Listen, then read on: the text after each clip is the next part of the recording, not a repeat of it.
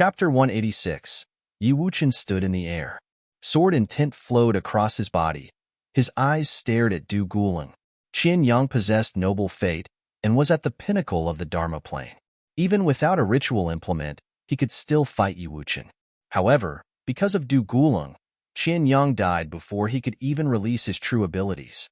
He died unjustly and unwillingly. Of course, Yi Wuchen didn't pity him. He only felt that Du Guling was extremely cold-blooded. He'd stabbed Qian Yang while he was fighting Yi Wuchen without any hesitation. And Yi Wuchen must admit that his words had been logical. After the relic, everyone else left. No one knew that Yi Futian and Qian Yang's groups remained in the palace. As long as the people of ancient Lulan helped keep it a secret, no one outside would know. Yi Futian had the Virgin keep news in as well. News wouldn't spread, which was why he did it. But if Qian Yang's group vanished, the Qimeng area would definitely investigate and find some things out. If Du Guling could cooperate and blame it on the barren city, it would be even more perfect. As to how to keep it a secret, Du Guling definitely had his own tactics if he decided to do this. Yun Qianma is a flaw, Yi Wuchen said. She knew about the rivalry. Actually, if he killed Qian Yang, he didn't fear the ancient barren world's revenge. The Qinmeng area wasn't capable of it. He only feared that they would take out their anger on the Kangyi kingdom. Since Yun Qianma agreed to be your servant, it's clear she's ambitious. My master only has one son. After Qian Yang's death, it's most possible that I'll inherit the position of lord. With Zhao Han's death, if she's willing to ally with me, she may inherit the top position of the Sword Clan, Du Guling said. She's smart, and I'm more convincing of the two. Du Guling was able to complete the 13 steps of death in the Noble Grotto. His talent was undeniable. Yi Wuchen fell silent, and the sword and tint disappeared. You better do what you said. I naturally know what to do, Du Guling said. With the talent of you three, I don't wish to become your enemy even if I become the lord of the Qimeng area. He'd witnessed their talent in the Noble Grotto. He couldn't kill them. He'd be the one to die. Qian Yang and the others' deaths today were the best proof.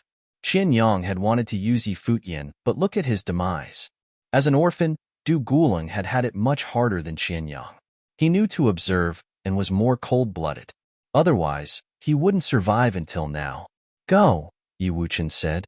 He must admit that he'd been persuaded, and Yun Qianma truly was a flaw. It would be most suitable for Du Guling to take care of her. Goodbye. Du Guling turned and left. No one stopped him. After he left, Lulan Shui appeared. Yi Futian and Yu Sheng also came. Yi Futian hadn't come out because he believed that Yi Wuchen would perform well. He didn't say anything before, Yu Sheng said. Of the five, Du Guling had the least sense of existence. Even though his talent was equal to Qian Yang, it was easy to overlook him. That kind is the most dangerous, Yi Futian said. Virgin, can you help me? He asked Lulan Shui. With what? Lulan Shui looked at him. Help me send men to Qinmeng City and keep an eye on them, Yi Futian said. He was involved with Du Guling now, but he still must be careful. He had to see if Du Guling could successfully keep things a secret. Qian Yang's death would spread to Qinmeng City sooner or later. Then they'd know the situation. Okay. Lulan Shui understood Yi Futian's motive. She nodded. We'll cultivate for a while and wait for their news. Then we'll head towards the barren city, Yi Futian said to the others. Naturally, no one opposed. The barren city was the center of the eastern barren territory. The surrounding area was the entrance to the various forces of the eastern barren territory.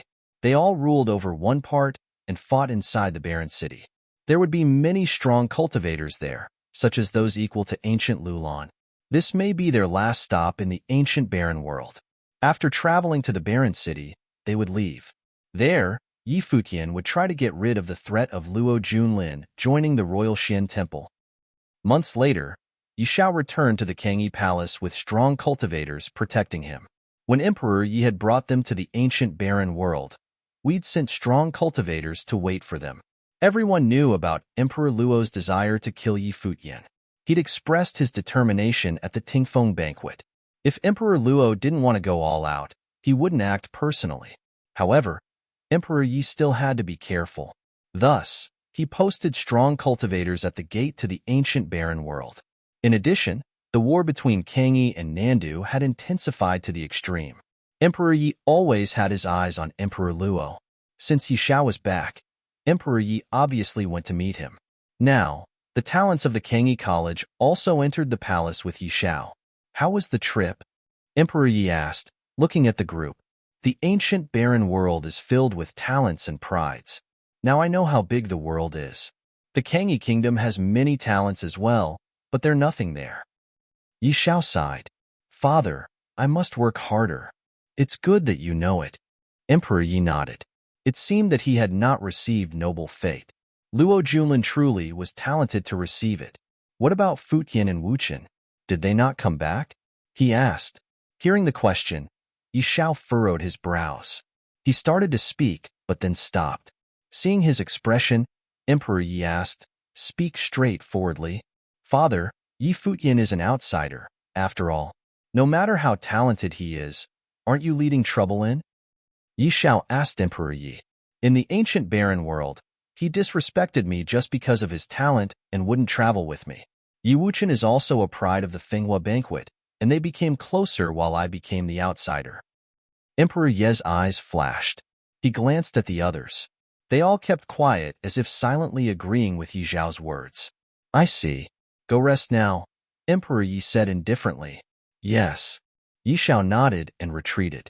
Summon Yi Danchen and Yi Lingxi, Emperor Yi said to his guard after Yi Xiao left. After a while, they arrived. Emperor Yi saw them and repeated what Yi Xiao had said. Then he asked, What do you think? Yi Futian is proud, but he's not like that. Regardless of whether brother is a prince, he owes you and wouldn't do that, Yi Danchen said. I agree. At the Fenghua banquet, Yi Futian requested to heal his master while Yu Sheng requested to find his master.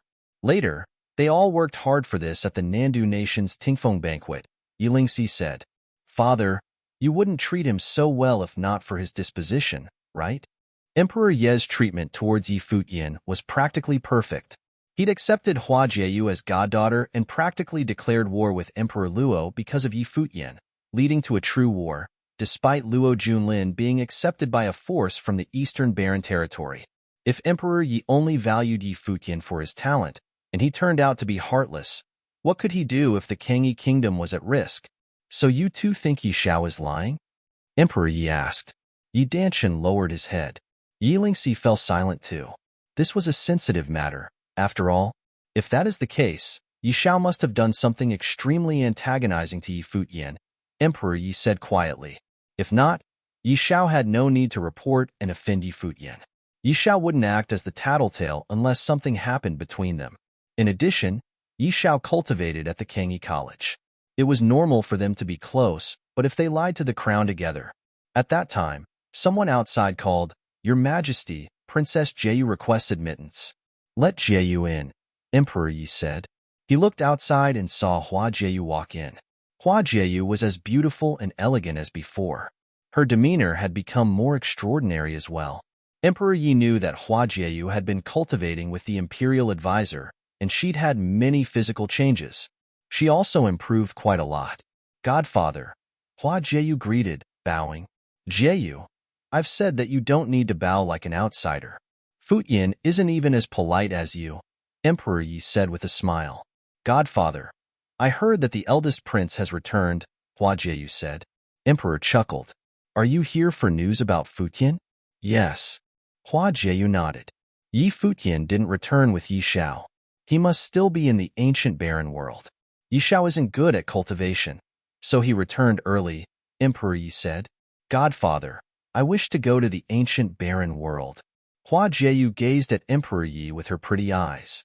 No, even though you've improved greatly, you're still only in the second-level Dharma plane. He went before even entering the Dharma plane, Hua Jieyu said. Plus, I just can't enter the third level. I wish to test myself in the ancient barren world too. Emperor Yi looked at Hua Jieyu's eyes and nodded. All right, Danchen and Lingxi will go with you. In addition, I'll have men protect you. Don't cause trouble in the ancient barren world. Thanks, Godfather. Hua Jieyu smiled and nodded. She left soon. After knowing that she would enter the ancient barren world, Hua Fenglu immediately refused. Jieyu, Futian is really smart. You shouldn't be worried. I really am worried, Hua Jieyu said. It's been so long, but he won't come back to see me. Seeing Hua Jieyu's expression, Hua Fenglu suddenly understood. He said, Jieyu, Futian looks like a playboy, but he won't do anything. Don't be worried. I trust him but not other girls, Hua Jieyu muttered. That boy is so bad. He's really likable. Hua Fenglu couldn't reply. Chapter 187. The barren city was the heart of the ancient barren world. It was also the most majestic ancient city with a very long history. All the top talents from all over the eastern barren territory were grouped in the barren city. No matter how talented a foreigner was, they didn't dare go wild here. The slightest mistake could insult a disciple of a top force, and then they wouldn't even know how they died. Thus, the disciples of the top forces were the absolute stars in this glamorous city. The others were just the sidekicks. The disciples of top forces would often fight each other in the city. At this time, a group walked down the cobblestone road. They stood out from the crowd. The one in the center was around 17 or 18 years old. He was extremely handsome with a perpetual smile on his face. The smile was extremely effective on girls. On his left was a muscular man. He looked intimidating and was very burly. He seemed to be filled with endless power. On his right was a one-armed youth. He had a sword slung across his back. His eyes were sharp. He was definitely a powerful swordsman in training. Behind the three were two girls. They were both extremely beautiful, especially the girl on the right. Her silver hair was like snow, and she was as beautiful as a fairy. Her aura was cold. Behind them followed a group of men, seemingly guards. Passers-by would definitely take a second glance at a group like these, wondering if they were disciples of some top force in the Eastern Barren Territory. The only thing that stood out was the Black Wind Eagle. How could such a powerful group ride such a common demon? It wasn't good enough. Naturally, this group was Yi Futian and the others. Lulan Shui had followed them, as per the Empress' orders. She didn't even have her people with her. Yi Futian found it strange, but he couldn't say anything. Did you find out? Yi Futian asked Lin Yueyao now. Yes. Lin Yueyao nodded while glaring at Yi Futian. After arriving in the barren city, he told her to find out information whenever something happened. It seemed that she'd taken Yun Qinma's role as the maid after Yun Qinma left. It was annoying. Lead the way, Yi Futian said nonchalantly, seeming to not see Lin Yueyao's resentful eyes. The group climbed onto the Black Wind Eagle. It rode with the wind and traveled through the air. There were many demons above the barren city. They all went to different places and didn't disturb each other. Lin Yueyao and Lulan Shui's beauty occasionally attracted some gazes, but no one bothered them. After some time, they arrived at the heart of the city. The buildings here were even more magnificent. There were more demons too, as well as strong cultivators. Lin Yueyao held a map and pointed towards somewhere. Gradually, an extremely tall mountain appeared in their vision. This mountain stood in the heart of the city, but it didn't seem awkward at all. Instead, there was a sacred aura about it. Many people were heading towards it. As the Black Wind Eagle continued, they approached the mountain. They could see a huge stone monument before the mountain. It was very eye-catching with 3 giant words carved on it. Ancient Barren World. These words were carved in the stone monument. This was where the name of this place came from. We're here, Yi Futian mumbled to himself. The Black Wind Eagle continued to the top of the mountain and landed before the stone monument. There were countless people before the monument, more than 100 meters tall. The 3 words, Ancient Barren World, seemed to have some attractive force, making one stare at it involuntarily. Not far from the monument, there were steps leading up the mountain. Many people were climbing like a pilgrimage. Let's go, Yi Futian said. Then he followed the many others and climbed the stone steps. He followed the steps to the end where he was even with the stone monument. The mountaintop was very flat as if the peak had been sliced off. It was a hugely vast area filled with activity and people. When Yi Futian and the others stepped onto it, a gust of fate hit their faces. Yi Futian gazed around and his heart jumped. Just as he'd found out, Mirror Mountain had everything a cultivator would want. There were many different regions in this vast space. Each region seemed to contain a relic. Some people were playing chess.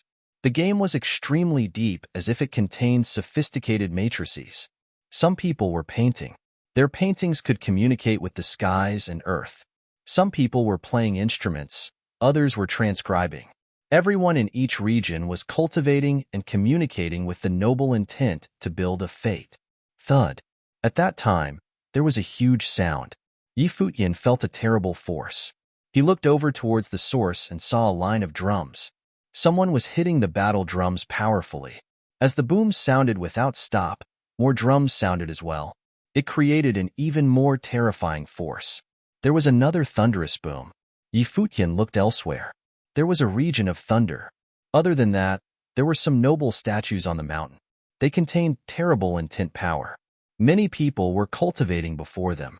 People were cultivating and studying in each region of this vast space. They all came from the various top forces of the Eastern Barren Territory. The mountaintop was a flourishing scene. As expected of the barren city's heart, Futian muttered. Cultivators of any type could accomplish something here. He slowly turned his gaze and looked forward. In the distance, there was a side of the mountain that was smooth like a mirror. This was the famous Mirror Mountain stone wall of the barren city. Its mysteries were endless and could even test a cultivator's talent. In addition, the various top forces had all left powerful spells on the wall. When a strong cultivator went there and awakened the wall with their noble intent, the forces would be able to see what happened here. Futian didn't know if Luo Junlin had come, but here, he could get rid of the threat Luo Junlin posed. Not only does that stone wall let people of the Eastern Barren Territory see noble fate, it also contains many mysteries, Lin Yueyao said. It can test talent. Other than noble fate, strange phenomena appear when a cultivator senses the power within. Phantom noble images appear on the wall. The more talented someone is, the more images will appear. Lin Yueyao had been the one to get the information after arriving in the barren city, so she was the most knowledgeable about it. She'd been upset about this for a long while. How could Futian order her around like a servant? But when she said those words, she was slightly anticipatory inside. When Luo Junlin had received noble fate, he'd been accepted by the royal Xian temple. Now, Futian, Shang, and Wuchen were at least equal to Luo Junlin. Wuchen had already been at the mid-level noble fate during the battle in the Lulan Palace months ago. If the trio went to display their talent at the Mirror Mountain stone wall and was seen by the top forces, she couldn't even imagine what the Kangyi kingdom would be like then. The three would all be accepted by top forces. That much was indisputable. Thinking of how all emperors went to congratulate Luo Junlin when he was accepted by the royal Xian temple, she started anticipating what may happen at the Kangyi kingdom. What would Emperor Luo's expression be like at that time? Emperor Yi of the Kangyi kingdom had done much for Futian. He was even willing to go to war with Emperor Luo. He must be very proud of his foresight. Thinking of this, Lin Yueyao's eyes fell upon Futian. Grinning, she urged, "Won't you go show off? You have to be low-key, you know?" Futian replied nonchalantly. Lin Yueyao pouted. "Since when was this guy low-key? There is so much noble fate on this mountain. We can't waste it." Futian looked around and smiled brightly. To him, all these relics were giving away noble fate for free. Lin Yueyao's eyes flashed. She was speechless. She didn't know what level Futian's noble fate was now, but if Wuchen was at mid-level, Futian shouldn't be any lower. He had received 2 precious books in the Lulan relic. He'd also taken the most treasured book in the entire ancient Lulan. He probably received very powerful fate. "All right, everyone choose the place most suitable for you." Futian smiled, and everyone nodded. Wuchen walked towards somewhere. A moment later, he arrived before a sword matrix. The sword matrix was extremely frightening and contained endless sword intent. No one dared to enter brashly. However, there was someone sitting inside quietly. He let the endless sword intent pass through him. He guided the sword into him and cultivated. Shocking sword intent flowed across his body. Apparently, someone beside him said, "All disciples of the Fuyun sword clan that enter the ancient barren world to train would come here to make the sword test their bodies. No one has ever failed. Li Daoqing is one of the prides of the clan. He obviously won't fail. Apparently, his brother Li Daoyun is just as accomplished." Wuchen's eyes glinted instantly and looked at the youth inside the sword matrix. Chapter 188. Li Daoyun's brother? Yi Wuchen's arm had been chopped off by Li Daoyun. He didn't expect such a coincidence, but he quickly composed himself. He walked quietly into the sword matrix as if he didn't know the other. In an instant, many sword marks lit up inside the matrix and surged towards him. He sat cross-legged, sword intent wrapped around him. When endless sword intent from the matrix came at him, he didn't fight back. Instead, he guided it into him. There was faint emperor's intent about him. The sword intent within him was like the king of swords. It guided the murderous intent into itself and flowed throughout his body. The weak would be destroyed by sword intent. The strong could use it. This was the difference. Yu Sheng walked before the battle drums. There were 9 sides and booms came endlessly. Someone stood before the drums and beat them. The first hit, one side sounded. The second hit, the power could extend from the back and make 2 sides sound. The third could make 3 sides sound. Each time, a horrible power would reverberate back and become stronger, multiplying. After the third time, it was already very frightening. Yu Sheng watched and saw that most people could only make 5 sides sound. He walked up before the battle drum and pounded with his fist. There was a boom, and the drum shook. However, it didn't stop. Yu Sheng punched it again, and the boom sounded. A burst of power and reverberations rushed at Yu Sheng, but he seemed not to feel it. He punched a third time. The booms were endless. The drums seemed to go wild in an instant. A horrible power exploded with the strength. Hearing the densely packed sounds, many looked over. Yi Futian, who had walked elsewhere, looked over too and rolled his eyes. Couldn't he be more low-key? Who beat drums like this? The fourth side sounded. It practically created shockwaves, and many were speechless. Compared to Yu Sheng, the others had been too gentle. A burst of aggressive power and strength converged into a horrible storm. It beat crazily on Yu Sheng's body, but he just roared and punched again. His burly body stood upright like the god of war. The moment of his 5th punch, there seemed to be a storm surrounding him. All the intent power rushed into his body, putting it through a trial. There were continuous cracking sounds. A dark golden armor appeared. Endless strength surged inside Yu Sheng's body. He punched again. It was like thunder, and everyone looked over. Very few people could make such a commotion with the battle drums. Lin Yueyao was speechless too. Did he have to do this so soon? Boom. Noble fate rose up in Yu Sheng. Now, he seemed to be covered in a demon's armor. He punched a 7th time. Power rolled in the air domineeringly. Even Yu Sheng's powerful body was forced back. He grunted, blood coming out of his mouth. But he didn't give up. He stepped forward again like a wild demon. He punched again. This time, the people cultivating in the area were all shocked awake. Their eardrums vibrated. As for Yu Sheng, his body cracked. The power seemed to want to destroy him. He opened his mouth and roared. Veins bulged all over him. A terrible power poured into him. Yu Sheng was forced back, and he spat out fresh blood. However, his fate was changing as if there was a storm of fate. Gradually, it became purer and more terrifying. The drum was still going, unable to stop reverberating. There was another boom. Yu Sheng actually continued forward. Before the drum stopped, he beat it for the 9th time. With this boom, the drum shook 9 times, and the 9 sides resonated at once. Many people shook inwardly. Then, a burst of destructive power rushed into Yu Sheng's body. There was no suspense. Yu Sheng flew out, and his dark gold armor cracked. Blood flowed from his lips, and he crashed onto the ground. He didn't seem to feel anything.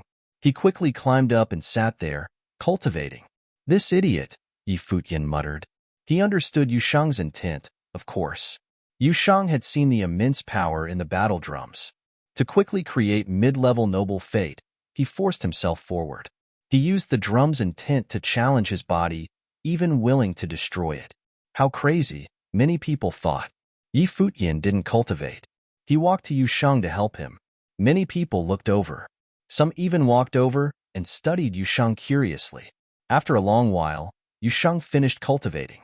Opening his eyes, he saw Yi Futian and grinned. Yi Futian glared at him. At this time, Yi Wuchen also walked over. He asked Yu Sheng, "How are you?" "Same as you now," Yusheng said, laughing. The intent within the drum was very pure. He used this power to challenge his body and fate. Now, he'd comprehended pure noble intent and power. It was mid-level noble fate. With his natural talent and strength, he'd used the drum's strength and was successful within a short period. Now, Lin Yueyao walked over. She gazed at Yi Wuchen with a strange look, as if she was stopping herself from speaking. "What's wrong?" Yi Futian asked, seeing Lin Yueyao's expression. "I heard people discuss that Li Daoyun's brother is here," Lin Yueyao said quietly. Yi Futian's eyes flashed and stared at her. "I know." Yi Wuchen nodded calmly. "You know?" Yi Futian looked at him.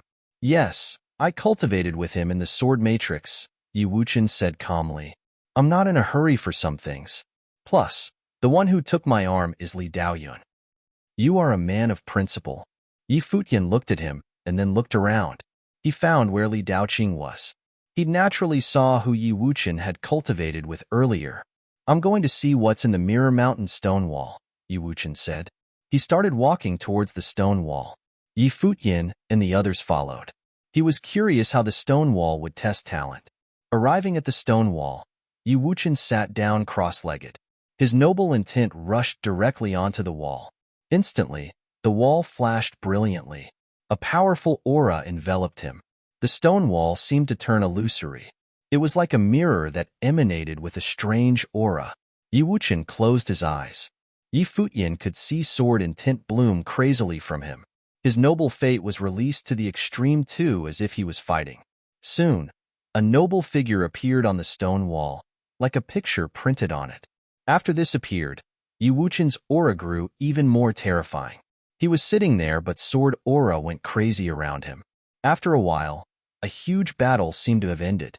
A second noble figure appeared on the stone wall. So powerful, many people had to say. It was very difficult to make two figures appear. The requirements for that to happen were very strict. Many people walked over and looked at Yi Wuchen. Who was this group? Earlier, Yusheng had pounded the drums. Now, Yi Wuchen was testing his talent at the Mirror Mountain stone wall. He had mid-level noble fate and could make two figures appear. Yi Wuchen was still persevering. Sword intent rose up around him terrifyingly. After a while, he grunted. The sword intent flowing through him disappeared, and he opened his eyes.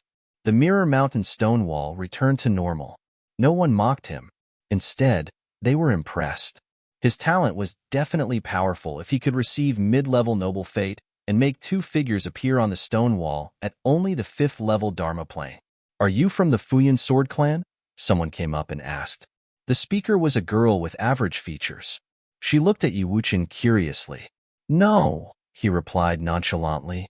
"Someone with such powerful sword intent isn't from the Futian sword clan? Then what clan are you from?" The girl asked. "Why?" Yi Wuchen looked at her. "If you haven't joined a powerful clan, our princess would like to invite you to join the Lu Kingdom," the girl said. Then she looked back at someone. A beautiful figure in a long green dress stood there. Her temperament was extraordinary, and she was beautiful.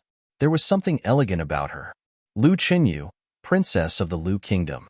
Everyone's hearts shuddered. It was also their first time seeing Lu Chenyu in person. They didn't know this beautiful person was the princess of the Lu Kingdom. She nodded lightly at Yi Wuchen. Other than being a place for top talents to cultivate, the Mirror Mountain stone wall was also a place for those without clans to display their talent. Many of the Eastern Barren territory would come here after receiving noble fate. That was why Lu Chenyu invited him. Yi Wuchen's talent was uncommon, and he already had mid-level noble fate. Yi Futian's eyes brightened. He didn't expect that they would get an invitation without even leaving the ancient barren world.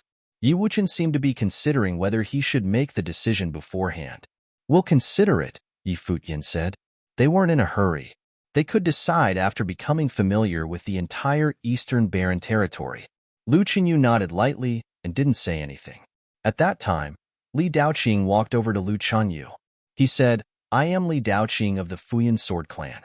Let me greet the princess in place of my brother." Many saw this and were shocked. It was rumored that Li Daoyun of the Futian sword clan was pursuing Lu Chenyu. Now it seemed to be true. Becoming the princess's groom would be hard. Chapter 189. Seeing Li Daoqing walk up, Yi Futian made a face. What was the relationship between the Fuyun sword clan and the Lu kingdom? And Li Daoqing was greeting her on behalf of his brother. Did Li Daoyun know the Lu princess? Yi Futian walked to Yi Wuchen's side and muttered, "Wuchen, we're not familiar with the forces of the Eastern Barren Territory. That's why I rejected her proposal." With Yi Wuchen's abilities, there was no need to worry about getting accepted. "No need to explain," Yi Wuchen whispered. He knew that Yi Futian was explaining why he acted for him. Yi Futian nodded lightly. He walked up to the girl who invited Yi Wuchen. "She must be the Lu princess servant. Does your princess know Li Daoyun of the Fuyun sword clan?" he asked. "You haven't heard?" The servant looked Yi Futian, slightly shocked. "Heard what?" Yi Futian asked. "Our princess has many pursuers. Li Daoyun is one of them." The servant was a bit proud. This news wasn't any secret. Li Daoyun publicly pursued her princess. "Your princess didn't accept him?" Yi Futian continued asking. The servant studied him. "You have too many questions. The princess is such an extraordinary figure. I naturally grew curious." Yi Futian smiled brightly. His handsome face looked better with a smile. Seeing this handsome face, the servant murmured, "Li Daoyun is talented, but he's not undefeated in the Fuyun sword clan. He is not number one there. My princess is so precious. She can't accept so easily." "Is the Fuyun sword clan or the Lu kingdom more powerful?" Yi Futian continued. Seeing the servant's weird expression, he chuckled awkwardly. "We're not from here and look up to the forces of the ancient barren world. Can you tell me?" "They're both top forces of the Eastern Barren Territory," the servant said. "Oh." Yi Futian's eyes flashed. He glanced at Lu Qinyu, princess of the Lu kingdom, and smiled. "I didn't know how powerful the Lu kingdom was, but now I've thought about it. Can you ask your princess if we can cultivate with you all? If we're suitable, we can join the Lu kingdom." "We didn't invite you." The servant pursed her lips and looked to Yi Wuchen. "Who is he to you?" "He's my young master. He's really talented," Yi Futian said. "He is indeed talented if he can possess mid-level noble fate." "I will report to my princess," the servant said. Yi Futian nodded. "Thank you." With that, he returned to Yi Wuchen's side. Smiling, he said, "I sacrificed myself for you." Thankfully, he was handsome. Otherwise, he wouldn't be able to use a beauty trap to get information. Yi Wuchen looked at him strangely. "What did you two talk about?" "I helped you accept the Lu princess, but just to follow her temporarily," Yi Futian replied, smiling. "What are you planning?" Yi Wuchen didn't understand. "Do you find the princess pretty?" Yi Futian asked. Yi Wuchen nodded seriously. "Yeah, the more you look at her, the prettier she gets. It helps with your eyes to have a beauty beside you. If you interact with her more, you may develop feelings," Yi Futian said meaningfully. Beside them, Lulan Shui blinked her silver eyes. Wasn't this what the Empress had told them? Lin Yueyao pursed her lips. If feelings could be developed, why was she still treated like a servant? Was she not pretty? But what did that guy mean? Did he want to take action on the Lu Kingdom's princess? Yu Sheng gaped at Yi Futian. Without Hua Jieyu here, Yi Futian was going wild. At this time, Lu Qinyu received her servant's report. She looked over at Yi Wuchen and walked over. Her body was sexy, delicate, and also elegant. When she reached Yi Wuchen, she said, "Lu Qinyu." Looking at the girl, Yi Wuchen couldn't act impolitely. He said, "Yi Wuchen, who are they?" Lu Qinyu glanced at the others. "We're his servant and guard," Yi Futian said. Then he looked at Lin Yueyao and Lulan Shui. "And maids." Lin Yueyao glared at Yi Futian. When did she really become a maid? However, Yi Futian had also become a servant this time. "In that case, you can all cultivate with me in the ancient barren world from now on," Lu Qinyu said. "You are talented but seem to be in a low plane. I can aid you if you follow me. If you wish to join the Lu Kingdom someday, you can tell me." With Yi Wuchen's talent, it would be great if he was willing to join the Lu Kingdom. Yi Wuchen felt that he'd been tricked badly by Yi Futian. Looking at Lu Qinyu's eyes, he could only nod.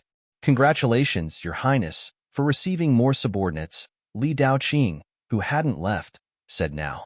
He was congratulating her, but actually, he was insulting Yi Futian's group as if they were only subordinates. In reality, Lu Qinyu hadn't said anything like that. But to Li Daoqing, his brother was pursuing Lu Chanyu. If she brought Yi Wuchen's group with, they would definitely be subordinates. What else could they be? Yi Futian studied Li Daoqing. He was indeed similar to Li Daoyun. Seeing that Lu Chanyu still wouldn't talk, Li Daoqing glanced at the others and said, "From now on, you must serve the princess wholeheartedly. If you have any needs, you may come to my brother or I as well." Lu Chanyu frowned. Li Daoqing's words were exceeding his authority. Regardless of how she'd sent the invitation because she saw Yi Wuchen's talent, even if they were her subordinates, Li Daoqing didn't qualify to order them around. It was as if she and Li Daoyun had some close relationship. Yi Futian looked intrigued at Li Daoqing's words. He was looking for an excuse, and now it was given to him. Li Daoyun wanted to pursue Lu Chanyu? If that was the case, he'd like to see how Li Daoyun did it. "Princess, who is he?" Yi Futian asked, despite knowing the answer already. "Li Daoqing of the Futian sword clan," Lu Chanyu said. "Princess, this man's words have other meanings and destroy your reputation." "It's as if you're already theirs," Yi Futian said. "Would you like us to teach him a lesson for speaking so impolitely?" Hearing that, Li Daoqing stared at Yi Futian. His words indeed could have another meaning and might not have been that proper. But it was just a slip. He didn't mean to be impolite, but after Yi Futian said that, "Shut up. I am speaking with the princess. There's no place for a slave like you," Li Daoqing growled. His eyes were sharp. He had heard Yi Futian say he was Yi Wuchen's guard. How could a guard be so brash as to ruin the relationship between him and the princess? "Li Daoqing, you are presumptuous," Lu Chanyu said coldly. "Your Highness, that slave doesn't know his place. He dares to instigate us." "I don't mean any offense to you, Your Highness," Li Daoqing said. Lu Chanyu scoffed. His words truly were easy to be misunderstood. There was no problem in saying he was impolite. "Princess, you heard it too. We can't bear this tone," Yi Futian said. Lu Chanyu looked at him and said, "Li Daoqing is in the 5th level Dharma plane. He was from the Futian sword clan, was at the 5th level Dharma plane, and had noble fate. He was definitely a powerful fighter. Yi Futian was only Yi Wuchen's servant. How could he fight Li Daoqing? Unless Yi Wuchen fought. Only the 5th level Dharma plane," Yi Futian said confidently. Lu Chanyu studied his expression.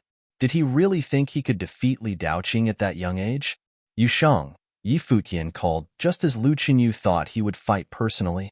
"Take revenge for the princess?" "Okay." Yusheng stepped forward and took off his battle axe. He walked up. Li Daoqing flashed and shot into the air. Sword and tint snaked all around him as he stared coldly at Yusheng and Yi Futian. Did they dare look down on him? The terrifying sword and tint flowed, rushing towards Yusheng. The next moment, Yusheng stepped forward. There was a thud, and he shot into the sky. His aggressive body flew at Li Daoqing with terrifying speed. "You're looking to die." Li Daoqing pointed in the air. Endless sword and tint instantly swept towards Yusheng. It flowed, destroying everything. However, Yusheng hacked down with his battle axe. It seemed to cut the void apart. No matter how powerful the sword and tint or swordsmanship was, it was all cut apart. The sword and tint flowed wildly to the side, forcefully halved. Yusheng descended before Li Daoqing, and there was no more suspense. Under Li Daoqing's shocked gaze, Yusheng didn't bring his axe down. Instead, he swept to the side. There was a crack and then a huge boom.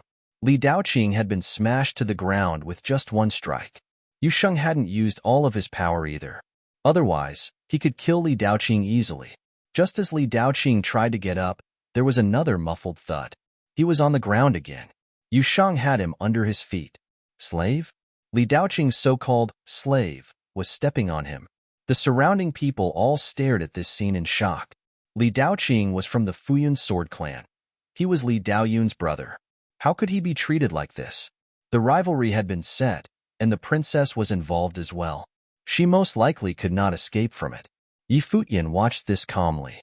He didn't pity Li Daoqing at all. This was just collecting some interest from what Li Daoyun owed. Li Daoqing had come up by himself too.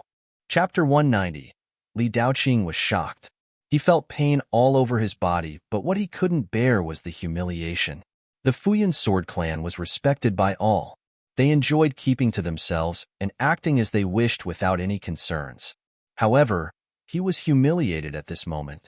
The axe was a powerful ritual implement. How could Yu Sheng defeat him relying on the ritual implement? Lu Qinyu was shocked too. Yu Sheng fought too violently with Li Daoqing and was rude to Li Daoyun as well. Princess, how could this kind of clown dare harass you? From now on, we will deal with them. Yi Futian took the credit immediately as if he was taking revenge for Lu Qinyu. Lu Qinyu glanced at Yi Futian with a strange look. You will die very miserably. Li Daoqing stared at Yi Futian from the ground. Haven't figured out the situation? Yi Futian looked at him strangely. Kill me if you have the guts. Li Daoqing's eyes were very fierce. Yi Futian didn't respond. Yu Sheng grabbed Li Daoqing's arm and yanked him up. He swung his strong arm and with a bang, Li Daoqing was smashed onto the ground, vomiting blood. Boom, boom, boom. Continuous explosions sounded. Everyone was stunned by the sight of the scene. In Yu Sheng's hands, Li Daoqing was smashed to the ground again and again. Every smash shook the spectators' hearts. When Yu Sheng stopped, Li Daoqing was already numb, but his eyes were still staring at Yu Sheng coldly with strong murderous intent. He climbed up with difficulty, his body trembling. For him, Yu Sheng's group was dead meat already. Go back and complain. Li Daoqing had stood up, but Yu Sheng sent him flying out with a kick. Li Daoqing's face turned livid, and everyone was terrified. Yu Sheng's kick and words were definitely a great humiliation to Li Daoqing. Go back and complain. What a disgrace. Li Daoqing once again climbed up. He dragged his injured body away pathetically. Do you know the background of Futian Sword Clan? Lu Qinyu asked Yi Futian beside her. Yes, Yi Futian said. Sooner or later, they would offend the clan. Of course, they would not really kill Li Daoqing at this moment. Yu Sheng knew his limits. Fighting was quite a normal thing. Even the humiliation was not worthy for the entire clan to act. But if they really killed Li Daoqing, the Futian Sword Clan would definitely take action. Why did Yi Futian come to the ancient barren world?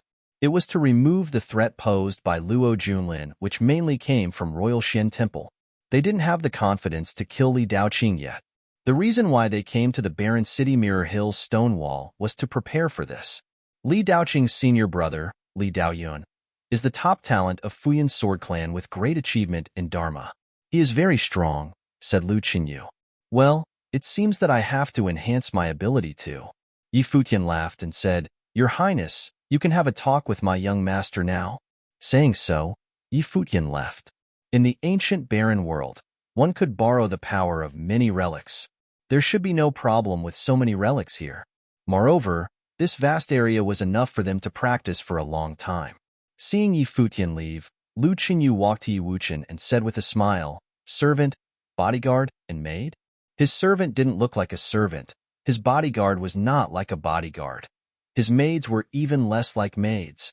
Their appearances could easily be compared with her. Who would believe they were maids? That guy likes to monkey around. Don't be bothered, Your Highness, Yi Wuchen said. So my guess is correct? Lu Qinyu looked into his eyes. We are all brothers. What about them? Lu Qinyu looked at Lu Lanxue and Lin Yueyao. Where were those two beautiful women from? You'll have to ask him. Yi Wuchen looked at Yi Futian. Lu Qinyu's face changed. She immediately smiled and said, Your brother is really naughty. Naughty? Yi Wuchen murmured and then nodded. He indeed was naughty. So which clan do you all belong to? Lu Qinyu gazed at Yi Wuchen. Since they dared to fight with Li Daoqing and were really gifted, they might be top talents from some top power that kept a low profile so she didn't know them. The answer was quite important. The reason she admired Yi Wuchen's ability was his noble fate and talent. If Yi Wuchen really wanted to join the top cultivation, she would like to accept him. Meeting Lu Qinyu's eyes, Yi Wuchen said, We have nothing to hide about this. We do come from small powers, which is why we came here. We want to join top powers. Hearing this, Lu Qinyu's expression changed a little. However, there is one thing I want to tell you, Princess. Actually, there are some grudges between Li Daoqing and I. My arm was chopped off by his brother, Li Daoyun. Yi Wuchen said in a quite calm tone as if he was talking about something very normal. If Yi Futian heard what Yi Wuchen had said, he would complain that Yi Wuchen was too honest, but swordsmen were probably all like this. No matter from the aspect of talent or personality, Yu Wuchen was very suitable for swordsman's training. Lu Qinyu's beautiful eyes flashed for the first time. She looked at Yu Wuchen with surprise. A few months ago, the four top powers in the Eastern Barren Territory went to Lulan City. Li Daoyun was among them. You all come from Lulan City? Lu Qinyu knew of this event. No, we come from a farther place, but we were also trained in the ancient ruins of Lulan, Yu Wuchen responded. Li Daoyun's group of four went there for a bet with the relic of Lulan as their battlefield, but it ended in a draw. I heard that Li Daoyun was quite unsatisfied by the result. The relic treasure was found by someone else. Was it your group? Yes. Yu Wuchen nodded. Li Daoyun was at the peak of the Dharma rank and also had a ritual implement, but he only chopped down one of Yu Wuchen's arms. He didn't kill Yu Wuchen or even take the ritual implement. Now, these guys even came to the barren city and beat up Li Daoqing when they met. They were really bold. So, it actually had nothing to do with your highness. Yu Wuchen was very frank. Lu Qinyu observed Yu Wuchen. He and the swordsman from the Futian sword clan gave her different feelings. That guy said he would consider it, and then agreed. Now I see it is because of Li Daoqing. Lu Qinyu smiled and said, so you actually haven't decided which power you want to join? We know little about the situation of Eastern Barren Territory, Yu Wuchen answered. Then my country, the Lu Kingdom, would like to join the competition. Lu Qinyu smiled, showing her breathtaking charm. Moreover, it seems that I have some advantages now. In the distance, Yi Futian looked back and happened to catch Lu Qinyu's smile. Qinyu meant the charm of a great beauty, and she lived up to her name. Yi Futian looked at Yu Wuchen, smiling. He didn't expect that Yu Wuchen was a flirting master. He had been underestimating Yu Wuchen. Recomposing himself, Yi Futian looked at those statues before him. Using others' power was unreliable. Only by enhancing himself could he become strong enough to handle all. He believed that this relic was his battlefield. He had assured himself about that many times in the ancient barren world. Many people were gathered here. Every statue here was special. The statue Yi Futian was observing at this moment was like the god of flame, emanating a flaming red breath from which a surging powerful intent could be felt. The statue beside it was the opposite. It contained a very strong, icy aura, and approaching it would make one feel cold. In addition, there were statues of other attributes. Among them was a statue which was cast with swords, emanating a sharp aura. Everyone in this area was powerful. They looked at Yi Futian with interest. Does this man want to perceive those statues? Few people could actually do that. Lu Qinyu noticed Yi Futian too. She said to Yu Wuchen, those statues are dangerous. Shall we warn him about that? How dangerous? Yu Wuchen asked curiously. People without noble fate may not view them, or the consequence might be miserable. Lu Qinyu looked at Yu Wuchen. That's all right. Yu Wuchen was quite calm. Lu Qinyu was amazed. Could it be that the servant had noble fate too? Actually, of us three, I am the least competent from every aspect of us three, Yu Wuchen said to Lu Qinyu. Lu Qinyu was silent for a moment. Yu Wuchen was able to receive the noble fate at just the 5th level Dharma plane. There were 2 noble statues at the Mirror Mountain stone wall. According to Yu Wuchen, he was the least competent among the 3. Then what was the talent of that servant and so-called bodyguard? I have seen many swordsmen in training from Futian sword clan. They are all very arrogant. It's rare to meet such a humble swordsman like you. Lu Qinyu laughed. I am not being humble. Yu Wuchen shook his head. He looked into her eyes and said seriously, it's not just me. I haven't encountered many top talents of the Eastern Barren Territory yet, but I believe few of them could be compared with my friends. Hearing Yu Wuchen's serious tone, Lu Qinyu gazed into his eyes. Even the top talents of Eastern Barren Territory couldn't be compared with Yi Futian and Yu Sheng? Yu Wuchen was somewhat too overconfident and arrogant. However, though their conversation, she believed that Yu Wuchen was not arrogant at all. So how could he say those words? Was he that confident in Yi Futian and Yu Sheng? Li Daoyun from the Futian sword clan can't actually be counted as the top talent of Eastern Barren Territory, said Lu Qinyu. Yu Wuchen had fought with Li Daoyun once. I know. Otherwise, he wouldn't have been hurt by me, Yu Wuchen said calmly. Li Daoyun doesn't deserve to be compared with him from the aspect of talent. The figure in the distance stirred Lu Qinyu's heart for the first time. Was he really as gifted as Yi Wuchen described? Chapter 191. Lu Qinyu's pretty eyes flashed. She could tell his nature from their conversation. He wasn't a braggart.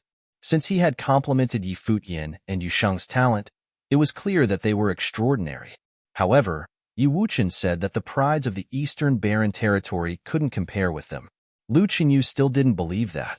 After all, she was one of those people. It wasn't that she was confident.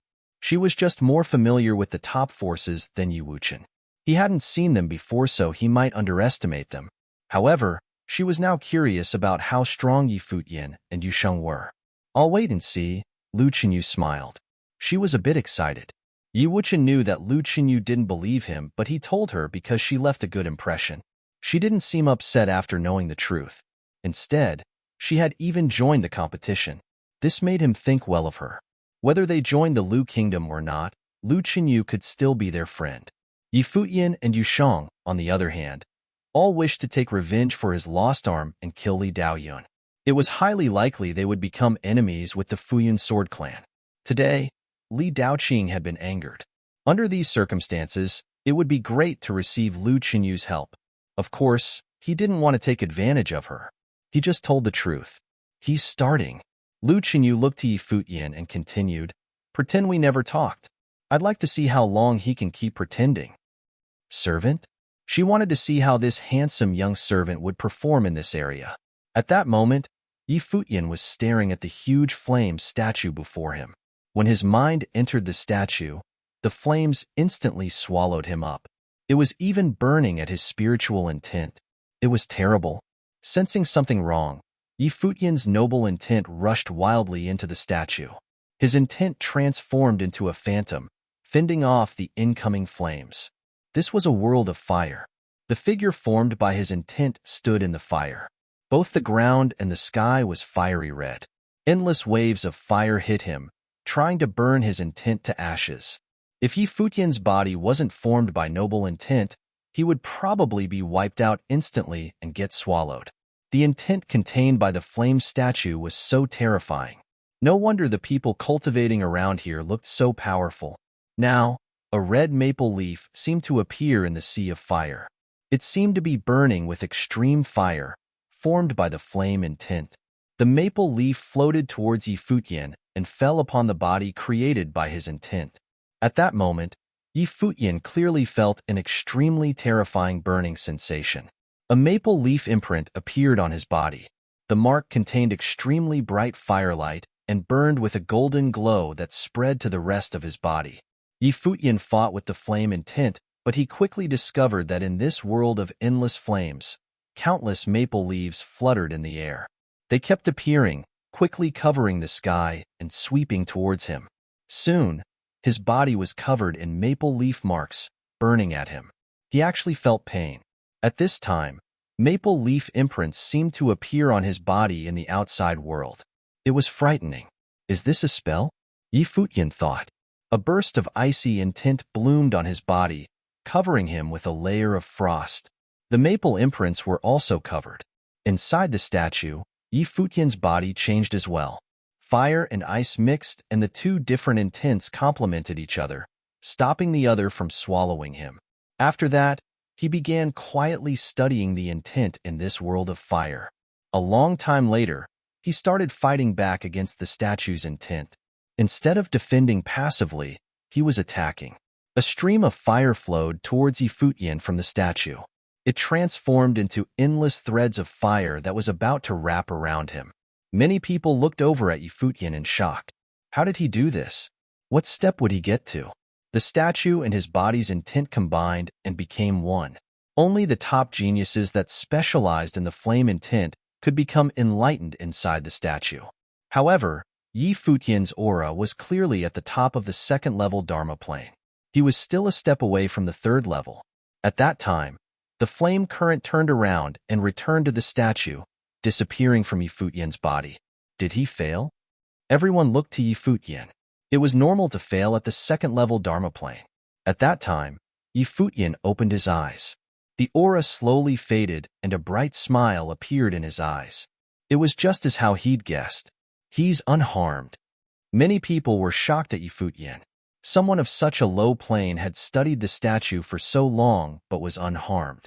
Futian's talent must be extraordinary. Lu Qinyu had been studying him. Seeing Futian open his eyes, she said to Wuchen, "He indeed is very powerful. It seems that he has noble intent already. It's mid-level noble fate as well. Otherwise, he wouldn't be able to handle it." But even so, it wasn't to the extent that Wuchen had said. Futian had failed to become one with the statue. Perhaps he could do it after he reached the pinnacle of the Dharma plane. "Yu Shang," Futian called. Then he gazed at Wuchen, who was beside Lu Qinyu, and said, "Young master." Wuchen felt awkward. Lu Qinyu already knew, but Futian was still calling him that. "Continue." Lu Qinyu seemed to smile at Futian. She wanted to know how much longer he could keep up the act. Seeing Lu Qinyu's smile, Futian thought something was wrong. What expression was that? However, Wuchen and Yu Sheng arrived beside him. "This statue is strange. You can try communicating with it," Futian said to them. Yu Sheng and Wuchen nodded. Since Futian said that, he must have discovered something. The two walked to the statue best for them and sat down to sense with their eyes closed. Futian moved. Instead of staying to cultivate before the flame statue, he went to another powerful statue. He sat down and continued studying that one. Lulan Shui also walked over and found an ice statue. Lin Yueyao tried too. She was almost wiped out, but thankfully, she reacted quickly. "Princess, you seem interested in them." Lu Qinyu's servant was curious. The princess rarely became so close to men. Half a year ago, someone who said he was from the Hundred Lands received the noble fate and was accepted by the royal Xian temple. Later, the ancient barren world opened. "Apparently many people from the place no one cares about came here," Lu Qinyu said. "Do you think they're from there?" Lu Qinyu didn't reply. Even if she didn't think Futian was as impressive as Wuchen said, he was still at the level of the prides of some top forces. If he really did come from the Hundred Lands, then he was honestly shocking. At that time, many people looked at the stairs. A group of people had arrived. The leader was a girl dressed in a long white dress. She was so beautiful, her steps were so light, and her figure was so wonderful that she looked like a fairy. She had many followers behind her, both men and women. Seeing her appearance, someone exclaimed, "It's the witch, Gu Biue." "It's her." Hearing the words "the witch," many people looked over. They were all shocked by the newcomer. She seemed to radiate a magnetic force as she walked, making everyone fall for her. She was Gu Biue from the Witch Mountain. The names Qinyu and Biue both came from poetry about beauties, so many people would compare her with Lu Chanyu. They were both extremely beautiful girls. Gu Biue smiled brilliantly, making many people fall for her without even trying. She walked to Lu Qinyu. "I heard that you got some subordinates that hurt Li Daoyun's brother?" Something flashed past Lu Qinyu's eyes. Did news really spread that fast? This meant that the Futian sword clan would get here soon too. "What is it to you?" "I just pity Li Daoyun. He's been pursuing you for this long, but was rejected in such a cruel way," Gu Biue said delicately. "Does that mean I have a bigger chance?" someone else said. Another group arrived on the steps. The man in the front wore a golden robe. He was very elegant. "It's the Ji family." Everyone's eyes flashed again. The Ji family was a top noble family and had been passed down many generations in the Eastern Barren Territory. They weren't just a simple family anymore. Many other clans were subordinate to them. They controlled a portion of the Eastern Barren Territory. "Ji Zimo, are you pursuing the princess now?" the witch teased. "If I can marry either of you two, it'll be great. Of course, if you both are willing, it'll be perfect." Ji Zimo smiled at the beauties. "I don't think you can take it." The witch's pretty eyes rolled and her gentle voice was disarming. "I need to try to know," Ji Zimo chuckled. "The star is here." The witch looked behind him. There were several glowing figures there with swords on their backs. It was the Fuyun sword clan. Li Daoqing was amongst them. Chapter 192. Li Daoqing's group arrived. The eyes of the people at the top of the mountain were all fixed on them. The two beside Li Daoqing were all from the Fuyun sword clan. Mu Yunhe, Xiao Tong. Ji Zimo smiled when he saw the two. Mu Yunhe and Xiao Tong were all extraordinary cultivators of the Fuyun sword clan. Mu Yunhe especially was at the 8th level Dharma plane. He had the noble fate in swordsmanship. The three took a look around and then noticed Lu Chenyu. They walked to her. Mu Yunhe called, "Princess Chenyu." Li Daoyun was pursuing Lu Chenyu. They didn't want the relationship to become too awkward since Lu Chenyu wasn't the one that hurt Li Daoqing. It was one of her subordinates. In this case, Lu Chenyu had nothing to do with Li Daoqing's being defeated. Lu Chenyu looked at Mu Yunhe's trio without emotions. "What's the matter? Don't you know?" The witch Gu Bus said with a smile. It seemed that Lu Chenyu wanted to protect her subordinates. "I've heard that Daoqing made rude remarks about the princess and caused some misunderstandings. I'm here to apologize," Mu Yunhe said. Lu Chenyu looked at the man before her. Mu Yunhe was indeed Mu Yunhe, very considerate. "No need to apologize. He has been taught a lesson," Lu Chenyu said indifferently. The spectators were amazed. Lu Chenyu took Yushang's cruel beating Li Daoqing as a lesson for his rudeness to her. This meant that she would take responsibility for it. In this case, people were quite curious about how Mu Yunhe would react. Would he turn against Lu Chenyu? If so, that would be very interesting. He deserved it. Mu Yunhe nodded. The people were shocked, but Mu Yunhe continued. "However, Daoqing is quite reluctant to accept being defeated with a ritual implement. This time, he comes for a fair fight. It has nothing to do with your highness. He just wants to save the dignity of the Futian sword clan. I hope you won't take any offense." Lu Chenyu gazed deeply at Mu Yunhe and responded coldly.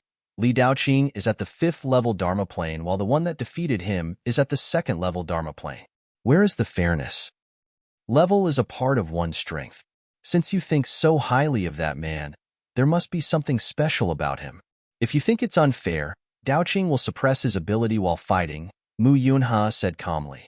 Lu Chenyu stared at Mu Yunhe while he continued, "The men of the Futian sword clan could be defeated, but not in this way. If Daoqing is defeated again but in a fairer way, we'll let it go." Mu Yunhe spoke calmly, but he still sounded aggressive, despite speaking to the princess of the Lu kingdom. It was not only about Li Daoqing who was humiliated in public, but also about the reputation of the Futian sword clan. If Lu Chen stuck to what she had said before, Mu Yunhe couldn't blame her. However, the clan would not just let it go this way. Lu Chenyu could tell Mu Yunhe's resolution from his words. She walked toward Yi Futian's group. Everyone followed her. Gu Biyue grew curious. Did Lu Chenyu really plan to have her people fight with Li Daoqing again? Many eyes followed Lu Chenyu. People came up to the top of the hill constantly from the stairs. They were all not nearby, and hearing that Li Daoqing was beaten up by Lu Chenyu's subordinate, they all gathered to watch the show. At this time, Yi Futian's group was cultivating quietly. Appearing to notice something, they opened their eyes to see everyone looking over. Then they saw Li Daoqing and Lu Chenyu's group and immediately figured out what was happening. Yi Futian's group gathered together. Lu Chenyu told them what had just happened and said, "If you don't want to fight, just ignore them." Hearing this, Yi Futian grew interested. Did they want to fight without using any ritual implements? Someone was beaten up but wanted to talk about fairness? Li Daoyun intended to kill them with his peak achievement in Dharma, and he chopped off one of Yi Wuchen's arms. Was this fair too? If the one who was defeated was not Li Daoqing but Yushang, the clan would say nothing about it. But the fact was contrary, and now they wanted a fair fight? So you really went back to complain? Yushang glanced at Li Daoqing. "Do you want to die?" Li Daoqing's face was livid. He had been beaten violently by Yushang. At this moment, he just felt pain all over his body. If not for the special recovery methods, he would not be able to fight at this moment. What a ridiculous fairness. Yushang stepped forward. "Since he wants fairness, I'll fight again," Yi Wuchen said calmly. He was at the same level as Li Daoqing, the 5th level Dharma plane. If Li Daoqing wanted to talk about fairness, Yi Wuchen would like to fight with him. Yusheng looked at Yi Wuchen and said, "Okay." Yi Wuchen's arm had been damaged by Li Daoqing's senior brother, Li Daoyun. He was more suitable for this fight. Yi Wuchen stood out but didn't pull out his sword. Since Li Daoqing wanted a fair fight, he would fulfill that wish. Li Daoqing stepped out. In a second, great murderous sword intent could be sensed. A terrible storm of sword aura rolled over. Great sword intent swept towards Yi Wuchen's body. Li Daoqing was considered to be just as talented as his senior brother Li Daoyun. He had great achievement in swordsmanship with a mid-level noble fate. His sword intent was extremely strong too. However, Yu Wuchen was just like him. When the two sword intents appeared, people including Gu Biyue were all stunned. No wonder Lu Qinyun wished to protect this group. They were all great talents. It appeared that Lu Qinyu wanted them to join Lu Kingdom. But even with great talent, it would still be hard for Yu Wuchen to win against Li Daoqing. Yu Wuchen stood there quietly, emanating horrible sword intent, as if he was a statue cast by swords. The moment Li Daoqing moved, countless beams of light filled this space. They were the reflections of the swords. He moved very quickly like lightning. People could only see his blurred figure. Then they saw Li Daoqing descend from above Yu Wuchen. Countless swords appeared and swept over the air. At this moment, people saw horrible sword streaks cut the void. If Yu Wuchen was hit by those lights, his body would be cut into countless pieces. It's the split light sword technique. People all saw the brilliant sword, which was like a godly technique. They could practically see Yu Wuchen be engulfed by the endless sword light. As an extraordinary cultivator of the Futian sword clan, Li Daoqing showed his absolute advantage with only one move. Yu Wuchen still stood there. Everyone was watching, wondering whether he just couldn't figure out how to resist this. If he couldn't, he would most likely die. Futian looked coldly at the sword. The opponent had started with a fatal move. Lu Qinyu only stared at Yu Wuchen. Surprisingly, he didn't even move. Shocking sword intent flowed through him at this time, but it was still hard to block Li Daoqing's attack. Mu Yunhe and Xiao Teng looked satisfied. There were no flaws in Li Daoqing's attack. Endless swords tearing through the air were about to hit Yu Wuchen. Everyone mourned for him. Would he lose with just one move? Sure enough, there was still a big gap between him and the Futian sword clan. Just as the sword came down, Yu Wuchen's body, bathed in the light of sword, turned transparent. It was as if he was a sword rather than a man. When cutting down, Li Daoqing's sword was influenced. It spun around as if it was to be integrated with his body and become a part of that sword. It is the sword body. The people of the Futian sword clan were surprised. Yu Wuchen was not Yu Wuchen anymore. He was the incarnation of the sword. The sword body was the ultimate pursuit of all swordsmen. It could not be attained merely relying on talent. One also needed an incomparable faith and a sincere heart in swordsmanship. The sword and the self must be one. People who could form the sword body were all top talents of swordsmanship. It's not the sword body yet, but just an immature form. Mu Yunhe was shocked by this sight. Even now, it was still very destructive. It was very possible for Yu Wuchen to succeed. Seeing this scene, Li Daoqing felt embarrassed. His fatal kill was integrated into Yu Wuchen's body. His body like a sword, he streaked past. Another sword struck out as if all blades were one. A horrible light sliced through the air. At this moment, Yu Wuchen's body moved. He looked like the king of swordsmanship. As he moved, all swords followed him. His body seemed to be turned into a real sword and descended on Li Daoqing. Li Daoqing felt great murderous sword intent approaching. He stepped back, but a bunch of cold light swept past his neck. Li Daoqing stopped, his eyes fixed on the figure. Yu Wuchen had caught up to him with the sword and sliced the throat. Blood flowed down Li Daoqing's neck. He would die if Yu Wuchen made the slightest move. Everything was silent. Many people shuddered inwardly at the sight of that sword. The Futian sword clan was famous for its swordsmanship. The clan was known as the strongest sword clan in the Eastern Barren Territory. However, Li Daoqing, one of the top talents from the Futian sword clan, was defeated by just one move. Though Yu Wuchen only made one move, everyone could tell how strong he was. It was enough for him to be compared with those top talents of the Futian sword clan. Lu Qinyu was shocked too. She had heard Yu Wuchen had lost one arm when fighting with Li Daoyun, but still wounded Li Daoyun. However, she didn't realize how excellent Yu Wuchen was until now. He was stronger than she had imagined before. However, Yu Wuchen once said that he was the least competent of the three. Was it really so? Lu Qinyu doubted that. She didn't train in swordsmanship, but she knew that what Yu Wuchen had performed was an indication of the sword body. A swordsman that learned the sword body was so terrifying. She looked at Mu Yunhe and Xiao Ting and said, This is the fairness you asked for before. Satisfied?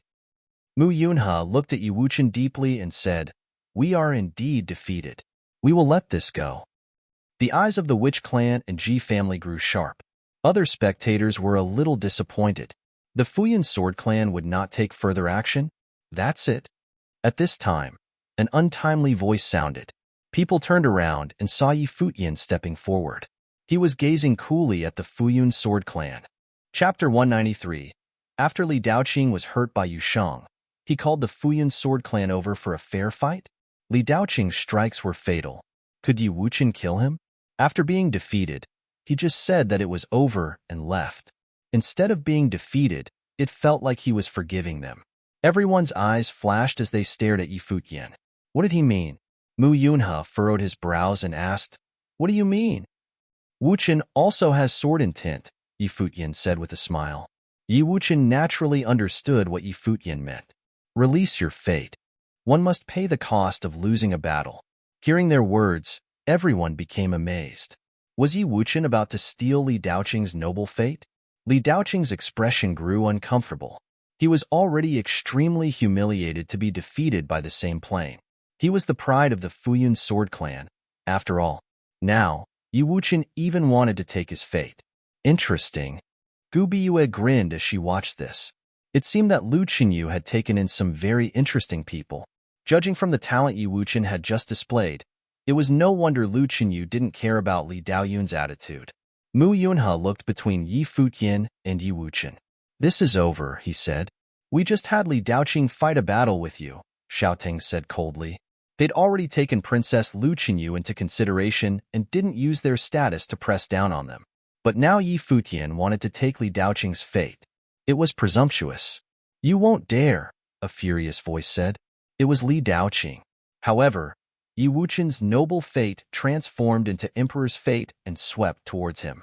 At the same time, Yi Wuchen's sword poked into Li Daoqing's throat. The icy feeling was too much. Blood suddenly dripped from Li Daoqing's neck. His entire body was numb, and he didn't dare move. "Do you know how I lost this arm?" Yi Wuchen's eyes were extremely sharp as he stared at Li Daoqing. Li Daoqing glanced at Yi Wuchen's shoulder. What did it have to do with him? "He said his name is Li Daoyun from the Futian sword clan," Yi Wuchen continued. Li Daoyun didn't care about fairness when he took Yi Wuchen's arm with peak Dharma power. It was one thing if Li Daoqing didn't bother them. However, he'd instigated it and then lost. Did he really think he could leave like this? Hearing this, Mu Yunhe and Xiaoting's expressions all changed. So, was this an old rivalry? There was a reason why Li Daoqing was beaten like that. The surrounding people were surprised as well. Yi Wuchen's arm was lost because of Li Daoyun. The pride of the Futian sword clan at the peak of the Dharma plane and a super swordsman in the 5th level Dharma plane had created such a rivalry. Gu Biyue glanced at Lu Qinyu. "Did you know?" Lu Qinyu didn't look at her. Her eyes were still on Yi Wuchen and Li Daoqing. Since Yi Wuchen revealed it and wanted to take Li Daoqing's fate, this was a public challenge. Did he not fear Li Daoyun anymore? Or was it for her? Lu Qinyu wondered if Yi Wuchen really trusted her, or if he was confident in something else. As Yi Wuchen pressed his sword further, Li Daoqing finally felt fear. He released his fate. Yi Wuchen's Emperor's fate was extremely aggressive. It quickly swallowed Li Daoyun's fate clean. Yi Wuchen's sword fate quickly turned terrifying while Li Daoqing had nothing. All his effort in the ancient barren world was gone. Yi Wuchen let go of Li Daoqing. Mu Yunhe and Xiaotung just watched quietly from the side. Even the extremely cold Mu Yunhe was aghast now. As disciples of the Futian sword clan, they'd always been the orthodox swordsmanship. But today, Li Daoqing lost to a swordsman in training of the same plane. He was restricted and had his fate taken. For disciples of a top force, this was extremely humiliating. "Princess, what do you think?" Mu Yunhe gazed at Lu Qinyu, still holding back his anger. Even though Yi Wuchen was very talented, the Futian sword clan couldn't let him go for taking Li Daoqing's fate in public. If Lu Qinyu wanted to protect Yi Futian's group, they could leave for now, but this wasn't over. "Isn't this the fairness you wanted?" Lu Qinyu was indifferent. "I understand," Mu Yunhe muttered. "In that case, we will leave now." With that, he glanced at Yi Futian and Yi Wuchen. "We will meet again." Meet again? Yi Futian looked at him and asked, Did I allow you to leave? He looked at the Fuyun sword clan. They wanted to leave? That was funny. Everyone's eyes narrowed and looked at Yi Futian strangely. It wasn't over yet? What did he want to do after taking Li Daoqing's fate? Lu Qinyu also looked at him. The previous judgment on him had been very suitable, but where did he get the confidence? Mu Yunhe and Xiao Teng's fury were uncontrollable now. They stared darkly at Yi Futian. How may I help you? Mu Yunhe asked coldly. His voice was sharp. Are you going to hand your fate over, or do we have to do it? Yi Futian smiled at Mu Yunhe. You came so powerfully but want to leave after getting defeated? And go find the Fuyun sword clan to take revenge? They had to leave something behind. Reckless. Xiao Teng walked up. He was at the 7th level Dharma plane and his aura was extremely powerful. At that time, Yi Wuchen had walked before Yi Futian. Then he unsheathed his noble sword. Reckless? Yi Wuchen was at the 5th level Dharma plane and had a noble sword. Would there be any problems to deal with two men? He hadn't been this powerful when he'd injured Li Daoyun back then. Disregarding him, Lulan Shui was behind Yi Futian too. She'd been quiet, but Yi Futian had seen her abilities. She could easily defeat someone like Li Daoyun. Of course, this wasn't why he was confident. Without any nonsense, Yi Wuchen brandished his sword and walked to Mu Yunhe and Xiao Teng. He wielded the sword with one arm but couldn't hide his glory. Sword intent flowed through his body. His body seemed to have transformed into the body of a sword as well and dazzled brightly. With a flash, his body disappeared. An instant later, a sword stabbed forward. It transformed into a rain of swords, engulfing Mu Yunhe and Xiao Teng. A curtain of swords appeared around the two. They waved their swords, cutting the countless swords that had appeared. However, Yi Wuchen's swords were much simpler. When he descended again, he struck down on Xiao Teng. Endless sword intent flowed with his movement. The sword curtain was cut, and Xiao Teng's expression changed. Rays of light flashed, and he felt a coldness. His shirt was shredded, and cuts appeared on his arm. He froze in place, not daring to move. So fast, everyone stared at the battlefield.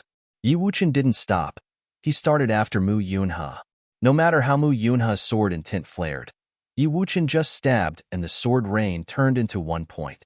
A beam of sword light appeared before Mu Yunhe's body and went through his neck. It was only a bit away from being fatal. Sword intent wrapped around Yi Wuchen. He walked to Mu Yunhe and pointed at the throat. Mu Yunhe's expression was heavy and dark. He looked furious, but still released his fate. He was robbed. Xiao Teng was next. The three powerful cultivators of the Fuyun sword clan had come and thought that they could easily take revenge for Li Daoqing if Lu Qinyu didn't stop them. They didn't expect that they would humiliate their clan like never before. They lost to someone on the same plane. They still lost when they were in a higher plane with a ritual implement. The three had their fates robbed. It was such a big difference compared to their confidence when they first came. Tell Li Daoyun that I am Yi Wuchen, the man said. Back then, Li Daoyun had killed all along the way. When he had gone, he reported that he was Li Daoyun of the Fuyun sword clan. He'd been so arrogant. Mu Yunhe's group didn't say anything. They left pathetically. Countless gazes at the mountaintop fell upon Yi Wuchen.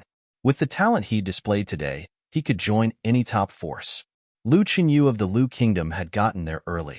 Apparently, they'd already agreed to cultivate with her.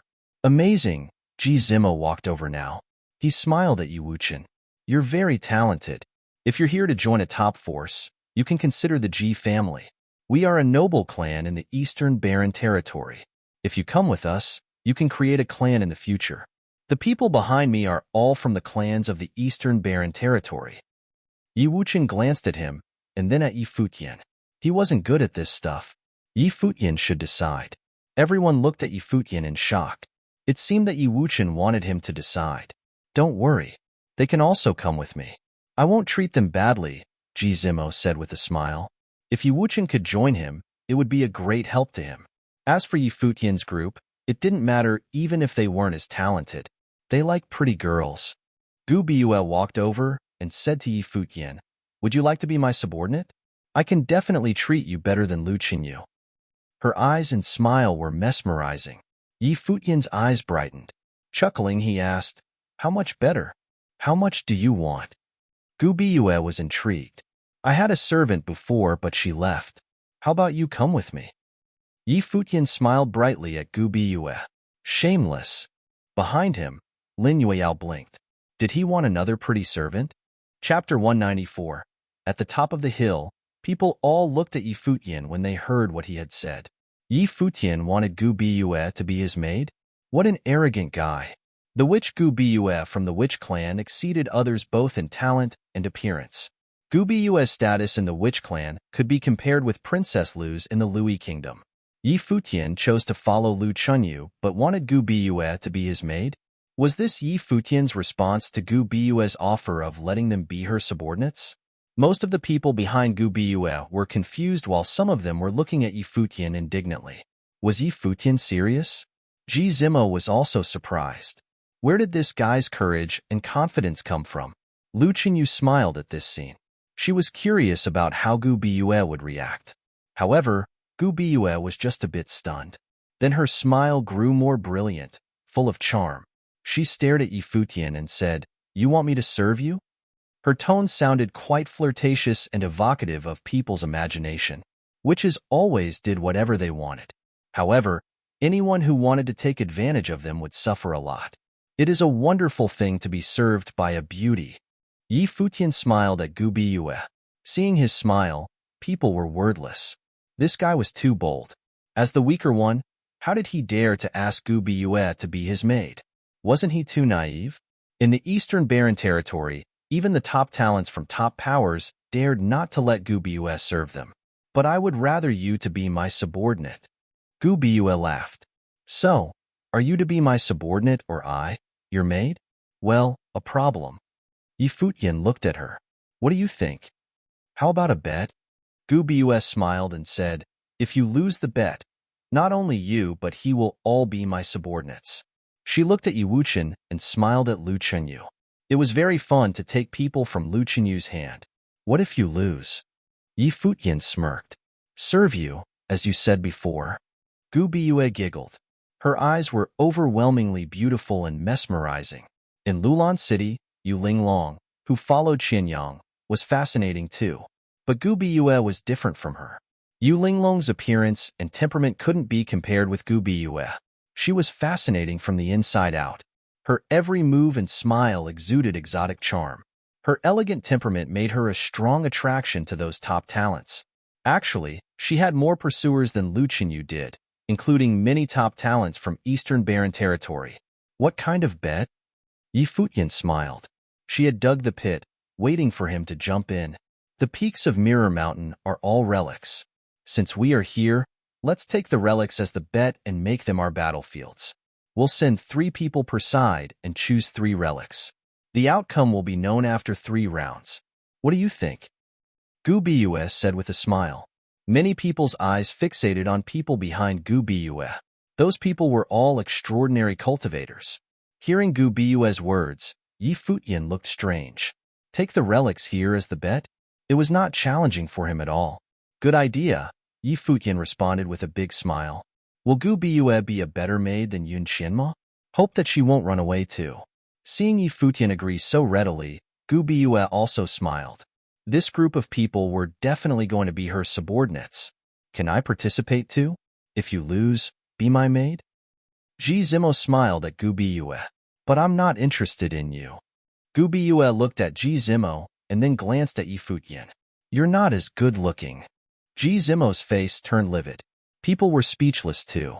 Gu Biyue smiled at Yi Futian and said, you pick the relics first. Yu Sheng, Yi Futian called. Yu Sheng knew what he meant and walked towards the war drum zone. Those who had heard Yu Sheng beating the drums had a strange expression. Gu Biyue deliberately set the trap for Yi Futian, but she might lose the first round. Accompanied by a boom, the drum's sound vibrated the space. Yu Sheng's aura burst from him and began to go wild. After a while, the 9 drums were beaten at the same time. A violent storm rolled over the top of the mountain. People's hearts were stirred by the sounds. Gu Biyue's beautiful eyes flashed slightly. The 9 drums rang simultaneously without stopping. It was incomparably destructive. No one among the people behind Gu Biyue could do this. That was to say, Gu Biyue lost the first round. I concede. Gu Biyue recovered and showed a bigger smile. She didn't expect that Yu Sheng had a great talent too, as Yi Wuchen did. In this case, if this group of people could be her subordinates, they would help her a lot. Her status would be further stabled and might even ascend. The competition within the witch clan was very intense. Being able to be assisted by the strong was naturally wonderful. She had confidence in controlling people of any personalities. Since Yi Futian's group were willing to follow Lu Qinyu, she was confident that she could handle them too. Second round. Which of you will fight? Gu Biyue smiled and asked. Yi Futian looked at Lu Lanxue. She could have a try. Lu Lanxue stepped forward quietly. Many eyes fell on her. All were slightly surprised at her appearance and temperament. A figure behind Gu Biyue walked out. This man in a black robe was slender and quiet. He had been standing behind Gu Biyue quietly, but emanated a dangerous aura. Lung Feng. People shuddered at the sight of him, the great talent of the witch clan. He had great talent but was obsessed with Gu Biyue. He was willing to do anything for her, even subordinating himself. However, his talent wasn't any lower. Since they chose the drum area, you just choose the same. Gu Biyue smiled at him. Lung Feng nodded. He walked toward that area and started beating the drums. The reason why Gu Biyue conceded when Yu Sheng beat the drums was that Yu Sheng had done the extreme. No one could surpass him, but actually Lung Feng was strong too. His every beat was stable, as if there was a fantastic rhythm in his beating. He beat the drum again and again. The drums gradually turned into a horrible storm, but Lung Feng stood there still and continued his beating until the 9 drums rang at the same time. Yi Futian took a glance at Lung Feng. As expected, Gu Biyue did prepare for this. Lu Lanxue walked forward and beat the drum too. This was her first time doing so, but she had a strong talent too. She managed to make 8 drums ring but failed at the last drum. Now, it's back to the beginning. Gu Biyue smiled at Yi Futian and said, "Which of you will fight in the last round?" Him? Gu Biyue looked at Yi Wuchen. "You set the rule first. Which relics will you pick?" Yi Futian asked. "Are you sure?" Gu Biyue smiled at Yi Futian. At the previous 2 rounds, they all had selected the battlefield once. Unexpectedly, Yi Futian let her decide the final round, which was supposed to be discussed by 2 sides. Yes. Yi Futian nodded. Gu Biyue smiled at him. He was pretty cute, letting her choose. "Then I choose there." Gu Biyue pointed to an elegant place. There was chess, paintings, gyukins, and flutes. She may take the final round into her own hands. "You can't promise her like this." Lu Qinyu walked to Yi Futian and whispered. Yi Futian was overconfident about himself. How could he let Gu Biyue select the final battlefield? Her own hands? Yi Futian looked at Gu Biyue. The witch seemed to attach great importance to this match. "It's all right." Yi Futian smiled at Lu Qinyu. Gu Biyue is good at playing the flute.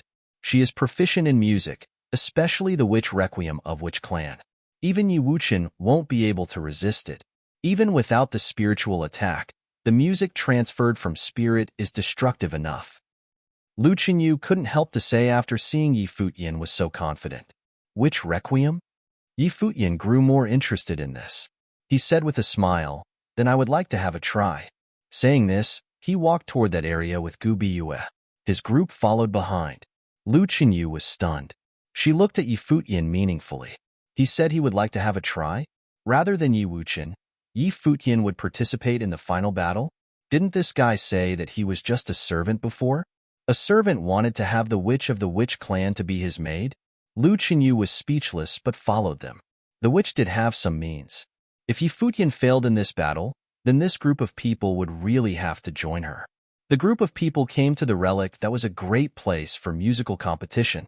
There were gyukins, drums, and flutes there. However, everything seemed to be shapeless, as if they were illusions transferred from spirits. Those instruments floated in the air, diffusing the power of fate. It seemed that many great masters had fought here once. "Decided who will fight?" Gu Biyue asked. "I will fight."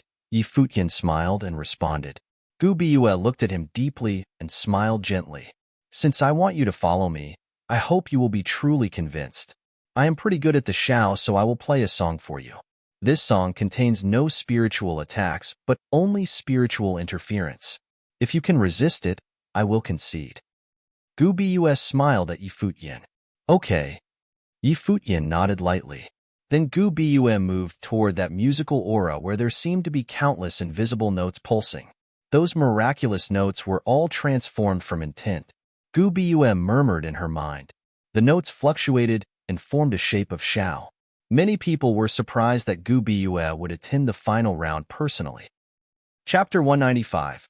Gu Bue placed her Shao to her red lips and blew slowly. A mysterious sound came out of the Shao. In an instant, it brought everyone into a beautiful artistic conception. So beautiful.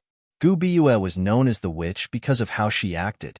But actually, she was extremely elegant as she played the Shao right now. The music was beautiful and her long hair flew in the wind, her white dress fluttering. Like a fairy, she was otherworldly and mesmerizing. This was the first time for many to see her. Looking at her right now, their eyes almost fell out. They couldn't pull themselves out. Only she existed in their eyes. A witch indeed. Enthusiasm flashed past Ji Zimo's eyes. Lu Qinyu and Gu Bue were different types of beauties, but were both lovely. They had high status too. It would be great if he could have either of them. The witch was more attractive right now, but Ji Zimo knew that it was because everyone was affected by the Zhao's artistic conception. The Witch Requiem was created from the Witch Clan's spiritual sorcery. It could transform and was extremely powerful. The Witch Requiem was the foundation of the Witch Clan. Only the core members could cultivate it. Gu Bue was of high status, so she could cultivate it.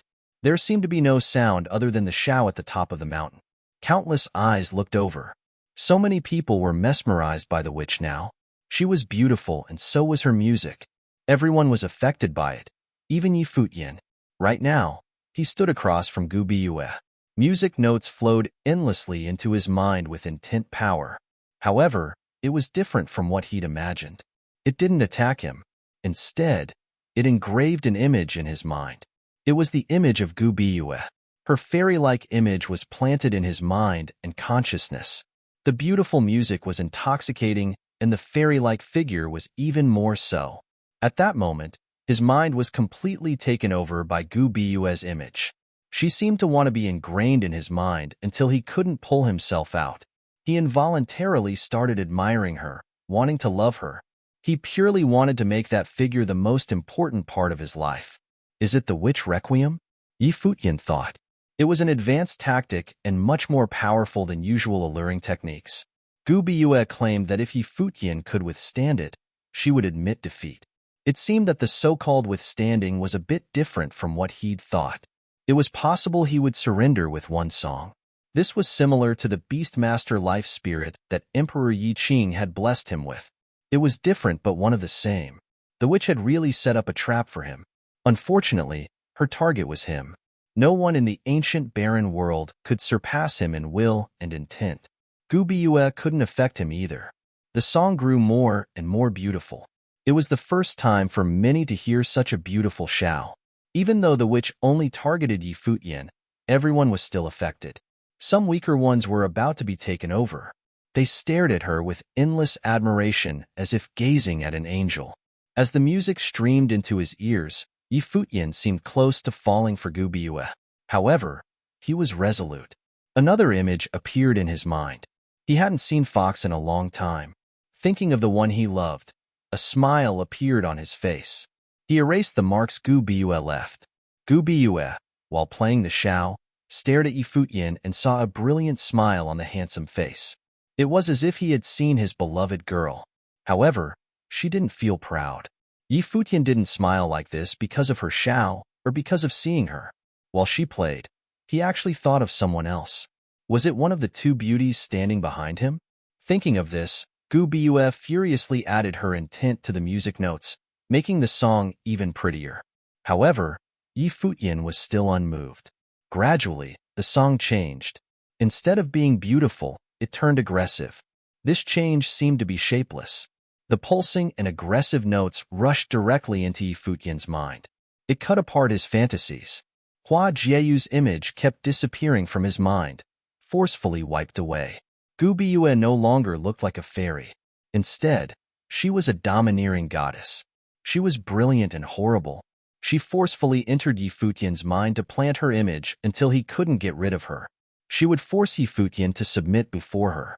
In the fantasy, Yi Futian looked up at Gu Biyue in the air. She was as powerful as a goddess. Her music tried to make him surrender. In his mind, Hua Jieyu's image gradually faded away as if being wiped. Only Gu Biyue's image was allowed to stay. Outside, the spectators' feelings changed. They were also influenced by the song. However, Yi Futian's clothes and black hair fluttered as if bearing horrible intent pressure. Yi Futian's eyes sharpened. Want to make me submit? Want to wipe away Jieyu's image? He grew even more resolute. Walking forward, he arrived at an instrument created by music notes and said, I must return a gift to you out of courtesy. Yi Futian played the guqin. His will entered the music notes as he strummed the strings. His music instantly accompanied the shao. Everyone felt a powerful force at once. The two types of music notes collided in the air, creating a shapeless windstorm. The shao was extremely violent. It wanted to wipe away everything in Yi Futian's mind and plant Gu Biyue's image. The guqin was magnanimous.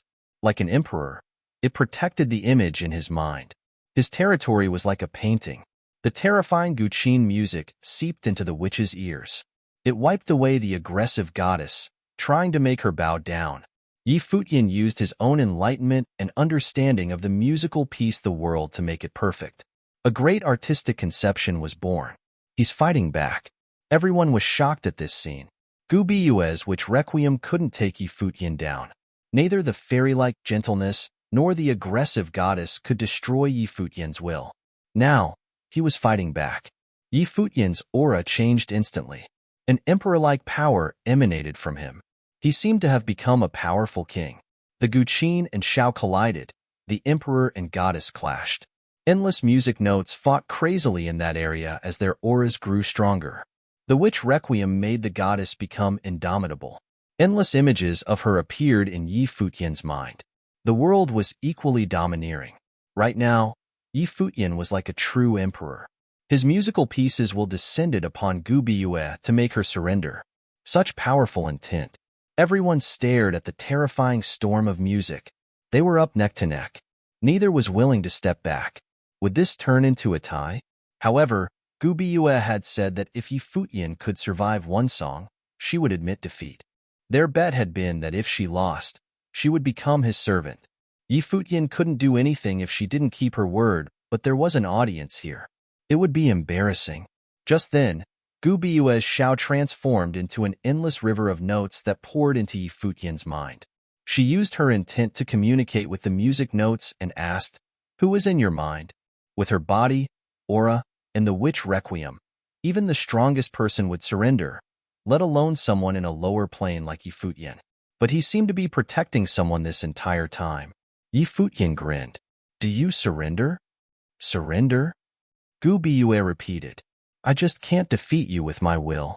She'd said that if Yi Futian would bear it, she would lose. "Oh." Yi Futian chuckled. "What if I tell you that I haven't even tried yet?" His words surprised Gu Biyue, but then she smiled. "You're so arrogant." With that, the shao returned and the witch requiem attacked again. Yi Futian also smiled. He continued playing the guqin, but his aura had changed again. Now, he was like an emperor. He instantly blasted away Gu Biyue's image in his mind. At the same time, an undefeatable intent descended in Gu Biyue's mind, forcefully cutting off her witch requiem. Her powerful spiritual power burst forth to restrict that will. Her shao stopped, and she gazed at Yi Futian. The emperor-like figure stopped playing and smiled. He stood as if only he existed in the world. Everyone's eyes were fixated on those two figures. This wasn't a tie. Gu Biyue had lost. In this battle of will, the witch requiem had lost. Lu Chenyu stared at Yi Futian's figure. She thought of what Yi Wuchen had said. Now, it seemed that Yi Futian and Yu Shang were definitely amazing and not below Yi Wuchen at all. They all specialized in different things. Yi Futian could actually face the witch requiem and defeat Gu Biyue. Even more shocking, he was only in the second-level Dharma plane, but his will was already so powerful. When he played the piece earlier, his aura was like an emperor. Someone like this wouldn't follow others so easily. Gu Biyue and Ji Zimo wanted Yi Futian to be their subordinate. No wonder he would fight back and make Gu Biyue his servant. Yi Futian smiled at the dazed Gu Biyue. You're mine now. Chapter 196. Gu Biyue was stunned a little. She looked at Yi Futian. She didn't expect that she would lose the bet. From the beginning, she had been preparing this trap for Yi Futian to jump in so that he could be her subordinate. Unexpectedly, she was defeated. She didn't think that the horrible intent contained in Yi Futian's music could suppress her witch requiem. But soon, she recovered, and her eyes, looking at Yi Futian, turned bright again. Yi Futian was only at second Dharma plane. If he could be so gifted, then so were Yi Wuchen and Yu Sheng. The trio definitely had the potential to be top young cultivators in Eastern Barren territory. The witch smiled charmingly. She looked at Yi Futian and said flirtatiously, "What do you want from your maid?" Yi Futian had said, "Now, you're mine."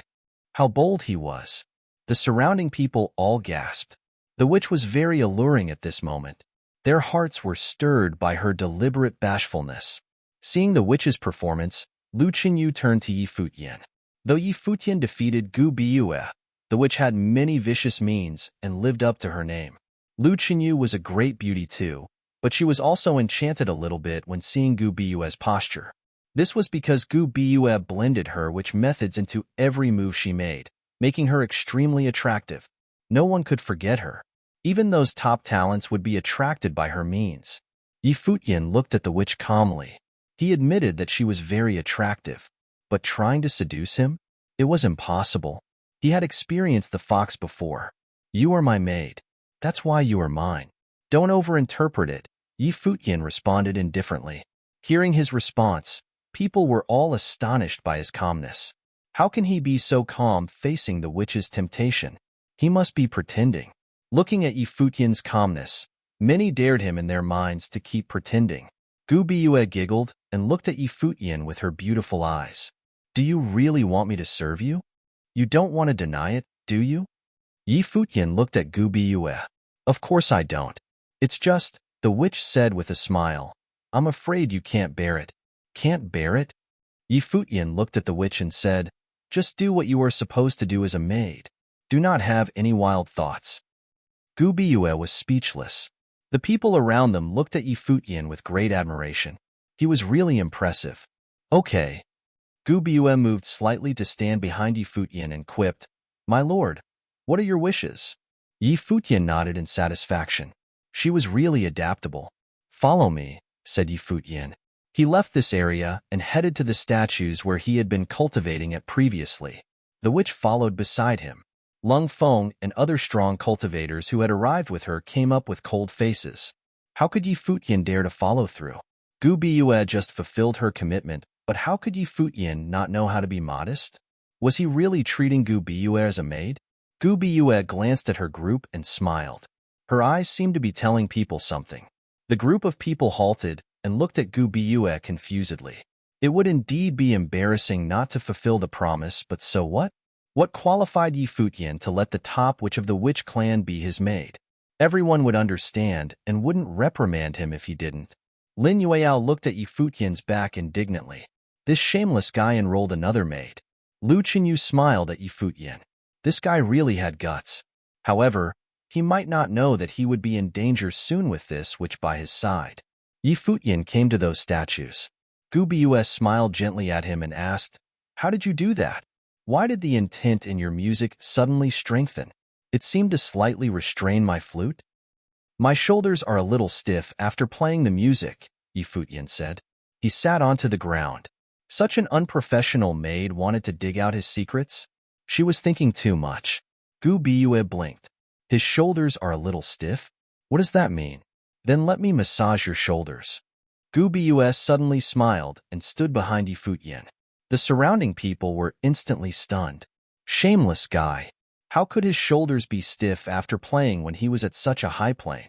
Looking at the fairy-like woman in a white dress, people could not imagine her massaging shoulders for others. However, Gu Biyue just smiled gently. Standing behind Yi Futian, she reached out her slender fingers and began to massage Yi Futian's shoulders.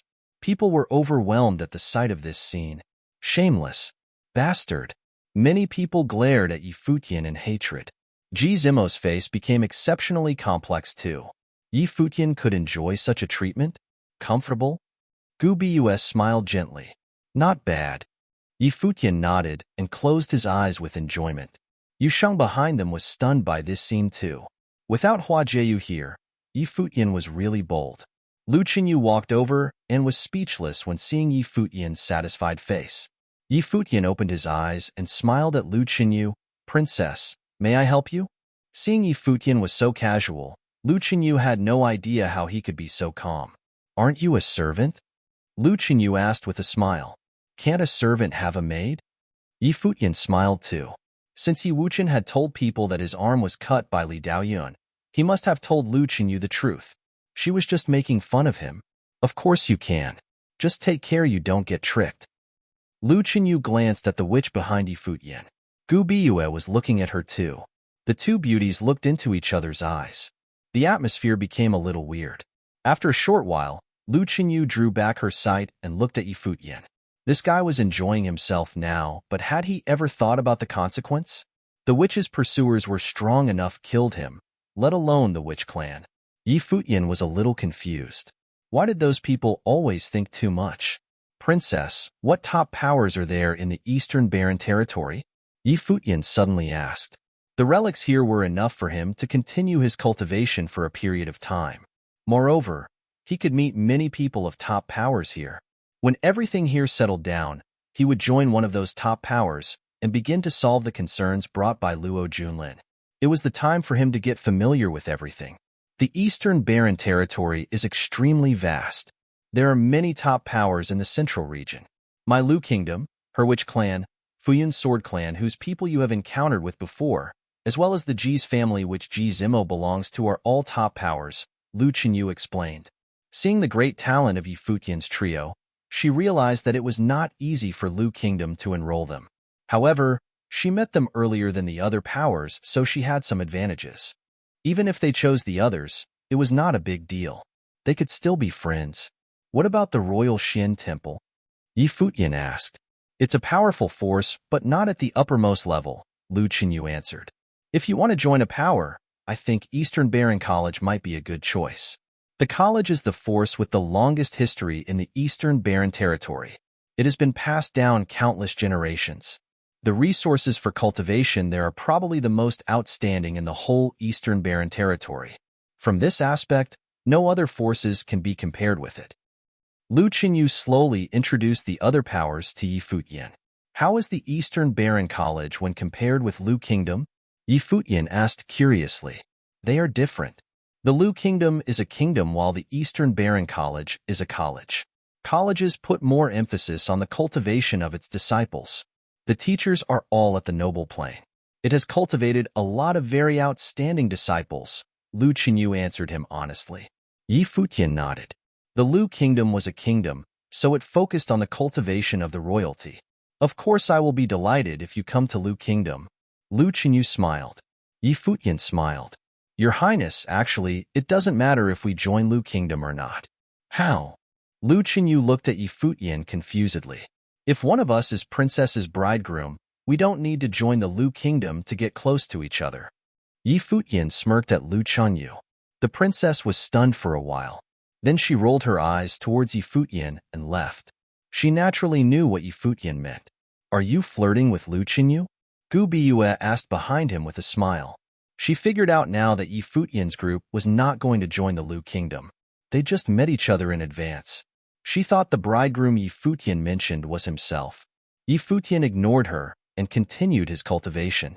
More and more people gathered at the peak of Mirror Mountain. Li Daoqing of the Fuyun Sword Clan had been defeated twice. Mu Yunhe and Xiaotong were defeated by someone at a lower level than them. The fates of the three people were all seized. Gu Biyue's witch requiem was suppressed by the music of someone at a lower level, and then the witch became his maid to serve him. Such news would definitely cause a sensation. After the news spread, an endless stream of people set foot on the top of the hill. All parties, even people of top powers, arrived. This place quickly became full of people. Although there were many relics on the hill, strong cultivators used to come here separately instead of converging here at the same time. This grand occasion was absolutely rare. Gathering around the statues, many eyes fell on Futian. They kept pointing and commenting. Futian chose to ignore them. The witch Gubius sat beside him. She was waiting for everything that would happen with some anticipation. She would like to see whether Futian could bear it or not. Chapter 197. These days, other than cultivating, Futian also learned a lot about the top forces of the Eastern Barren Territory. There were three most powerful forces in the center of the region: the Qin dynasty, Donghua clan, and the Eastern Barren College. The Qin dynasty was also called the Eastern Qin. It had once ruled over the Eastern Barren Territory but then dissolved. The other forces rose up, creating the current situation. Even so, the other kingdoms still made obeisance to the Qin dynasty. It ruled over various kings and was extremely powerful. It was above the other kingdom in the Eastern Barren Territory, the Lu Kingdom, and resided in the best location. The Donghua clan showed signs of becoming the #1 clan in the Eastern Barren Territory.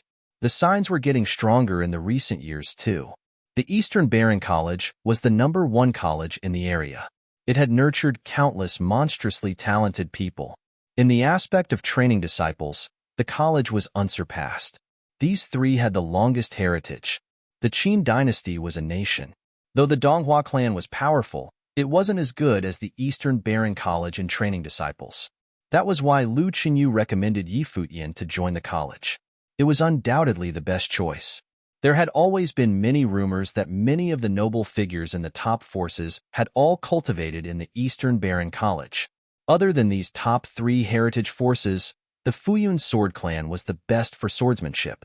It was known as the Orthodox. The Sword Saint Mountain was the best for the broadsword. The Futian sword clan and Sword Saint Mountain had been rivals for many years. When their disciples met, they would battle it out. Of course, the Lu Kingdom, Witch Clan, Royal Shin Temple, Qinqiu Temple, and others were powerful as well. Futian had a general impression of these forces now. As the number of people on the Mirror Mountain increased, more people began discussing Futian. Of course, many of them were just here for the show. Some wanted drama, and a few were angry at Futian for treating someone like Gu Biue as a servant. Of course, there were still a tiny number who admired the witch. People from some top forces also came, but Futian didn't know them. How can someone from a low plane take Gu Biue as a servant?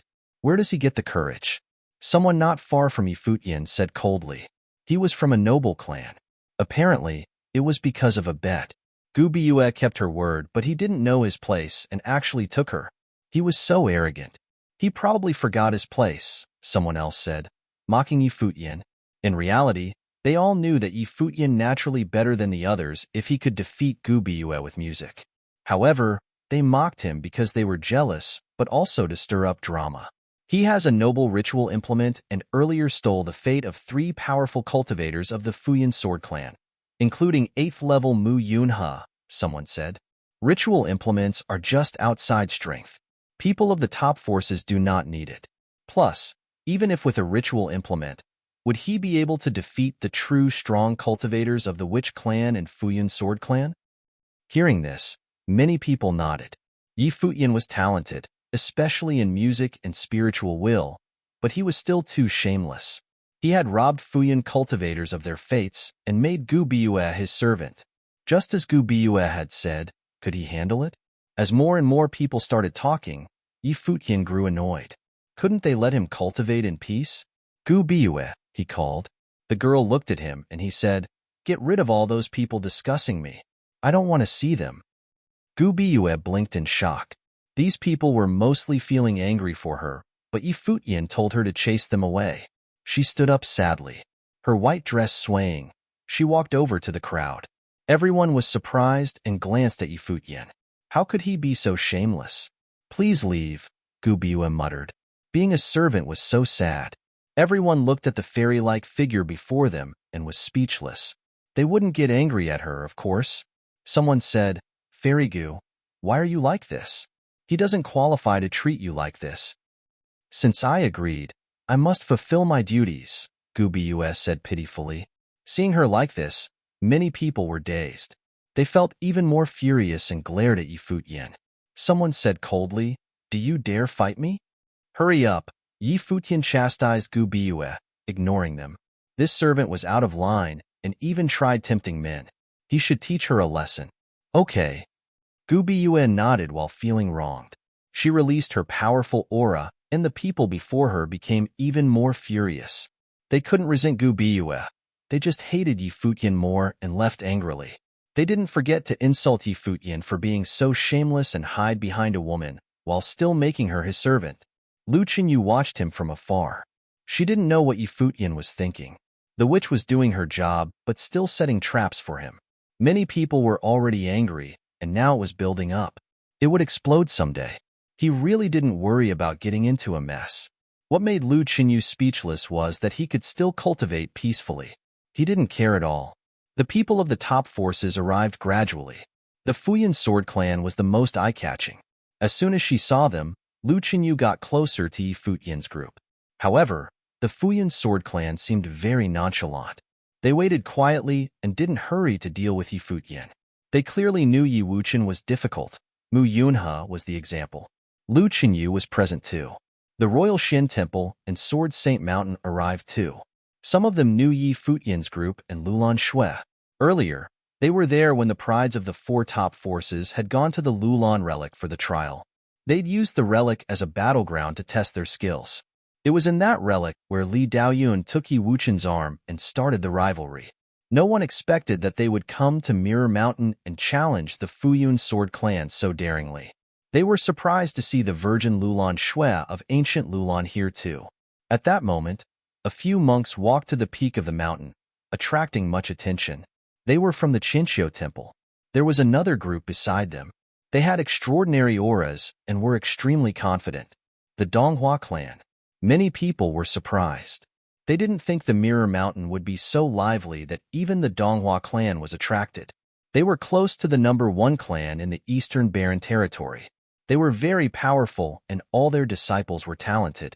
The leader scanned the crowd as if trying to size them up. Then his gaze fell upon Gu Biue. They had met several times before.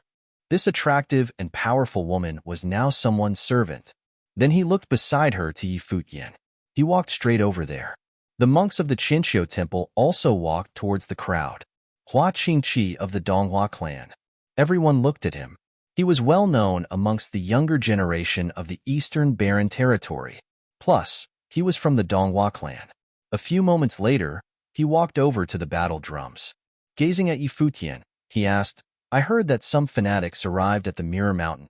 Is it you all?" Yi Futian looked up at Hua Qingqi and then to Gu Biue. "I can't handle the Donghua clan," Gu Biue replied with a smile. It wasn't that she didn't want to fulfill her duties. Yi Futian had heard that the Donghua clan seemed to be the #1 clan. He glanced at Hua Qingqi and asked, "Yes?" "I don't mind if people are arrogant, but you must be skilled," Hua Qingqi said. "You defeated Gu Biue in the relic and made her your servant. Now, there are people from more forces present. Your plane is too low, and you clearly lack true ability. Why don't we challenge each other here? If you are talented enough, the Donghua clan can consider accepting you." He had a high status in the Donghua clan and could say something like that. Many people were shocked. If Yi Futian joined them, even the Fuyun sword clan would be powerless. Of course, there were people from many top forces here. It wouldn't be easy to win in this fight. "Do you really think that you are #1 in the Eastern Barren Territory?" a mocking voice said at this time. Everyone looked to see another person walk over. He was alone and was very handsome. He wore all white and his long hair was swept up under a crown. He walked with his hands behind his back and stood out from the crowd. "The college has come too." Everyone was shocked. He had come. Hua Qingqi had proposed for everyone to challenge Yi Futian and test his talent so he could consider accepting Yi Futian as a disciple. He was proud as if the Donghua clan really was #1. "What? The college is interested too?" Hua Qingqi smiled at the newcomer. He obviously knew who it was. He was very famous. The man from the college glanced at Yi Futian. "I heard that he's quite talented but is too overconfident. He doesn't have high cultivation but is so shameless. I don't like people who act above their level. The college doesn't lack fanatics and also doesn't accept idiots." The man spoke straightforwardly. The college didn't lack fanatics because he was one. Chapter 198. Choosing Clans. Chapter 198. Choosing Clans. The Eastern Baron College was the college with the longest history in Eastern Baron territory. It was undoubtedly the representative of all colleges in Eastern Baron territory. The college taught all kinds of students, including both proud and low-profile cultivators as well as fanatics. Certainly, one must be capable enough to gain the title of fanatic.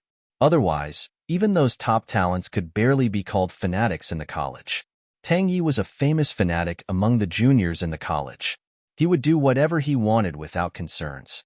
He didn't know Yi Futian but had heard his stories along the way. He didn't care about what he said, so he even said some rude words. However, Tang Yi didn't mind that. It was Yi Futian's ability to win over Gu Biyue, but it was stupid for him to take Gu Biyue as his maid. That was not something he could afford. Among the peers from the Eastern Baron territory, he didn't admire many, but that witch from the Witch clan was one of them. Tang Yi was so capricious and wild that there few people could be compared with him. But as fate would have it, Tang Yi saw Gu Biyue as his sister. If he was in the ancient Baron world and knew Yi Futian had taken Gu Biyue as his maid, he would have killed him immediately. In his mind, Yi Futian was just a clown who knew nothing about the situation but thought himself mighty. There had never been a shortage of geniuses in the Eastern Baron territory. He came here today for a true genius. Not only he, but Donghua clan and Qinshou Temple all came for this guy. As for Yi Futian, Tang Yi just happened to hear about him on the way. The people looked at Tang Yi. What he had said was very straightforward, but that was just what he was like. Yu Shang cracked his knuckles and looked at Tang Yi coldly. Looking at Tang Yi, Lu Qinyu frowned. How did the conflict become so intense? The college was seldom interested in such trifles. From his attitude, it could be inferred that Tang Yi was not here for Yi Futian.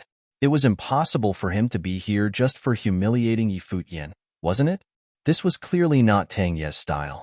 Seeing the coldness in Yu Shang and Yi Wuchen's eyes, Lu Qinyu walked to them and whispered, "He is Tang Yi from the Eastern Baron College.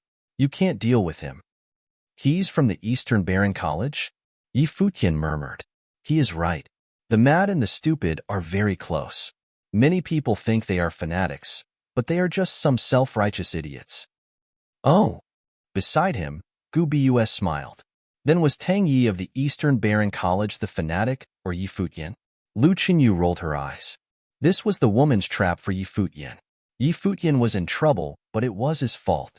He was too impulsive. At this time, some people walked here from the stairs. They were from two powers and all emanated a special temperament with a confrontational intention. Moreover, the two leaders both had faint noble fate. "Brother." Lu Qinyu was a little shocked at the sight of the man at the left side. That man was her brother, Lu Feiyang. Her brother should be in the outside world, but why was he here in the Eastern Baron territory? She also recognized the man on the right side of her brother. That man was from the Qin dynasty. Seeing them appear, the people at the top of the mountain seemed to realize something was wrong. The news that Yi Futian had taken the witch as his maid indeed caused a sensation, but not to this extent. Were all the top forces coming? Yi Futian wasn't that influential. Something else must be coming. Lu Feiyang saw Lu Qinyu too. He walked to her. "What happened?" Lu Qinyu asked. Apparently, she had guessed that there was something important happening, or there would not be so many strong people gathered here. "He is about to pick the clan," Lu Feiyang responded. He was very curious whether he would choose the college or the Donghua clan. Lu Qinyu blinked and thought of someone. The guess stunned her. Lu Feiyang said that man was going to pick the clan, not that the clans would pick him. This meant that this man's gift was strong enough to select the top forces. Lu Qinyu instantly knew who her brother was referring to. Among those young top talents in the Eastern Baron territory, only one legendary person had not joined any force yet. Xiao Wuji was a legendary junior in the Eastern Baron territory who didn't belong to any clans, but could be compared with those strongest cultivators.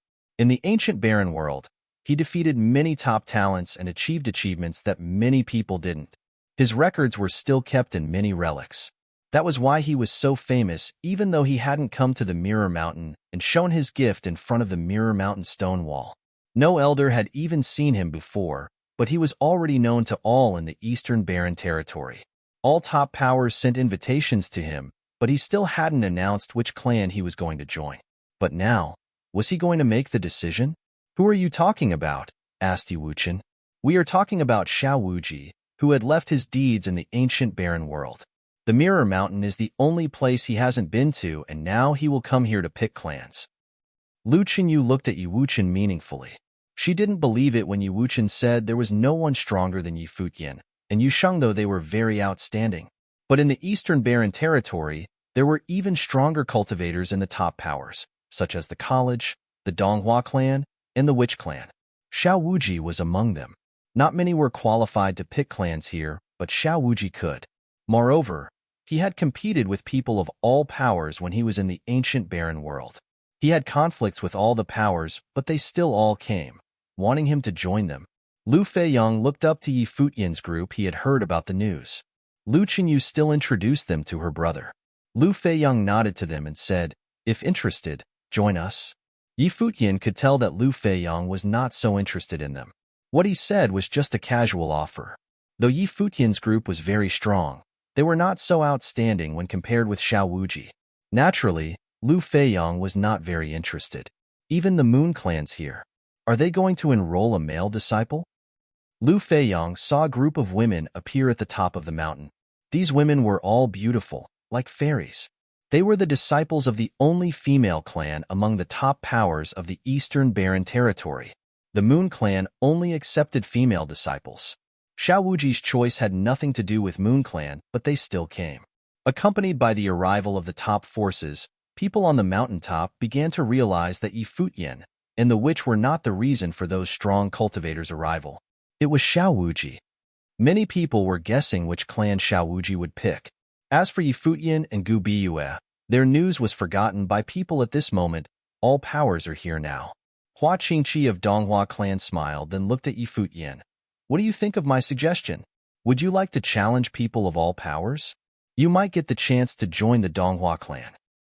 Hua Qingqi thought that it would also be a good idea to enroll several talents before Xiao Wuji arrived. When Xiao Wuji came, then he would fight with all his might. "No," Yi Futian said with a smile. "Make him challenge people so that he could have the chance to join the Donghua clan while Xiao Wuji could pick any clan he wanted." There was such a big difference. If he agreed with Hua Qingqi, he'd have no dignity left. After the Barren City, he'd come straight to the Mirror Mountain to pick clans. Today, he would witness someone else make the same choice. It was interesting to him. If you missed the chance, you might never get another chance. Hua Qingqi smiled. Yi Futian's refusal was not something shameful to him. The Donghua clan was becoming the top clan of the Eastern Barren Territory. They didn't accept anyone, even if others wanted him. "It's all right." Yi Futian smiled lightly. If the chance was missed, he might never get another chance. Yi Futian agreed with that. Countless people arrived at the top of the Mirror Mountain after hearing the news. At this time, some other people of the Futian Sword clan also arrived. One in the group glared directly at Yi Wuqian and Yi Futian as he arrived. Step after step, he walked over to somewhere near Yi Futian's group. His eyes were like sharp swords. It was Li Daoyun of the Futian Sword clan, the man they met in the Lulan relic. The man looked at Yi Wuqian's lost arm and said coldly, "It seems that losing one arm is not enough." When rushing into the imperial palace of Lulan Kingdom, Li Daoyun was very arrogant and aggressive. Obviously, he didn't expect that Yi Wuqian's group dared to come here so soon. Li Daoyun from the Futian Sword clan, Yi Futian said. This was how Li Daoyun responded when he asked Li Daoyun at the Lulan relic. Hearing his words, Li Daoyun looked at him with eyes sharp as daggers. "You finally came." Yi Futian smiled brilliantly as if he had been waiting for Li Daoyun to come here. Li Daoyun halted and then smiled too, coldly. "Yes, I came. So, are you ready?" He glanced at Lu Qinyu and Lu Feiyang and went back to the Futian Sword clan. He wasn't in a hurry. So many people of top powers gathered here not to see how he would deal with Yi Futian, but to wait for someone. He would only kill Yi Futian after that. Chapter 199. Xiao Wuji. Chapter 199. Xiao Wuji. The disciples of all the top forces were grouped at the top of Mirror Mountain. While this scene wasn't unprecedented, it was still rare. Many people were excited. They didn't expect to see so many top talents today. Quite a few they'd only heard about before. It was the first time seeing them in person. They would see Xiao Wuji later too. That was the one who was equal to the truly monstrously talented ones in the Eastern Barren Territory. The various forces had spells on the Mirror Mountain stone wall, so they could see what was happening. Xiao Wuji chose this place because it was probably his last time coming to the ancient barren world. He probably would not come anymore. Yi Futian's group also waited. They were curious about what kind of person could cause such a commotion. Countless eyes looked at the stairs. Lin Yueyao looked and then glanced at Yi Futian. Ever since knowing him, he was always the most eye-catching one.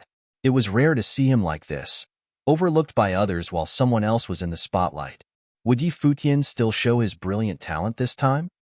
Finally, someone climbed the steps. He looked average, but as soon as he appeared, he became the star. Everyone's gazes were fixed on him. He walked slowly, but each step was at a different time. His rhythm was very strange. His black hair hung carelessly over his shoulders, and there was no expression on those chiseled features. However, on his average face, his eyes were extremely deep. He could swallow everyone's gazes. Xiao Wuji. The people all looked over at him, but no one invited him. Since Xiao Wuji would choose a clan at the mountaintop, he would definitely do something. The people could only wait and see. Thus, the vast region on the mountaintop quieted down. Only Xiao Wuji's footsteps sounded. He gazed around, not at the crowd but at the various relics. Then he started walking somewhere. The direction he chose was where Yi Futian was. He obviously wasn't going for Yi Futian, but for the statues. Many people moved aside subconsciously, emptying the area. However, Yi Futian's group didn't move. "Move," a cold and domineering voice said. It was Tang Yi from the college. He gazed at Yi Futian's group with undisguised disdain. Just as he'd said before, he really didn't like Yi Futian. Yu Sheng looked coldly at Tang Yi, but Yi Futian didn't seem to mind. He gestured at them to move and walked voluntarily to the side. Yu Sheng looked at him in confusion. "Just watch," Yi Futian said nonchalantly. He watched the man walking to the flame statue. He was curious how powerful this man could be if all the top forces were waiting. Would he be qualified to compete? It was not only Yi Futian. Everyone looked quietly at Xiao Wuji. He seemed to want to test the relics here. Terrifying flame intent seemed to shoot out of Xiao Wuji's deep eyes, falling on the statue. Then he closed his eyes and felt for it quietly. After some time, strands of fire stretched from the statue to Xiao Wuji, gradually enveloping him. Is he going to get to that point? Everyone's hearts trembled, especially those who had tried the statue. They knew how difficult it was to get to this point, but Xiao Wuji did it so quickly. Xiao Wuji's body seemed to burn. Various maple leaf prints appeared and then swallowed his entire body. Endless flame and tint swept over him, bathing him in firelight. His body flashed and walked directly into the flame statue. His entire body seemed to fuse into it. He sat inside, sensing the statue's intense strength. As expected of Xiao Wuji, the audience's heart trembled. As expected, he used an extremely short time to reach this step even though it was his first try. Yi Futian was calm, and he watched quietly. Xiao Wuji was so reputable and his talent was undeniable. Very few present could perform this well. Of course, Yi Futian was an exception. He wanted to see how far Xiao Wuji could go. Xiao Wuji studied inside for a long time, and everyone waited quietly with no complaints. He was destined to become one of the top cultivators in the Eastern Barren Territory. They might be able to see him now, but after some years, most of them would only be able to look up at him. After a long while, Xiao Wuji separated from the statue. There were faint maple marks on him. He'd finished with this statue. He moved towards the ice statue beside the flame one. He radiated with an icy aura, and his eyes seemed covered in frost. A similar scene unfolded. He felt for the statue, and then went in to cultivate. After a while, he walked to the golden statue beside it. It looked like a statue made of gold. To Xiao Wuji, it made no difference. Is he a full attribute? Yi Futian murmured.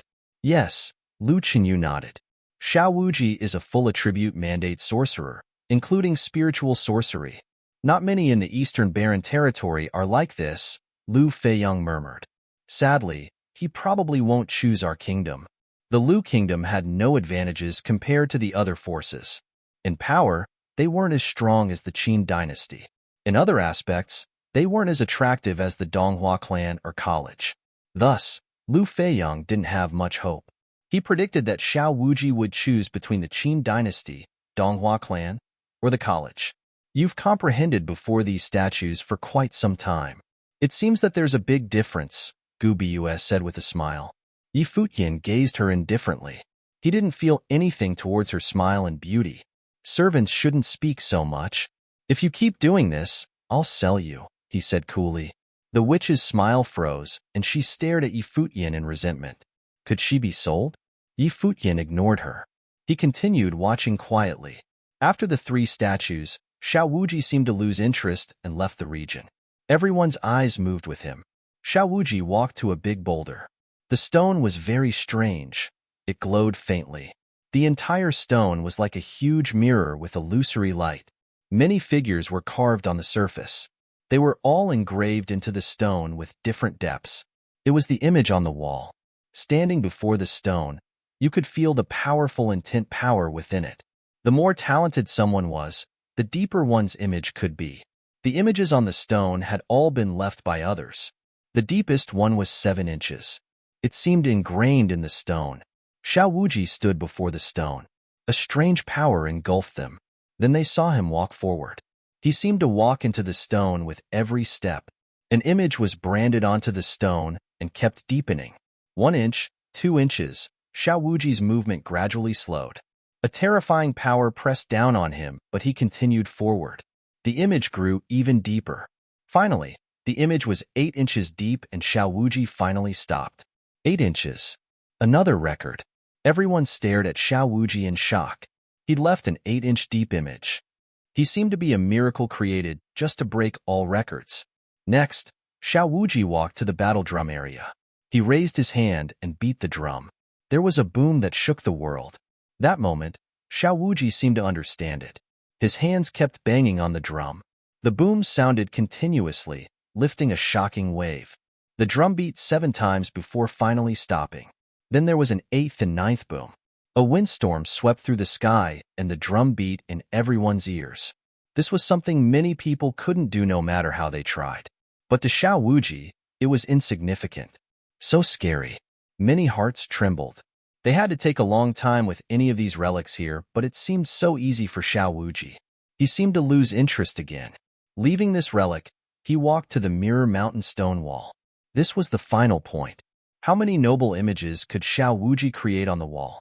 The crowd watched as he closed his eyes. The next moment, a horrible fate rose up behind him. It transformed into various colors and bloomed wildly. At that moment, everyone stared, fixated on the image and the brilliant fate. Xiao Wuji had comprehended many noble intents. They were all independent, and this noble fate was of the upper level. Unparalleled in the ancient barren world, Tang Yi said as he looked at Xiao Wuji's noble fate. Even many with upper-level noble fate couldn't comprehend so many different intents like him. If he could choose the college, those old guys would definitely fight for him. To Tang Yi, it was highly possible Xiao Wuji would choose him. That was because he was from the college. At that moment, many noble figures of the Eastern Barren Territory used a magical mirror to show one figure. That figure was Xiao Wuji. At the same time, they also saw the scene at the Mirror Mountain stone wall. They were all interested. Chapter 200. Surpassed by none? Chapter 200. Surpassed by none? All cultivators of the noble plain in the Eastern Barren Territory had heard of Xiao Wuji's name. The disciples had told them many times about this man who'd broken many records in the ancient barren world. But the first time they met Xiao Wuji was at the Mirror Mountain stone wall. Naturally, all forces were interested in someone who was known as the most talented of the young cultivators in the Eastern Barren Territory. No one knew who he would choose.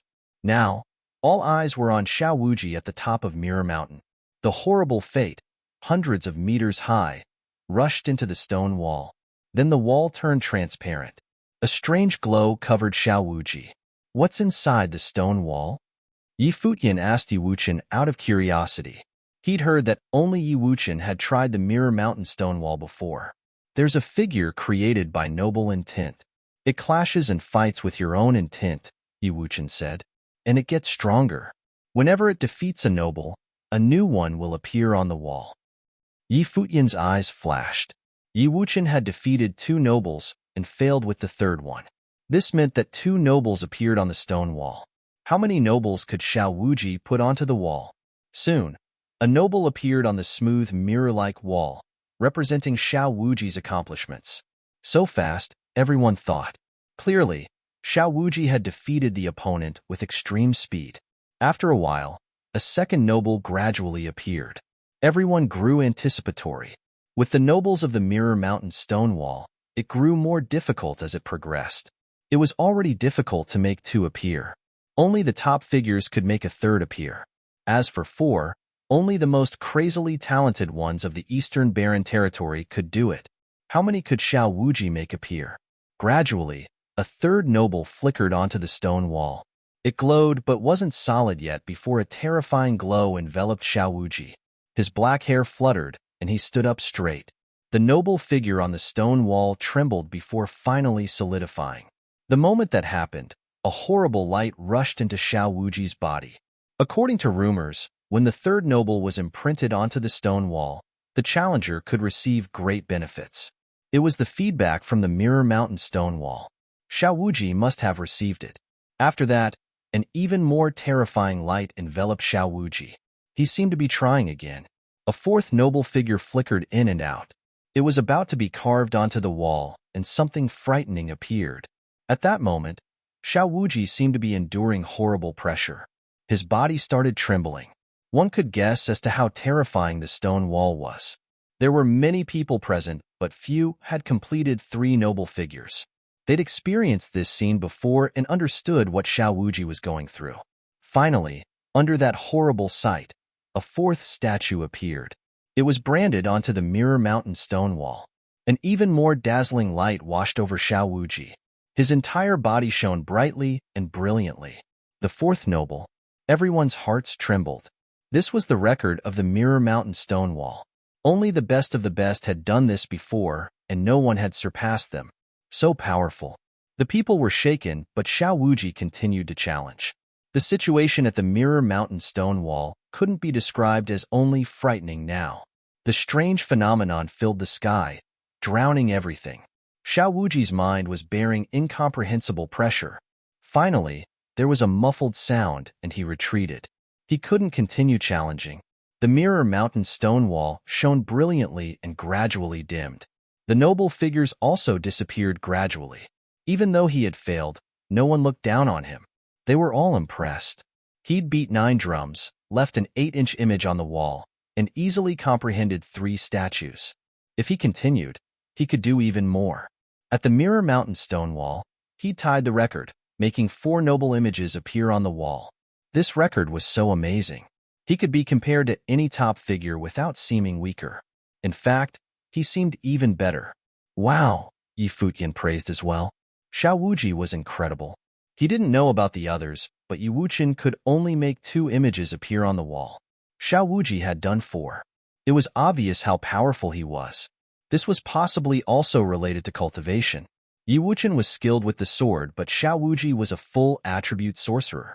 He had various types of noble intent and would naturally hold advantages while challenging. Even so, the talent Xiao Wuji displayed was already impressive enough. No wonder the top forces of the Eastern Barren Territory all came for him. The witch Gu Biyue grinned at Yi Futian. Her senior brother was no weaker than Xiao Wuji. He was the type of talent that could command the skies and earth. The 5th noble will probably never appear on the Mirror Mountain stone wall, Xiao Wuji sighed. He turned slowly and looked at everyone. This was both his first and last visit to the top of the mountain. After this, he would choose a clan to join and try for the Arcana plane. Will he choose a clan now? Everyone's eyes flashed in anticipation. Xiao Wuji, would you like to join the Royal Xin Temple? We will definitely give you the best treatment, a cultivator from the Royal Xin Temple said. Even though they weren't the most powerful, Xiao Wuji would be the center of attention if he joined. This was beneficial to him. The other groups all started speaking. However, the Futian Sword Clan, the Sword Saint Mountain, and Chinchou Temple were Buddhist clans. The Moon Clan was female only. Many guessed that Xiao Wuji most likely would only choose between the Donghua clan and college. However, these 2 forces didn't hurriedly invite him. Xiao Wuji, If you join the Qin dynasty, we will allow a princess to marry you, a prince of the Qin dynasty said. Many hearts shook. The Qin dynasty was so aggressive. In order to get this talent, they were willing to make a princess marry below her class. This way, Xiao Wuji wouldn't have to worry about his status in the Qin dynasty. He would be part of the royalty. This was to remove his concerns. The Donghua clan is most suitable for your cultivation, Hua Qingqi said. I am from the college, Tang Yi said now. He spoke slowly. The college extends an invitation to you. Everyone was shaken. Was this the college's confidence? I am from the college. What kind of confidence was this? Countless eyes fell upon Xiao Wuji. What would he choose? Xiao Wuji gazed at everyone and slowly said, I choose the college. There was no hesitation in his voice. He chose the college. Clearly, he'd already decided beforehand. This was why the college was confident. They didn't have to say much. Tang Yi only said that he was from the college and invited Xiao Wuji. Now, Xiao Wuji agreed. Another top cultivator belonged to the college. A smile appeared in Tang Ye's eyes. He said, Welcome. Today, he came for Xiao Wuji and the visit was not wasted. Being able to witness this scene was indeed something to be happy about. The other forces all looked disappointed. Of course, the Donghua clan was the most disappointed. After all, they were the top contenders with the college. But this was Xiao Wuji's own choice. No one had forced him, so they could only accept it. Shall we go straight to the college? Tang Yi asked. Okay. Xiao Wuji nodded. He'd already prepared when he came. Then let's go. Smiling brightly, Tang Yi said, After you. Xiao Wuji strode forward. Everyone subconsciously moved aside. They watched Xiao Wuji and Tang Yi leave together. The two walked to the edge of the Mirror Mountain and down the steps. Tang Yi had come for Xiao Wuji. Now, he left in satisfaction and there were no other problems. Hua Qingqi of Donghua clan looked disappointed. He glanced at Yi Futian's group and left too. They'd given Yi Futian a chance before. Since Yi Futian didn't want them, then whatever. The Sword Saint Mountain, Qianqiu Temple, and Moon Clan all left as well, disinterested. They'd all come for Xiao Wuji today. However, the Fuyun Sword Clan didn't leave. Li Doyun's expression was sharp as he looked to Yi Futian's group. He wasn't in a hurry. He'd wait for everyone to leave. In his eyes, Yi Futian was already dead. As if a banquet had ended, many people looked dazed and at a loss. It was so great, Gu Biyue said cheerily. Indeed. Yi Futian smiled. Then he started walking somewhere. Gu Biyue was confused. Where was he going? Yi Futian wordlessly walked to the battle drums, standing before the 9 drums. Boom. The first beat was soft. Everyone's eyes flashed at the sound and looked to Yi Futian. With Xiao Wuji's performance, did someone else want to try?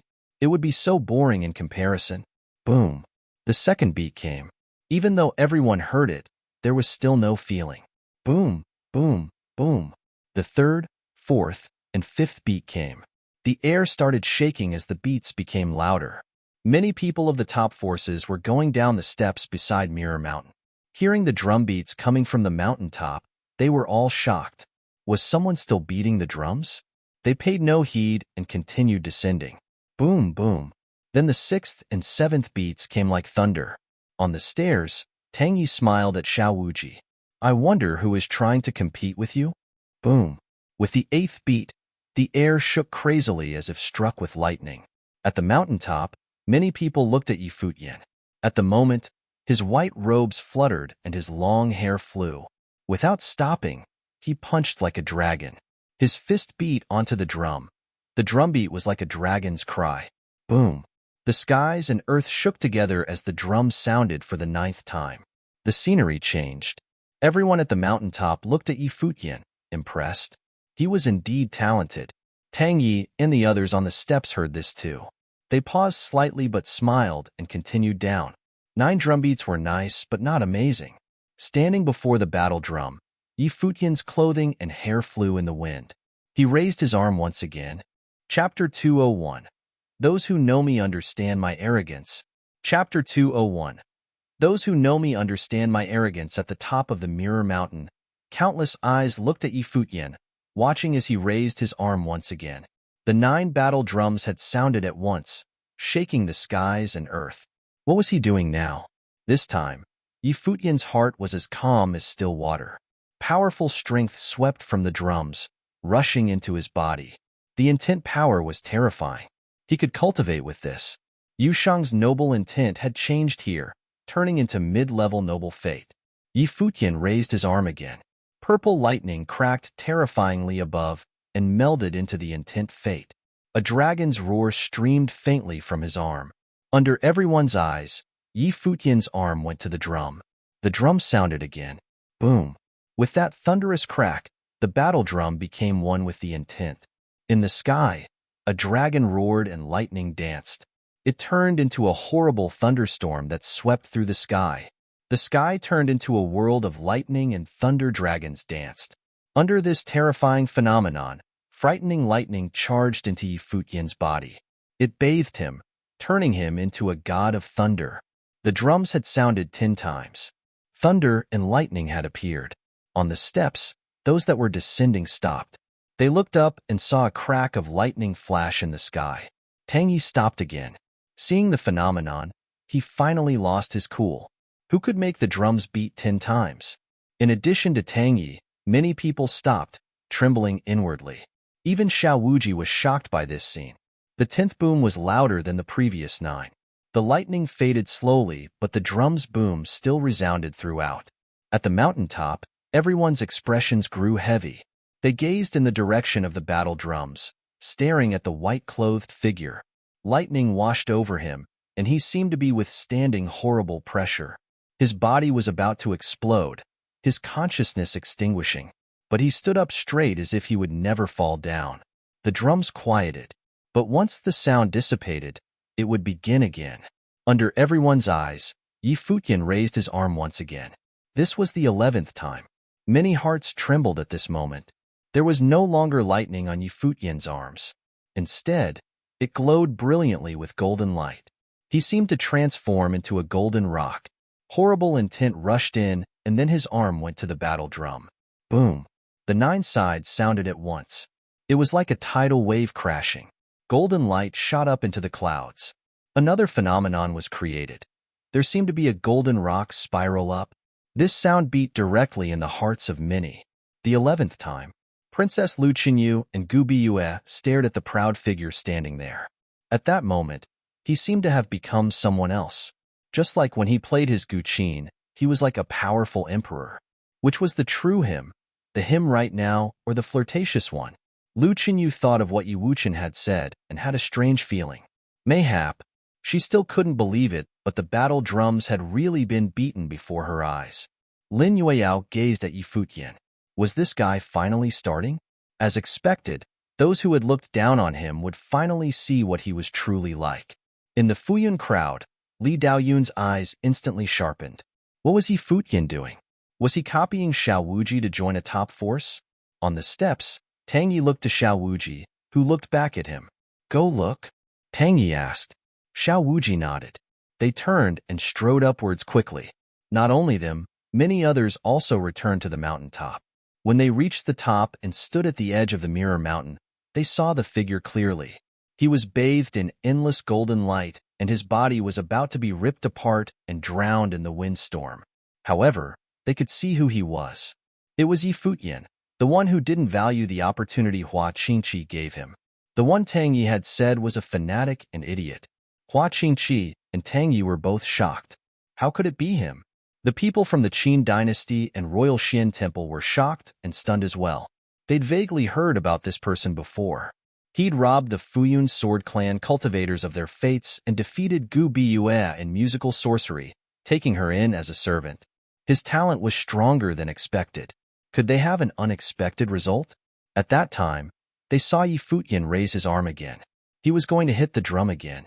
Even with the horrible attack earlier, he still didn't give up. At that time, Futian clearly felt the terrifying feeling of his intent pouring out. At the same time, he realized how frightening it was to be bathed in this intent power. The 9 drums could sound 9 times, but after that was the true essence. At the peak of the Mirror Mountain, very few people could beat the battle drums 9 times. Those were the rare talents.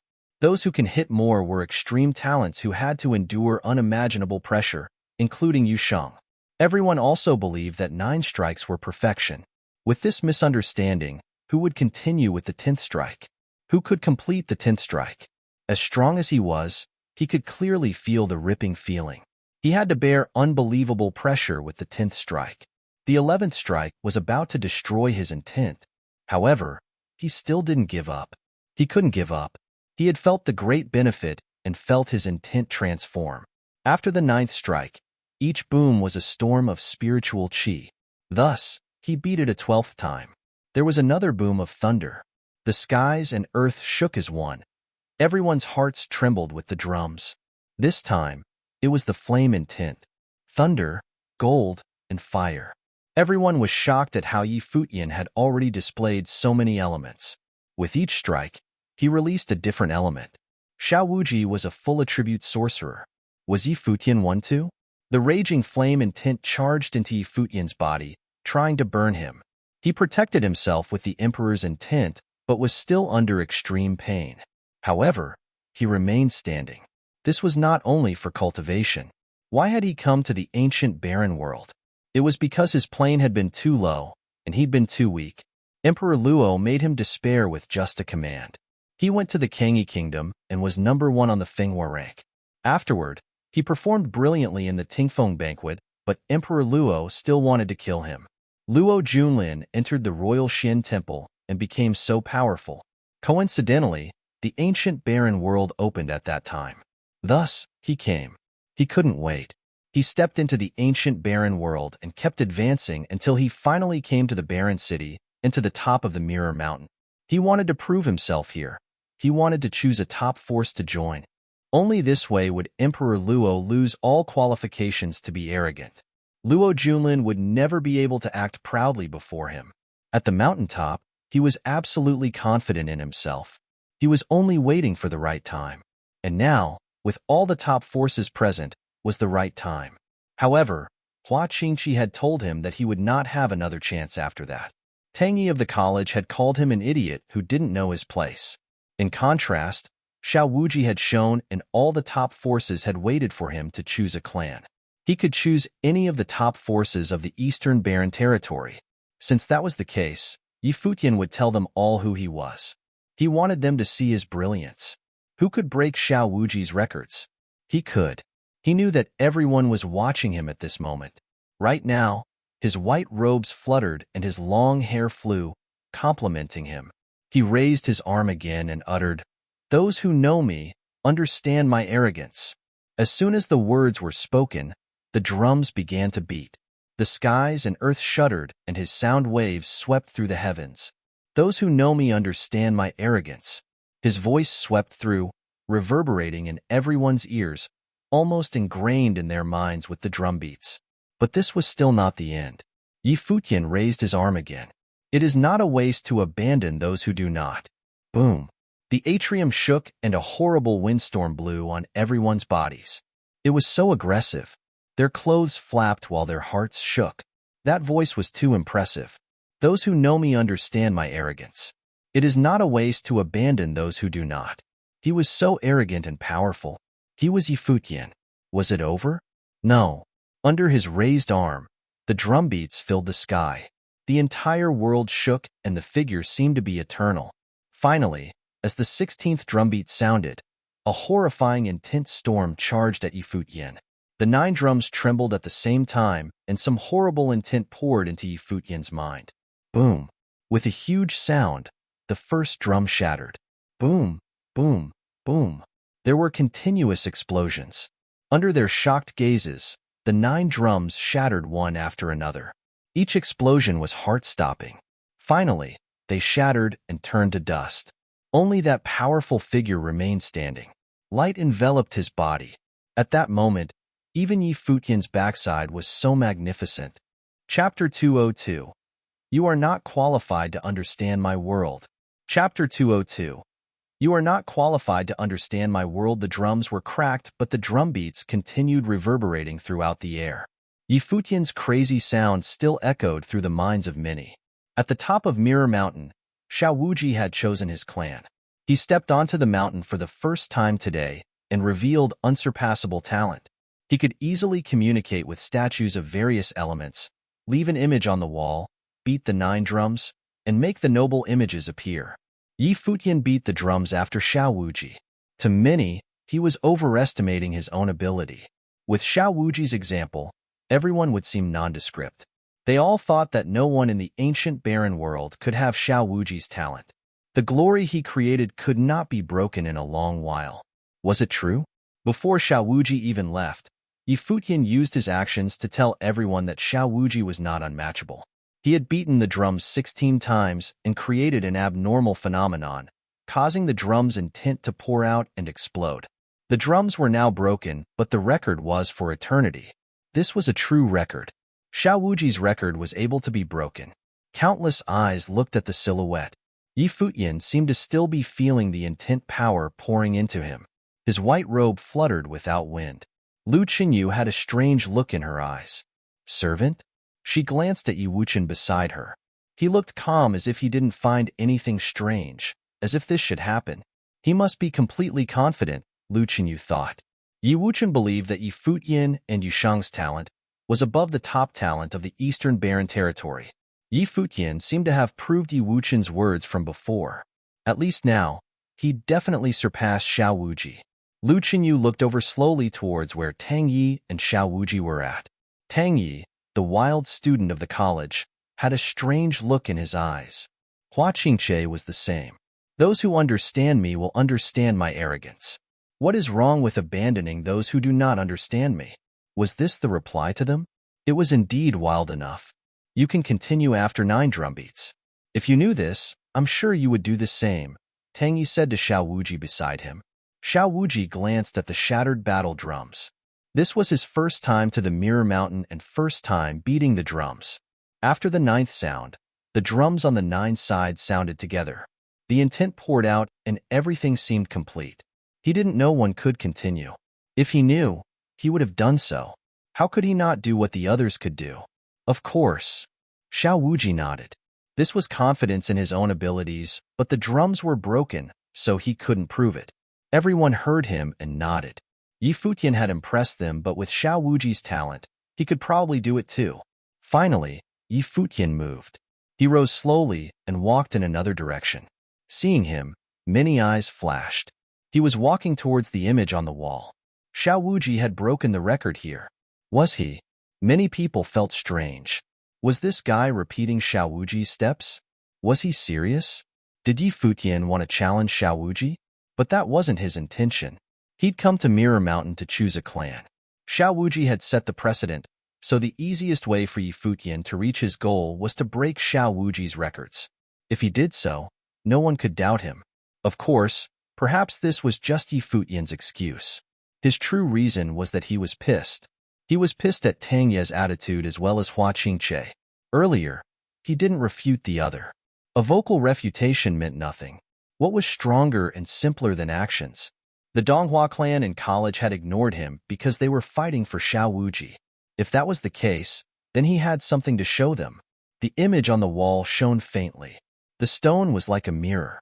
At this moment, Yi Futian stood before a huge boulder. At the mountaintop, everyone stared at him. He became the sole focal point. In reality, he'd taken the witch as a servant, so many people came for him. However, Xiao Wuji came to choose a clan and instantly stole the spotlight. In everyone's eyes, only Xiao Wuji existed. There was no room for anyone else. But now, Yi Futian once again was the center of attention.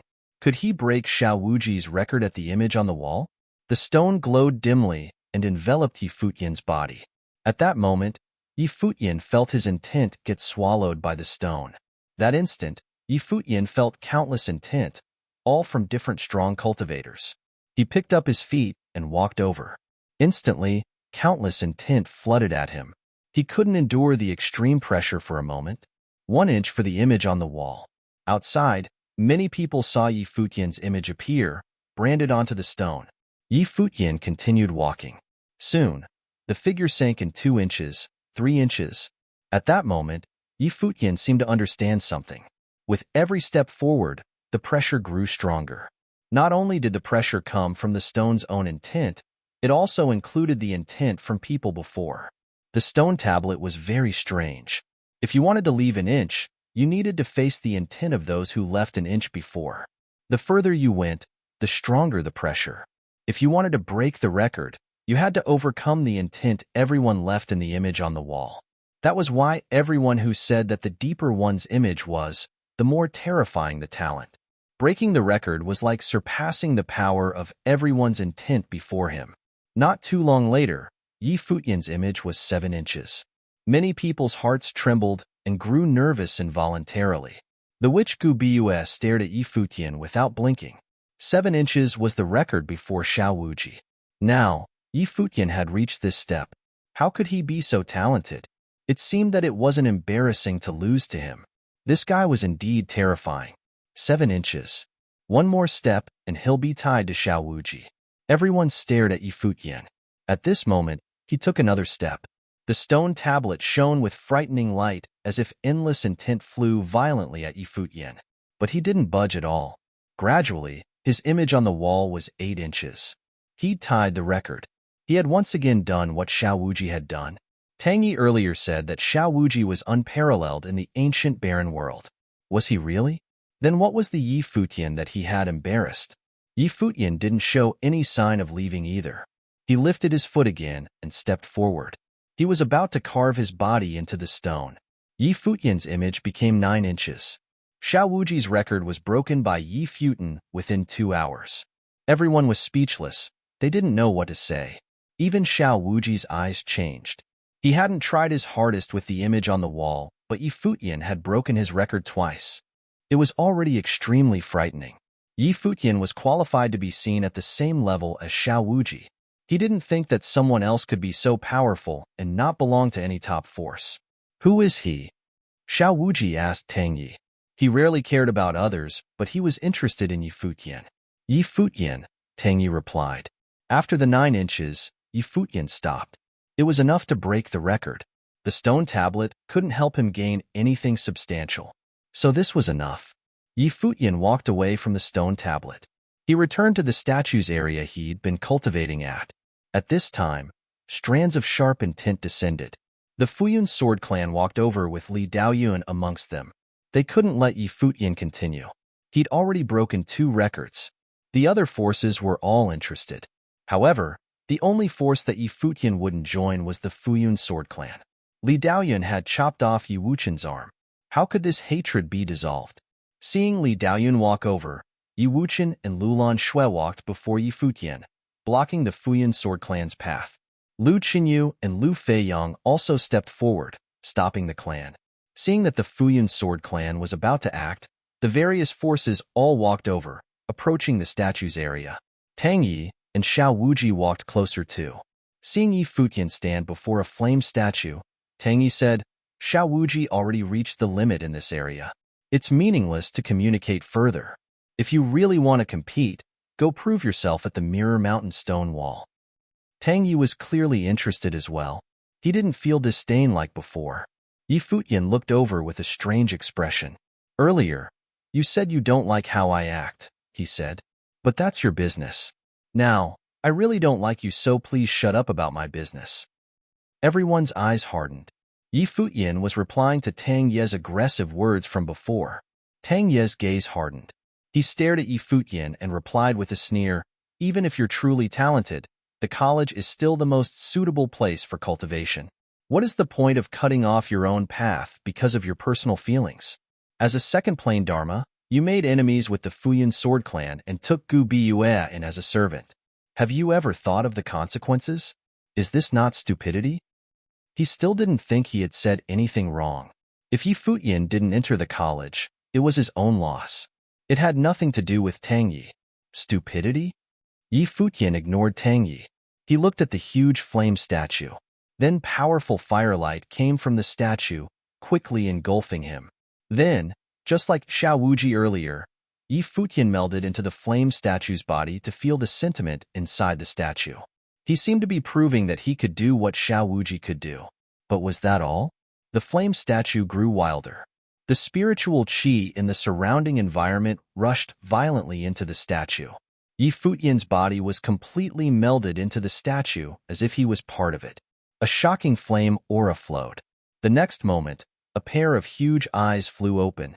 Firelight shot out from those eyes. They were the statue's eyes. That moment, the statue's eyes were filled with vitality. They turned slowly to Xiao Wuji. The next moment, under everyone's shocked gazes, the huge statue actually moved. The enormous flame statue turned around and moved before Tang Yi. Then an extremely overbearing voice came out of the statue. "You are not qualified to understand my world." Chapter 203, Burning Arm. Chapter 203, Burning Arm. A domineering yet impressive voice came out of the statue. It was Yi Futian's voice. At that moment, Tang Ye's expression grew uglier. He'd said that Xiao Wuji had gone to the limit, and it was meaningless for Yi Futian to continue. However, had Xiao Wuji really gone to the limit? Then what was Yi Futian doing now? Xiao Wuji could comprehend the statue, but Yi Futian could control it. Tang Yi had called Yi Futian an idiot twice, but why?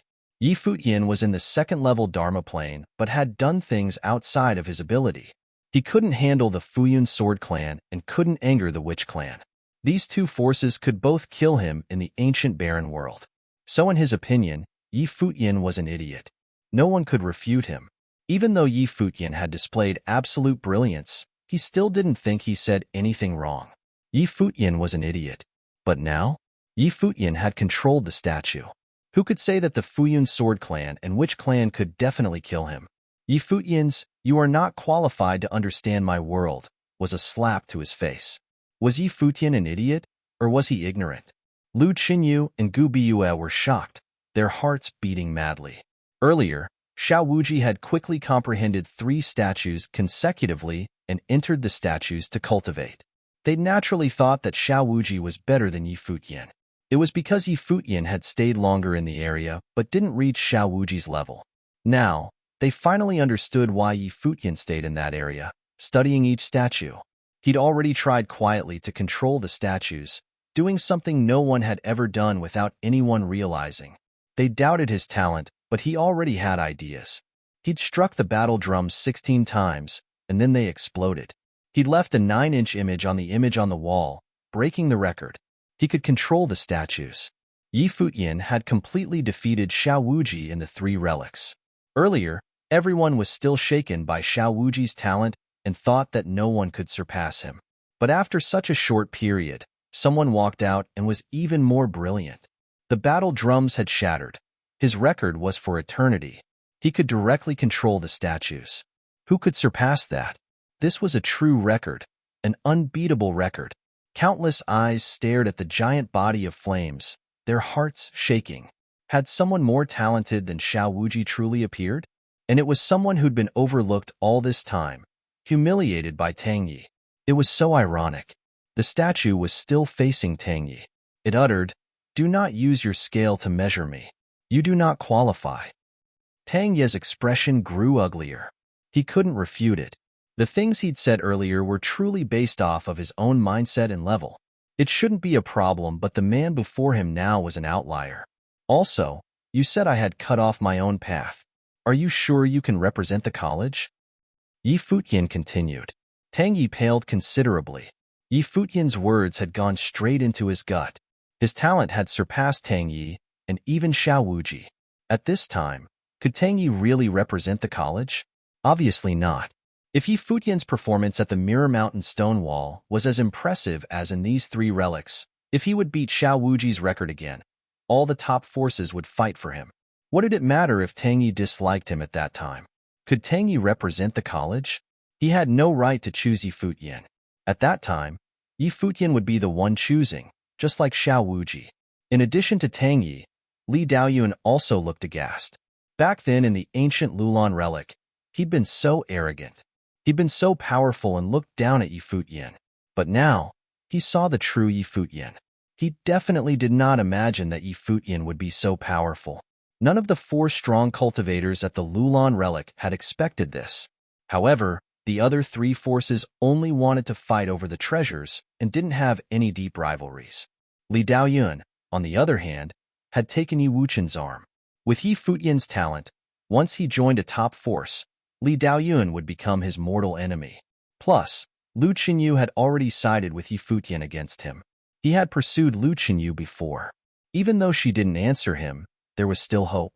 Now, when he wanted to fight Yi Futian, Lu Qinyu had walked up and was full of cold animosity. Looking at that beautiful face, he sighed inwardly. When he gazed at Yi Futian, the murderous intent in his eyes intensified. "Let him come," Yi Futian said. Lu Qinyu and Lulan Shui glanced at the statue and moved aside. Li Daoyun's gaze shot towards the statue and stepped forward. With one step, he shot into the air and landed before Yi Futian. "You told me you're waiting for me. So it seems that this is your confidence," Li Daoyun said to Yi Futian. Yi Futian didn't speak. The flame intent was to the extreme on the statue. "In the lower ancient barren world, the Dharma plane is the limit," Li Daoyun said. "Even if you can control the statue, your actual cultivation will only be the Dharma plane, but the power of the will isn't restricted. I have noble intent. I've fought against a true noble in the ancient Lulan relic. I'd like to see what you can do with this statue." "Enough," Yi Futian said. He understood what Li Daoyun was doing. There was a limit to the lower ancient barren world. No matter how powerful the statue was, it was the flame intent that was actually powerful. His statue's body could swallow the flame's spiritual qi in the world, but would still be restricted to the Dharma plane. But wasn't it enough for him to be at the pinnacle of the Dharma plane? Li Daoyun stood atop his sword in the air. The sword qi filled the air. He was holding the ritual implement sword that he'd received in the Lulan relic. His sword started dancing and the skies changed. Powerful sword intent burst in his body. All the spiritual qi in the world converged, transforming into sword qi. Li Daoyun was very serious. His personality was wild, but seeing Yi Futian's talent, he didn't dare underestimate him. He used all his power. If he could, he would kill Yi Futian on the spot. He hadn't joined any force yet. If Yi Futian was killed, no one would be able to say anything. Various afterimages formed. Countless images of Li Daoyun appeared in the sword qi. It was like his Dharma's ability. The countless figures all wielded their swords at once, and the sword qi strengthened. The windstorm was about to destroy everything. It seemed that only swords remained in that sky. Yi Futian's statue burst with horrible fire. It clenched its fists, and its body burned furiously. It was like a furnace, able to melt the entire world. Li Daoyun finally moved. The countless afterimages moved together. At that moment, there seemed to be rivers of swords in the sky, flowing to Yi Futian. Li Daoyun guided the sword river forward. He floated lightly like a cloud, but left behind the fatal swords. Boom! In the sky, horrible flames exploded, and wind blew through the sky. Countless flaming maple leaves appeared. They danced with the wind and swept towards Li Daoyun. With rustles, the horrible flaming maple leaves glowed with golden light. Like inextinguishable fire, they burned away Li Daoyun's afterimages to nothing. In the distance, the sky actually burned with golden fire. The world of fire created by the maple leaves engulfed the sword river, destroying it all. The statue's sorcery. Xiao Wuji's eyes flashed as he looked at the maple leaves. Many afterimages were burned, but one was able to slice apart the sky. The maple leaves all died away under his sword. That was the true Li Daoyun, fighting his way over to Yi Futian's statue. A swordsman's close combat ability was honestly terrifying. But just then, Yi Futian closed his palms. The giant hands of his statues were extremely quick, as if predicting the path of Li Daoyun's sword. The statue's hands closed around the sword. "You're gonna die," Li Daoyun uttered coldly. His sword was a ritual implement. How could Yi Futian capture it with his hands? Sword qi erupted, destroying everything. The furnace-like hands were about to shatter as well. His sword was the sharpest weapon in the world, and it stabbed towards the statue. The palm crumbled bit by bit. At the same time, horrible fire crept onto Li Daoyun's arm. It kept going, about to seep into Li Daoyun's body. "Break!" Li Daoyun roared. The sword qi shattered the statue's arms, and then angled up to the head. But almost simultaneously, his body suddenly lit up with countless fire prints. They were like holy fire, and pain arrived. His body was about to burn up. His sword-wielding hand trembled and his arm shone with golden flames. His face paled. Instead of continuing the attack, he chose to retreat decisively. In this battle, he would kill if he could. If he couldn't, he would retreat. There was no reason to fight to the death. "Give me an arm," Futian said coldly. The statue's eyes were just like his own. Horrible fire and tint shot out from those strange fiery pupils. Then Li Daoyun's arm seemed to set on fire. An ancient fire rune appeared. Ah!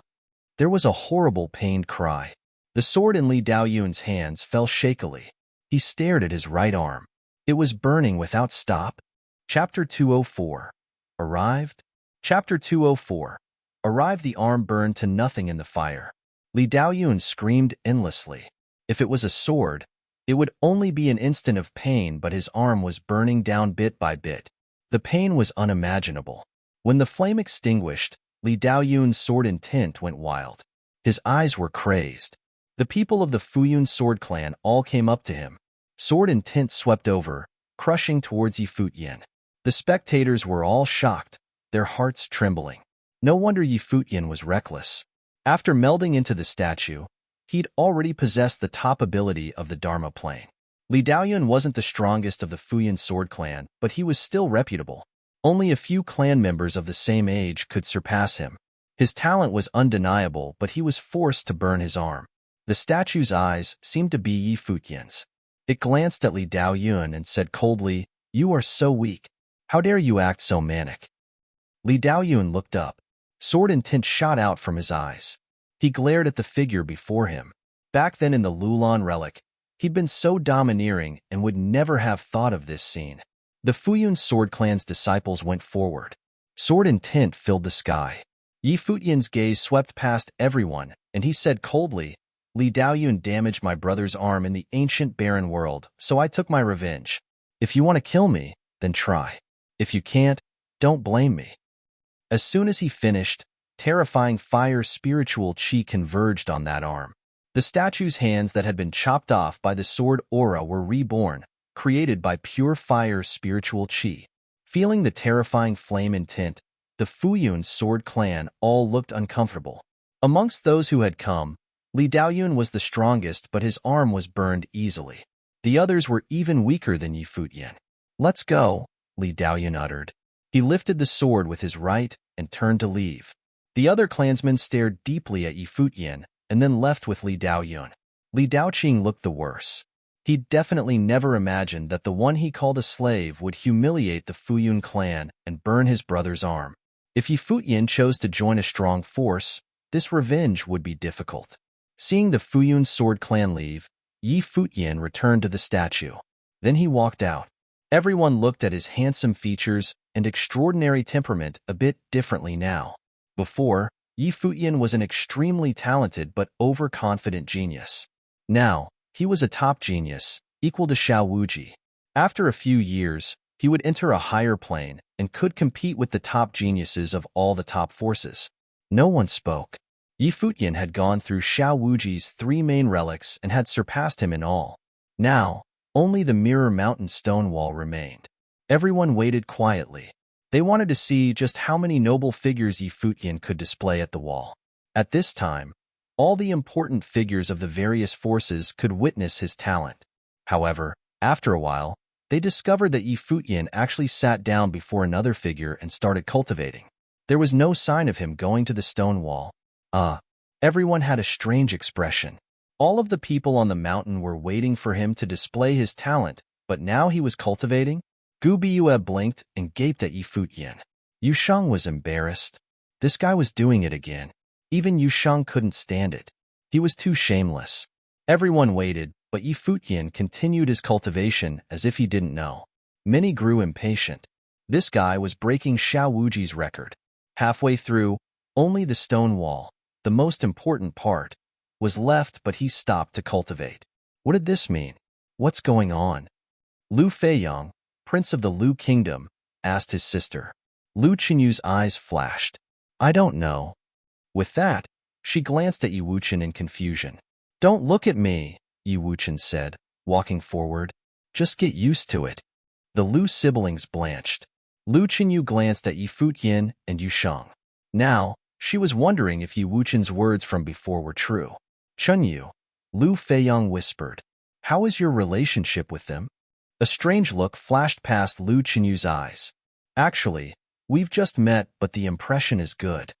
Thinking of the talent Yi Futian had displayed, she said, but what you're thinking might be difficult.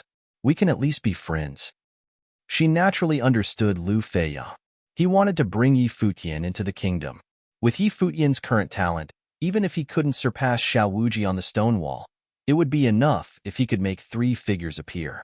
It was highly possible he could make 4 appear. After that, he could choose any of the forces. Hua Qingqi of the Donghua clan and Tang Yi of the college had all looked down on him. But just as what Yi Futian had told Tang Yi, if he was talented enough, Hua Qingqi and Tang Yi wouldn't be able to represent the 2 forces. Didn't you say one of them can become the princess's bride? Lu Chenyu's servant muttered. Lu Feiyang gaped at his sister. Lu Chenyi glared at her servant, making the girl retreat in fear. Don't overthink. Lu Chenyu stared at her brother. What was he thinking? I think we can consider it. Lu Feiyang laughed. Which one do you like? Lu Chenyu blushed and glared at Lu Feiyang. Won't you try the stone wall? Is it fun to make everyone wait for you? Xiao Wuji suddenly said. He'd been waiting for a long while now, but Yi Futian hadn't done anything. Yi Futian had beaten him on all 3 relic areas. He wanted to see just what Yi Futian could do at the stone wall. However, Yi Futian had started cultivating without showing any sign of wanting to go to the wall. Everyone gazed towards Yi Futian. They'd been asking this too. Yi Futian glanced over at Xiao Wuji a bit strangely. Did I tell you to wait? Xiao Wuji blanched. He stared at Yi Futian but couldn't reply. Many people looked between them. They all had an arrogant tone. The simple phrase felt like a challenge. But Yi Futian's actions were clearly obvious. How come his words were irrefutable? He really didn't make anyone wait. In fact, he didn't even say he was going to the Mirror Mountain stone wall. But after beating Xiao Wuji's records at the 3 relics, everyone thought he would naturally go to the stone wall. But now it seemed that Yi Futian didn't think that way. Did he not want to challenge Xiao Wuji? Or was he not confident enough to beat Xiao Wuji at the stone wall, so he wanted to cultivate and improve first? Let's go, Xiao Wuji said indifferently. He turned to leave. He had no interest in playing with Yi Futian. Tang Yi stared deeply at Yi Futian and left too. Everyone's eyes flashed. All geniuses were proud, and Xiao Wuji obviously didn't feel like being used to make Yi Futian look better in comparison. What right did Yi Futian have to make him wait? It seems that I've underestimated you. Are you interested in joining the Donghua clan? Hua Qingqi invited. Even if Yi Futian didn't pass the stone wall test, the talent he displayed was enough. I haven't thought about it, Yi Futian replied with a smile. Okay. Hua Qingqi nodded without saying more. Everyone thought that Yi Futian hadn't decided to choose a clan today. They started cultivating throughout the relic and stopped looking at Yi Futian. Some people left, but people from each force remained. As for Yi Futian's group, they cultivated without distractions. There were so many relics on the mountaintop. It was enough for them to cultivate for a while and improve themselves. Other than Yi Futian, Yu Sheng and Yi Wuchen were able to improve too. The days passed. Yi Futian's group improved bit by bit. Countless months later, they'd all risen in stage. Yi Wuchen had crossed into the 6th level Dharma plane. Yi Futian and Yu Sheng had entered the 3rd level. The mountaintop was always busy during these days. People kept coming to see the legendary figures who endlessly broke records. You've studied all the relics here. Are you still not planning on going to the stone wall? Gu Biyue asked Yi Futian now. What are you in a hurry for? Yi Futian asked, looking at her. The witch had been very obedient these past days and always stayed by his side. When people from the witch clan came, she would make them leave. I want to bring you into the witch clan, Gu Biyue said, smiling. Her eyes were mesmerizing. What's so good about the witch clan? Yi Futian asked. Both the Donghua clan and college were better than the witch clan. In fact, even the Lu kingdom was more promising. Me. Gu Biyue smiled gorgeously and said, if you join, I'll serve you forever. How about that? Yi Futian looked at her mesmerizing eyes and said indifferently, fulfill your duties as a servant and don't overthink. Beauty traps weren't effective on him. Gu Biyue looked at him with resentment. She looked hurt and pitiful. At that time, a group came to the Mirror Mountain from the barren city. The people in the front weren't too powerful, but had an extraordinary temperament. One of the girls, especially, covered her face, but everyone could tell from her aura and figure that she was definitely a beauty. There was a small smile in her eyes. She'd finally found information on that guy. He'd made such a big commotion in the barren city. Chapter 205. Lethality. Chapter 205. Lethality. This group of newcomers consisted of Hua Jieyu and others from the Kangyi Kingdom. After setting foot into the ancient barren world from the Hundred Lands, they had experienced quite a lot on their journey. Sometimes they asked around for information on Futian, sometimes they cultivated. They had come across many relic sites on their way and had managed to keep a low profile while becoming enlightened. After all, they were in a place like the ancient barren world, and though their group wasn't small, they couldn't be too confident when being compared to the prodigies from all over the eastern barren territory. However, Futian was as high profile as ever, causing a commotion everywhere he went. He had even made quite a name for himself in a place like the heart of the ancient barren world, the Barren City. Futian sure is a remarkable fellow. Barren City is where all the powerful cultivators from the central district of the eastern barren territory are gathered, and he actually managed to stir up a storm on Mirror Mountain. His talents are wasted in a place like the Hundred Lands, Danshan said as he smiled, bitterly thinking of the information they acquired earlier. They knew Futian was powerful, but they had no idea he was this freakishly powerful. Jieyu, your worries have been for nothing. He's doing just fine. Lingxi smiled. Hua Jieyu nodded her head lightly with smiling eyes. I heard he took in the witch as his servant, so of course, he's doing good. Everyone says she's extremely beautiful. She's just a servant. Don't think too much about it, Jieyu. Lingxi felt something was off. Like Hua Jieyu had a deeper meaning behind her words.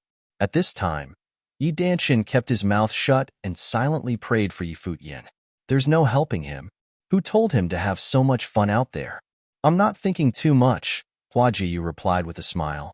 Lingxi's eyes flickered and she thought to herself, this is the best I can do. Futian better wish for the best. The group continued forward, getting closer to Mirror Mountain. They could already faintly see the ancient mountain in the barren city. Meanwhile, Futian had absolutely no idea. He was still cultivating quietly with beautiful girls around him. Lulan Shui was also cultivating. Lin Yueyao would look over at him every now and then there was the witch who stuck to him, flirting from time to time. Futian was not tempted by her at all. A person as pure as Futian would definitely not be thinking about other girls. Although, he did enjoy the special treatment. After all, it was part of her job as his servant. At the top of Mirror Mountain, many people would turn their attention over to Futian occasionally. It had been days, and still nothing from him. Was he really not planning on heading over to the mountain's stone wall to show off his powers? What on earth could be going on inside this guy's head? Presently, there were disciples of many top powers who had decided to stay and cultivate with him. All of them were inwardly cursing Futian for being a jerk. Just then, a figure arrived beside Futian. It was Lulan Shui. Gu Biyue looked at the silver-haired ice beauty. She already knew that she was the virgin of ancient Lulan. Despite her identity, Lulan Shui was still willing to follow beside Futian. Do you need something? Futian asked when he noticed the girl next to him. Lulan Shui nodded. I've been observing that water elemental statue over there for the past days, but can never manage to control it. How did you do it? Futian was surprised by her question. How eager to learn. If it's an inconvenience to you, then forget it, said Lulan Shui. Have you tried to guide and control the will within? Asked Futian. What he was talking about was not an easy task. Aside from himself, there may not have been anyone else in the ancient barren world who could do so. Lulan Shui looked stunned. Of course, she had tried, but how was it actually possible? The will contained within every statue was incredibly powerful. They were all pure noble wills. Although she had also acquired noble will through enlightenment, to suppress and even control the statue's own will was close to impossible. You can control the statue's will? Gu Biyue walked closer to join their conversation. Aren't you being a little nosy? Glared Futian. This servant was such a headache. Can't you learn to be nicer to women? Asked Gu Biyue, looking oh so pitiful. She made it look as if she had been wronged, but Futian simply ignored her. He was used to her antics. Just then, a group of people made their way up the steps of Mirror Mountain. They immediately attracted tons of attention. The ones in the front of the group had a special aura around them. Could they be from a great power? Over there, a young man in the front of the group said after his attention fell on a certain location. The entire group turned in that direction, Futian's direction. Right now, Futian had two beautiful girls on either side of him. Lulan Shui was cold like ice, and the witch, Gu Biyue, was passionate and warm. Two completely different auras, but both equally beautiful. Futian had yet to see the situation on the stairs. There were always people coming up Mirror Mountain. He did not pay it any attention. Lingxi noticed the scene ahead, and a look crossed her face. She snuck a peek at the veiled female beside her. Trouble's coming, thought Yi Danchin as he prayed for Futian. Big trouble. Hua Jieyu lifted her feet and headed toward Futian. Yi Danchin and Lingxi exchanged glances and scurried after her. Seeing that the group was headed in Futian's direction, many people went into discussion. Had they come for Futian? The female leading the group had a veil hiding her face. Her eyes were beautiful and her body was curvaceous. Could they have been sent by some great power to recruit Futian? Yu Sheng's eyes drifted in their direction and noticed the group. He saw Yi Danchin and Lingxi, then Hua Jieyu. He took huge steps to arrive next to Futian and stood. He cleared his throat. Futian looked over at Yu Sheng and asked, "What's wrong?" Yu Sheng tried to send him a signal through his eyes. Futian looked confused. What the hell was wrong with this guy? Who could have arrived to make him act like this? What was the big deal? His eyes drifted over slowly and finally saw the group coming their way. He shivered and then jumped up in surprise. On the inside, he was cursing at Yu Sheng. That jerk. Couldn't he have given him a heads up? He then turned to Lulan Shui and the witch, Gu Biyue. They were still standing next to him. He was screwed. Was this really his fault, though? It was purely a coincidence. The witch was a smart girl, so she picked up on Futian and Yu Sheng's odd reactions immediately. Something was up. If these were people from some great power, there was no way Futian would react like this. He had actually jumped. Really quickly, too. Everyone thought that this was abnormal. Who were these people? Whether it had been Xiao Wuji or Tangyi of the college, the arrogant Futian never cared. He even burned one of Li Daoyun's arms. What kind of person would scare him so much that he would jump up in the air like that? Hua Jieyu finally stopped at a spot not too far from Futian. Her beautiful eyes glanced over at Lulan Shui and Gu Biyue. There seemed to be a hint of bitterness in her eyes, which then landed on Futian. Yi Danchin and Lingxi stood behind Hua Jieyu. They stood quietly and looked over at Futian. They thought, "We can't help you now." The way Futian looked at Hua Jieyu was like a criminal waiting for judgment. However, he stopped and thought a little more. It didn't seem like he had done anything wrong. Shouldn't he be happy to see Fox again? Why was he feeling guilty? "What brings you here?" Futian asked in a gentle tone and a smile after giving the situation some thought. She had traveled so far to enter the ancient barren world and stand here in front of him. It could not have been easy. Hua Jieyu continued to stare at him without a word. Futian immediately felt guilty again. "Sis-in-law, this is a misunderstanding. They were the ones who wanted to follow Futian," said Yu Sheng.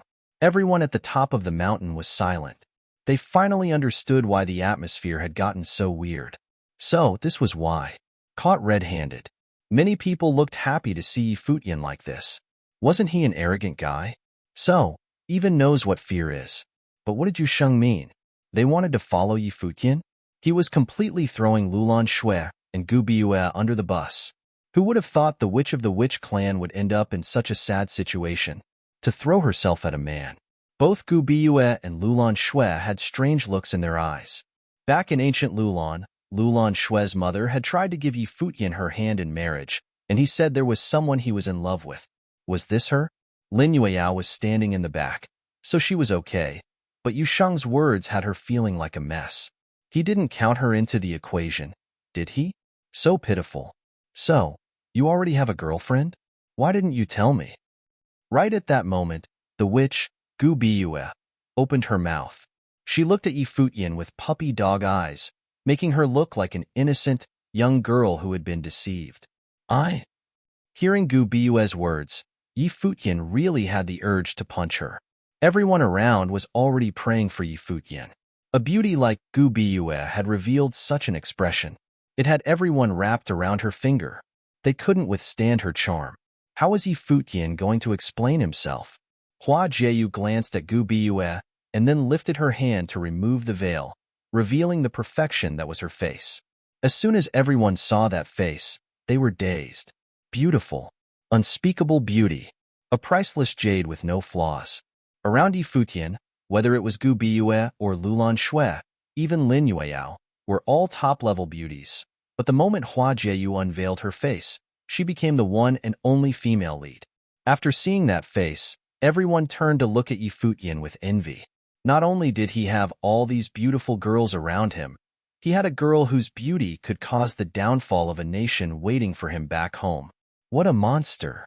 Gu Biyue and Lulan Shui were also dazed. Was this the reason why it never worked to use their beauty against him? Hua Jieyu's eyes looked so delicate. She looked at Yi Futian and stepped toward him. Arriving by his side, she continued to look him in the eyes. There was no storm like everyone had anticipated. She spoke to him with a soft, gentle voice. I missed you.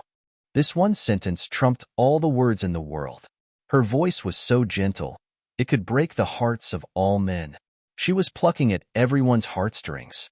Hearing her gentle voice and seeing those love-filled eyes so close, Yi Futian's heart had already melted. He actually began to feel ashamed, despite not doing anything bad.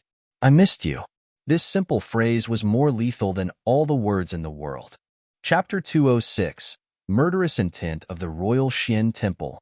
Chapter 206, Murderous Intent of the Royal Xian Temple. At the mountaintop, countless eyes looked to that horribly beautiful figure. That gentle voice even softened their hearts. How could Yi Futian get with other girls when he had someone like her? Everyone looked at Yi Futian in jealousy and envy. But seeing Yi Futian's handsome face and his talent, they actually seemed to fit each other. It was as if they were born to be together. When Lulan Shui saw this, she lowered her head slightly. Her mother had said that the feelings would develop over time. Men were disloyal and she was so amazing. Yi Futian would quickly forget about the girl he loved. She didn't think anything at the time but vaguely felt that her mother was right. But now, Lulan Shui realized her mother was wrong. The girl that he loved was much, much better than her mother had imagined. No wonder he refused no matter how she forced him to marry Lulan Shui. Behind Hua Jieyu, Yi Lingxi and Yi Danchen exchanged glances. The scene they'd imagined didn't happen. Instead, Hua Jieyu's gentle voice melted everyone. Yi Lingxi smiled faintly. Perhaps only someone like Hua Jieyu could control Yi Futian. Yi Futian gazed at the pretty eyes right before him. His heart had melted. Reaching out, he cupped Hua Jieyu's face in his hands. I missed you too. He was speaking the truth. He'd prepared to finish everything before the end of the year and return to Kangyi, but didn't expect that Jieyu would take the risk and come to find him in the ancient barren world. Hua Jieyu smiled sweetly and glowed brilliantly. She looked to the side at Gu Biyue and Lulan Shui. Then she lowered her head as if feeling bad. Did I do something wrong? She raised her head slowly and gazed imploringly. No. Yi Futian felt tenderness from the bottom of his heart at Hua Jieyu's appearance. Oh. Hua Jieyu seemed to get over it. Smiling brightly, she said, then tell me whatever you want to do and I'll agree. Okay. Yi Futian nodded and looked to Gu Biyue. She's Gu Biyue. She lost to me in a challenge and agreed to be my servant, but she's not obedient. Don't mind what she just said. She did it on purpose. Oh, you don't have to explain. I trust you, Hua Jieyu said gently. Gu Biyue looked at Hua Jieyu. She suddenly understood why her beauty trap always failed.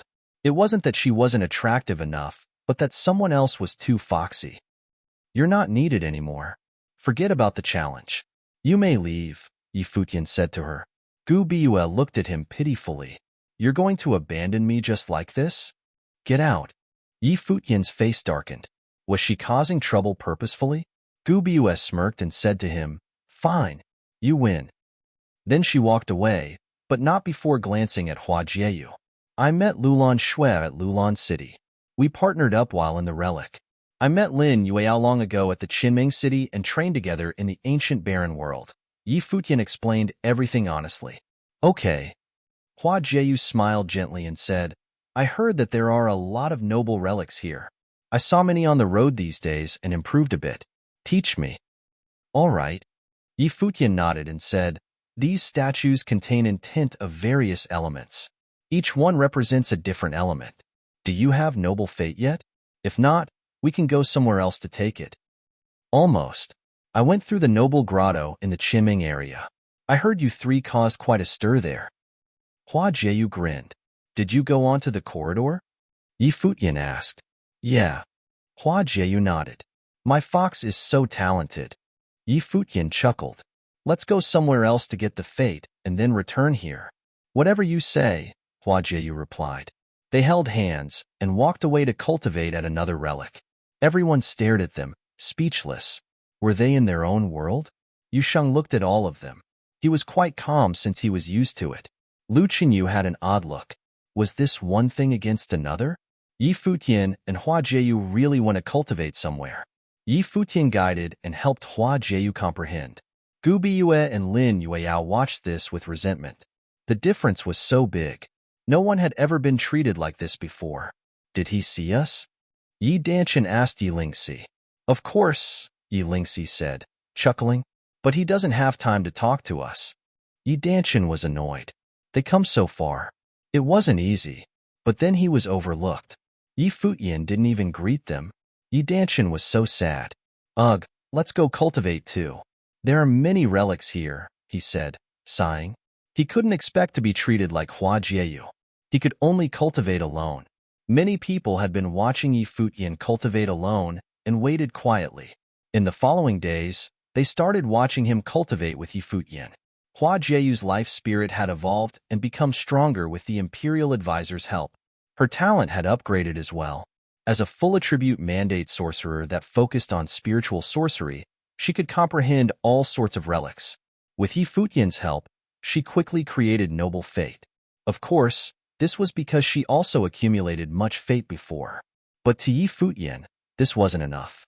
He continued to help Hua Jieyu, bringing her to various statues. She could comprehend all types of intent and improved every day. In addition, Yi Futian, Yu Sheng, Yi Wuchen, and everyone else were all improving and getting stronger. Time continued to pass by. The commotion created by Yi Futian and Xiao Wuji gradually calmed down. Fewer and fewer people mentioned it. Yi Futian was busy with his girlfriend and didn't think about the Mirror Mountain stone wall. When did he plan on choosing a clan? The majestic Royal Xian Temple in the eastern barren territory seemed to be in the clouds. At the moment, a young man stood at the edge of a pavilion with his hands behind his back. He watched the rolling clouds. One could see far if one stood up high. Standing in the Royal Xian Temple and looking down, one's heart would feel more open. One would feel mighty. Junlin, what are you doing? A gentle voice said. The young man looked over and saw a beautiful girl walk towards him. She looked at the man gently. Thinking of something, the man said. You've just come out of seclusion and broke into a new plane. What is there to be worried about? The girl smiled tenderly. The young man was Luo Junlin, crown prince of the Nandu nation. After coming to cultivate at the Royal Xian Temple, he grew uninterested in his position as prince. Even though the position belonged to him and everyone in Nandu knew, he could give it away. The outside world was so incredible. In this mighty era, all forces in the Eastern Barren Territory were fighting each other. Talents were everywhere. Being the emperor didn't satisfy him anymore. As an emperor, he would be in a high position and could do whatever he wanted. However, it was meaningless to enjoy that authority and glory. He didn't want it. Now, he'd already entered the Arcana plane and would soon enter the Noble plane. The Nandu nation was nothing to him. Luo Junlin embraced the girl while still looking at the sea of clouds. He murmured, I wish to return at the end of the year. I can't be assured unless some things are taken care of. Is it still that matter? The girl gazed at him and said, What about someone in the glory plane can worry you? Just kill him. He's quite talented.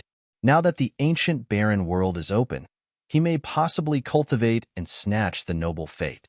He'll be taken in by some top force, Luo Junlin said. This was why he came to the Royal Xian Temple. No matter how talented he is, you don't have to worry even if he's lucky to enter a top force. The girl smiled. If you really are worried, I can ask my father to let me bring some men with me on a trip. How can a small country's emperor stop me?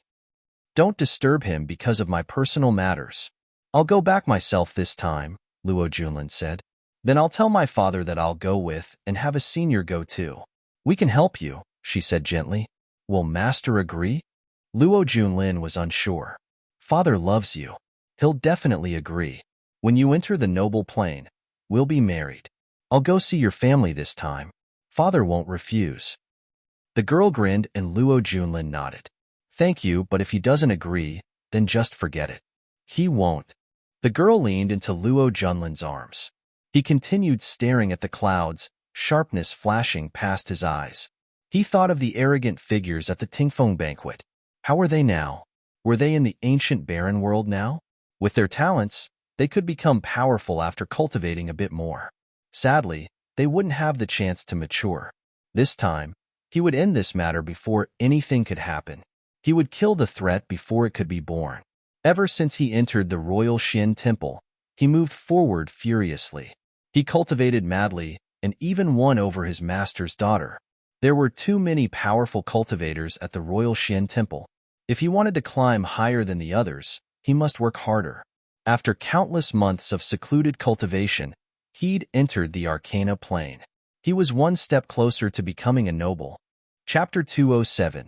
In the name of Kangyi. Chapter 207. In the name of Kangyi, it was only natural that Yi Futian had no clue about Luo Junlin's murderous intent all the way at the Royal Xian Temple. But then again, taking care of him was the main reason why Yi Futian wanted to join a powerful force in the ancient barren world. Having Luo Junlin in the Royal Xian Palace was a threat, after all, especially to the Kangyi Kingdom. Yi Futian owed Emperor Yi so much, he would not allow the kingdom to fall into danger. On the top of Mirror Mountain were many relics.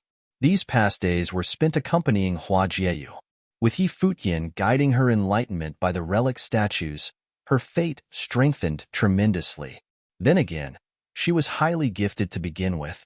She was also a full attribute sorcerer and could comprehend all the different elemental statues.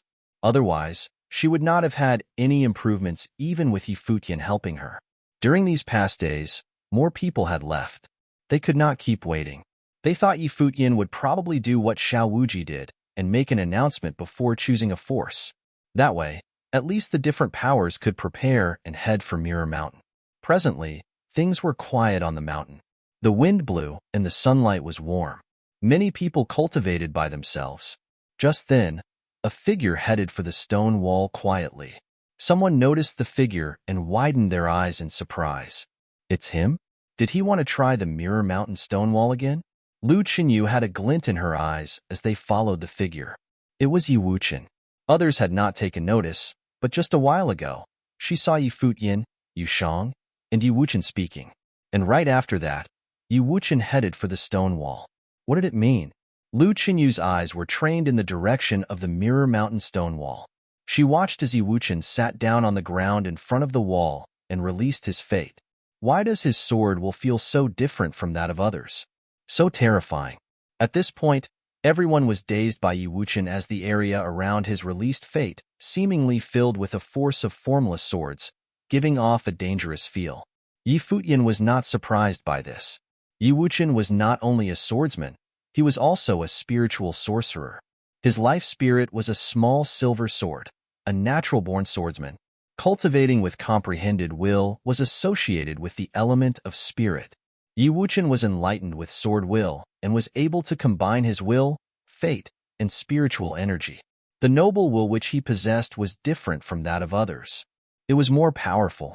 Even his formless spiritual sword intent had extreme attack powers. If his opponent did not have noble will, Yi Wuchen would easily be able to destroy them even if they were in higher levels.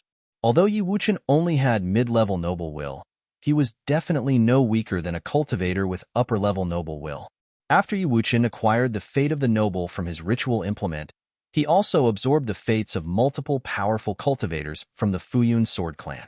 Right now, the Mirror Mountain stone wall looked almost transparent once again. A formless force encapsulated Yi Wuchen's body. Gradually, more and more people took notice and turned their attention to him. Yi Wuchen was going to challenge the Mirror Mountain stone wall. Yi Danchen and Yi Lingxi were also looking over. This cousin of theirs had been cultivating alongside Yi Futian in the ancient barren world, and they had no idea what level he was at now. Slowly, one noble figure appeared on the stone wall. Nobody was surprised by this. When Yi Wuchen had come in front of the stone wall months ago, two noble figures had already appeared. And then, just as everyone expected, the second noble figure appeared. Can he challenge three? Everyone's eyes sparkled as they watched on. Lu Qinyu's eyes were glued in Yi Wuchen's direction, full of anticipation. Although it seemed like the chances for a third figure to appear were slim, Yi Wuchen had already improved greatly since his last attempt. He was in a higher level of cultivation, so it would not be completely impossible. The force field remained over Yi Wuchen. The stone wall released a bright shining light. There was a faint figure of another noble which caused all spectators to become extremely nervous. Their eyes were stuck on the Mirror Mountain stone wall. A crazy force of will erupted from Yi Wuchen and filled the entire area with sword qi. The figure on the wall became clearer and clearer until it was completely opaque, so real that it was as if the figure was imprinted on the stone wall. The third noble figure had appeared. So powerful. The onlookers stared at Yi Wuchen. Everyone had previously focused solely on Yi Futian and seemed to have neglected those around him. This one-armed swordsman was terrifyingly gifted. In the ancient barren world, only those who were freakishly powerful had been able to make four noble figures appear on the Mirror Mountain stone wall.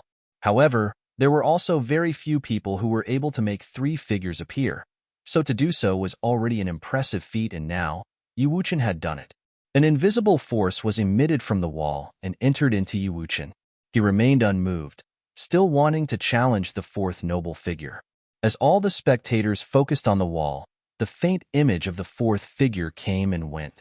Finally, Yi Wuchen sighed when that faint image of the noble figure never showed itself completely. But that did not change the looks of amazement people had when they looked at Yi Wuchen. "Chenyu, it seems like you two have a pretty good relationship," Lu Feiyang teased his sister beside him. "Don't think too much of it." Lu Chenyu did not feel like humoring her brother. He just made it to the 6th level Dharma plane. "There's still so much potential," said Lu Fengyang. "Plus, his looks and the aura around him are also outstanding." Lu Chenyu was speechless. Were there really older brothers like him? What was the meaning behind his words? The light still shone on the Mirror Mountain stone wall. Yi Wuchen stood there looking at it. A little while later, he spoke. "The Hundred Lands, Kangyi Kingdom, Yi Wuchen." After introducing himself, he turned and left the stone wall.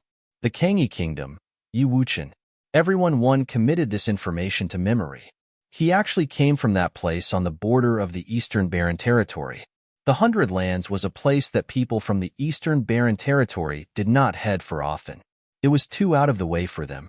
What was Yi Wuchen's purpose for making his information known?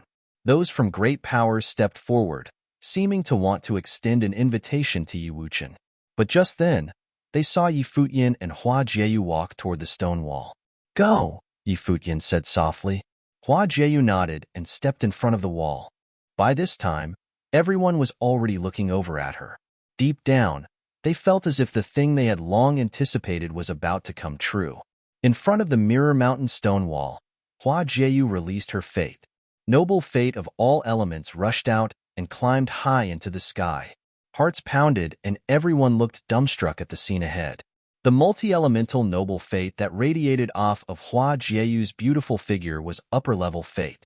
The witch, Gu Biyue, never left Mirror Mountain. Also watching Hua Jieyu was Lulan Shui. This was when both females realized that Hua Jieyu's beauty was not the only reason Yi Futian was wrapped around her fingers. This powerful female was the reason Yi Futian never paid other women any attention. Lin Yueyao was dazed. Was the gap between her and Hua Jieyu really that big? If that jerk, Yi Futian, would have helped her like he did with Hua Jieyu, Lin Yueyao could very likely have acquired noble fate already. Very quickly, the first noble figure appeared. Then, the second. Everyone could feel the heavy pounding of their hearts. They felt it deep down. Something big was about to happen. Hurry and notify the people of the clan, ordered someone from a great power. Many of his fellow clan members scurried. Their status was not enough to persuade Futian and the others to join their clan. It's too late, said someone else. Nobody expected Futian's group to make their move so suddenly. There was no hint, and they definitely did not give out a specific time beforehand as Xiao Wuji did. The Mirror Mountain stone wall glowed with a bright light. The light grew brighter and brighter until the third noble appeared, sending a shiver down everyone's back. Another genius cultivator who was able to make 3 nobles appear. She also possessed upper-level fate. On top of that, she also seemed to be a full attribute sorcerer. Hua Jieyu challenged a 4th figure, but just like Yi Wuchen, she failed in the end. Looking up at the stone wall, she spoke softly, Kangyi Kingdom, Hua Jieyu. Another one from the Kangyi Kingdom. Everyone was shocked. Yi Danshan and Yi Lingxi felt a squeeze in their hearts. The siblings exchanged a glance filled with shock. They shared a realization. The Kangyi Kingdom was about to become famous. Hua Jieyu returned beside Yi Futian and was met with a bright smile. Then, Yu Sheng stepped out from Yi Futian's side. He also stopped in front of the stone wall. Do they plan to keep going? Spectators had their gazes frozen on the large figure. Yu Sheng released his fate. The will of strength, metal, and wind were released. All of the noble level. Another person with upper-level fate. The people were now desensitized to this. Both Yu Sheng and Hua Jieyu were only in the 3rd-level noble plane, but were both in possession of upper-level noble fate. When had it become so easy to acquire noble fate? The Mirror Mountain stone wall glowed again, its light blanketing over Yu Sheng. Mere moments later, the first noble figure appeared. Will he also make 3 figures appear? Everyone's thoughts were running wild. Was there going to be 4 freakishly powerful people from one batch of visitors who were able to make 3 noble figures appear? Not too long after, a second figure appeared. Bystanders took a deep breath. He should have no problem with a 3rd figure. Just as they expected, a 3rd figure appeared on the Mirror Mountain stone wall a while after. Yu Sheng basked in the strong, bright light emitted off the wall. What's going on today? All the people on the mountaintop were rendered speechless. Gu Biyue's eyes sparkled in amazement, while Lu Chunyu's heart pounded loudly. This whole group of people was freakishly gifted. On the stone wall, the faint image of the 4th figure flickered. But nobody cared too much this time around, seeing that Yi Wuchen and Hua Jieyu had been able to do the same before and had both ended in failure. It was most likely going to end the same for this person. Even so, everything these 3 people had accomplished had already shocked everyone around. Slowly, the 4th noble figure's image became clearer. The flickering of the image became shorter, seemingly stabilizing. Look, shouted a spectator. This is not possible. Everyone stared at the stone wall. The image of the 4th figure was becoming more and more opaque. And just like that, in front of their very eyes, the 4th noble figure appeared, imprinted on the stone wall. Many people were extremely surprised. Making 4 noble figures appear on the Mirror Mountain stone wall was something only top-level geniuses could do. And now, Yu Sheng had also accomplished this. Furthermore, he was only at the 3rd-level Dharma plane. Kangyi Kingdom, Yu Sheng, he shouted loudly. Everyone jumped at his volume. Kangyi Kingdom, Yi Wuchen. Kangyi Kingdom, Hua Jieyu. Kangyi Kingdom, Yu Sheng. In the name of Kangyi. Chapter 208. Waves. Chapter 208. Waves. With Yu Sheng's roar, everyone's heart shuddered too. What exactly was the Kangyi Kingdom like? The top 3 prides had tested their talents at the Mirror Mountain stone wall. They were all extremely brilliant, equal to the top figures of the Eastern Barren Territory. Yu Sheng especially had made 4 noble figures appear. Xiao Wuji had stopped at that point. His was a record, and Yu Sheng had tied with him as a 3rd-level Dharma plane. Since Yi Wuchen, Hua Jieyu, and Yu Sheng were all from the Kangyi Kingdom, then what about Yi Futian? The 100 Lands was a barbaric land, but how did such a small country nurture such talented people? Were they doing this for the name and dignity of the Kangyi Kingdom? At that time, countless eyes looked somewhere, obviously in Yi Futian's direction. Yi Wuchen, Hua Jieyu, and Yu Shang had all displayed their talents.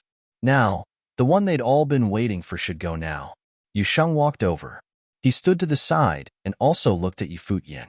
Under everyone's scrutiny, he stepped forward and walked to the stone wall. This guy, countless eyes stared at him. After waiting for so long, was he finally going to do it? Since Yu Shang could make 4 noble figures appear, he must be able to do it too. Futian made his way to the stone wall.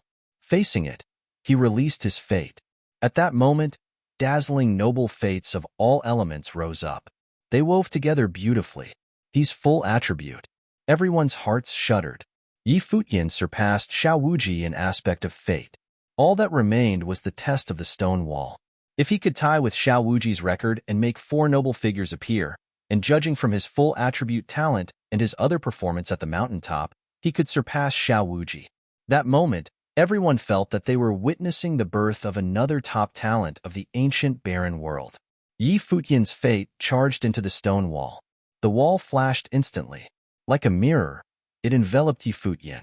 At that moment, Futian felt his mind enter the wall. It was a void, like inside the mirror mountain stone wall. A terrible will press down on him. It was noble in tint. Then it transformed into a figure and came down on Futian. But Futian's own will was so powerful now. Fiery noble intent burst forth and danced, branding onto the noble intent, destroying it. A noble figure instantly appeared on the stone wall. So fast, the people muttered, seeing the figure that appeared instantaneously. He was too fast. The first noble figure seemed to pose no threat to him. In the void, the second noble figure appeared. It was made from pure flame intent and burned towards Futian. Futian's figure, also created by intent, was extremely cold. Icy intent was released, sealing everything. The flame intent was covered by frost. Then thunder intent exploded and destroyed everything. The flame intent disappeared. On the stone wall, a second noble figure appeared. Many advanced cultivators in the Eastern Barren Territory could do that. But the third noble figure was a huge challenge. Many were defeated here. Those that could succeed were all the top figures of each force. The third noble figure appeared before Futian. It was created by flame intent and was very pure. It felt like the Emperor Noble he'd met at the Lulan relic. Futian had to use his Emperor's intent to defeat him. Wuchen had lost to the third figure on his first try. This figure was covered in horrible fire that flowed across him like lava. He was like a demon ruling over hellfire. He walked towards Futian's intent. The powerful heat rushed over to burn Futian to nothing. His will transformed into a furnace. It also bathed in endless fire and seemed to shine like a sun. He was like a sun god. Ancient runes of fire flashed around him like godly flames. The limit of noble fire intent? He wanted to see if his own could defeat the extreme. The two flame bodies walked towards each other with shocking firelight. The body of the Demon King and the body of the Sun Furnace crashed. Fire flowed wildly. At that moment, Futian understood something. The first intent he'd released after entering was flame intent, so the flame intent here grew stronger. Now, such a terrifying king appeared. It contained noble-level flame techniques and clashed against his intent. No wonder Wuchen had been defeated the first time. The second time, he'd clearly surpassed his limits with his sword and made the third figure appear on the stone wall. Since Wuchen could do it, Futian wouldn't use his Emperor's intent either.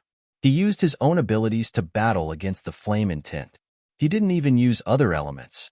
He knew that having noble intents of various elements would give him an advantage here. Various flame runes gradually appeared on the Demon King. They stacked atop each other and glowed faintly. They gradually began burning on his body and grew even brighter. They were dazzling. Gradually, the entire Demon King burned. The huge body transformed into 3 ancient runes. Finally, it turned into formless power and rushed into Futian's body. That moment, the third figure appeared on the stone wall outside. At the same time, the formless power surged into his body. Starting from the third figure, he could gain something from each one that appeared. It's the third one. Countless eyes stared at the one standing before the stone wall. With only one more figure, he'd be tied with Xiao Wuji, the record holder. That step was difficult, but once he did so, everything would be different. Yusheng had done so, but he wasn't more brilliant than Xiao Wuji before. Thus, the people just thought that Yusheng was talented but wasn't as powerful as Xiao Wuji. However, they'd all seen Yi Futian's performance at the other three relics. If he could tie with Xiao Wuji's record here, it would mean something more. At this moment, another figure transformed by intent appeared before Yi Futian in the void. It shattered immediately, and then various flame figures appeared around him. Each one contained extreme noble intent. Yi Futian trembled inwardly. No wonder so many prides were stuck here, unable to go on. If he could succeed, he could be the best of the best. These figures attacked directly at once. In an instant, the entire world turned into a world of fire. It destroyed everything and drowned the void. Yi Futian saw this and felt his will drown into nothingness. Yi Futian looked up. His eyes flashed sharply, and in an instant, a strong ice seal bloomed. It turned everything into a world of ice and fought against the fire. The terrifying fire broke apart the ice and continued towards Yi Futian. A cold moon appeared behind Yi Futian. It emanated shocking eerie coldness. All fire in its path was extinguished. A horrible icy storm was swept up. Everything froze where the moon shone down on. But the fire nobles were so terrifying. The fire transformed into rivers of lava that flowed on the ice, continuing to sweep towards Yi Futian. More terrifying flame figures charged into the ice world, slapping down on Yi Futian with palms of fire. Boom! Yi Futian strode through the world of ice. A staff of ice and snow appeared in his hands. It shone with gold light. Not only did it contain ice and tint, it also had the strength of metal and earth. He waved his hands and the staff twirled. It created a windstorm that swept through. He stepped forward. Like a demon ape, he swept his staff and instantly shattered the noble intent, destroying it. An even more terrifying power burst from him. He charged forward, waving his staff. The 9 heavenly attacks swept past everything, continuing to strengthen. Booms sounded endlessly. Soon, the flame figures all shattered and finally turned into nothing. The world returned to peace. Another gust of formless power surged into Yi Futian from the stone wall, as if giving him some benefits. At the same time, a fourth noble figure flickered onto the stone wall. The fourth figure appeared. At that moment, countless hearts shuddered. Yi Futian had done it. With his full attribute talent, he'd made 4 noble figures appear on the stone wall, and he'd surpassed Xiao Wuji in 3 areas. Another future top figure of the Eastern Barren Territory was born in the ancient Barren world. Is it too late? People from the top forces trembled inwardly. They didn't have people from their clan here. Yi Futian had acted suddenly, and no one was prepared. Could they make Yi Futian choose them now? What they didn't know was that some noble figures from each top force were also watching this, feeling shaken. What was with today? For strong cultivators had come to the Mirror Mountain stone wall today, one after another. 2 had made 3 noble figures appear. 2 had made 4. They'd all come from the Kangyi Kingdom. At this moment, everyone in the top level was asking what was with these people from the Kangyi Kingdom. They were wondering, can they join us? Chapter 209. What are you looking at? Chapter 209. What are you looking at? Everything would have been fine if one genius showed up at the Mirror Mountain stone wall, but now there were 4. It was pretty hard for something like this to go unnoticed by seniors in the noble plane. Furthermore, all of these people had come from the same place, the Kangyi Kingdom. Based on the gifts they displayed, it would be difficult to find 4 people like them even in the great powers of the Eastern Barren Territory. After all, it wasn't an easy task to make 4 noble figures appear of the stone wall. Not to mention, 2 people who were able to do so appeared at the same time. The seniors had already prepared to send people into the ancient barren world with invitations to join their own clans. Of course, the people at the Mirror Mountain stone wall had no idea of this. What they did know was that these 4 people would the talk of the town for quite a while after what happened today. Many of the great powers in the Eastern Barren Territory will know of their existence. And also, the name of the Kangyi Kingdom. He's still going. Just then, the people noticed that Yi Futian remained in his spot in front of the stone wall. Just like Xiao Wuji, Yi Futian was going to keep trying even after the appearance of the 4th noble figure. But this was a record that no one had ever broken. Not even Yi Futian was likely to do so. All throughout history, the Mirror Mountain stone wall was a place to test the gifts of cultivators. All the geniuses from great powers in the Eastern Barren Territory had come here, and even the top-level geniuses were only ever able to make 4 figures appear of this stone wall. No one had ever reached 5. Supposedly, one of these top-level geniuses had said that it was impossible because they were still only in the Dharma plane. They had yet to truly enter the noble plane. Even Xiaowuji had said that day after he gave it a try that he was afraid the 5th noble figure may never appear. For someone like him to think so, it was obviously an extremely difficult task to accomplish. Perhaps this was a record that would truly never be broken. Just then, another figure formed by Will appeared in front of Futian at the Mirror Mountain stone wall. Standing there, the figure looked like a majestic king, and strong energy radiated off from head to toe. Futian could feel a threatening force from him, a very strong threat. All that anyone could see following that was the release of a terrifying force of will from Futian. With a long rod in his hand, he looked as if he could wipe out the heavens. He made his way forward one step at a time. His aura was strong. Futian struck out with his rod with enough power to split the skies. The figure exploded with a ferocious force of willpower. A blinding ray of golden light radiated from him and formed in golden rings of light. The rings then gathered to form an enormous ancient bell. A loud noise rang throughout the air. The ancient bell cracked but had not been split open completely. It was obvious that this golden bell was another powerful defense spell. After this strike, the powerful noble figure reached out one hand. This hand kept extending until it was outside of the ancient bell and morphed into a long vine that unraveled at Futian wildly. Futian backed up quickly. However, his opponent moved as fluid as the wind and as fast as lightning. Whoosh! The vines wanted to take over Futian's body. Are they formed by absolute noble will of all elements? Futian thought to himself. He finally understood why Xiaowuji failed at the 5th figure and why no one had ever broken the record of 4 noble figures. After all, those in the Dharma plane were not true nobles.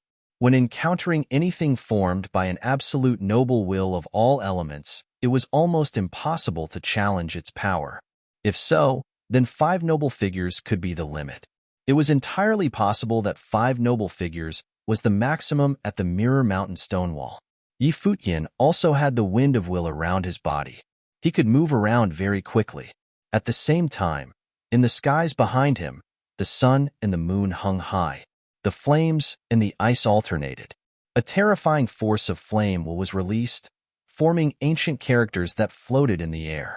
A golden divine flame attacked and met the incoming vines, burning them to a crisp.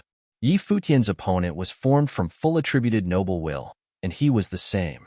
The moonlight shined down and cooled the temperature down to the point of freezing, wanted to seal the approaching figure in ice. The cold and the heat alternated. The flames and the ice were like yin and yang, working together to strangle the opponent. Boom! The figure took a step forward. A frightening force of spiritual will exploded, and a terrifying force could be felt pushing down onto Futian. All he knew was that his body felt extremely heavy. Above the figure, there seemed to be a flow of water. The running sounds of the water were endless. The powerful spell that Futian targeted at the figure followed the flow of the water back to himself. The look in his opponent's eyes became terrifying. A spiritual spell descended upon Futian, and at that moment, he felt as if his body was trapped in a cage of spiritual energy.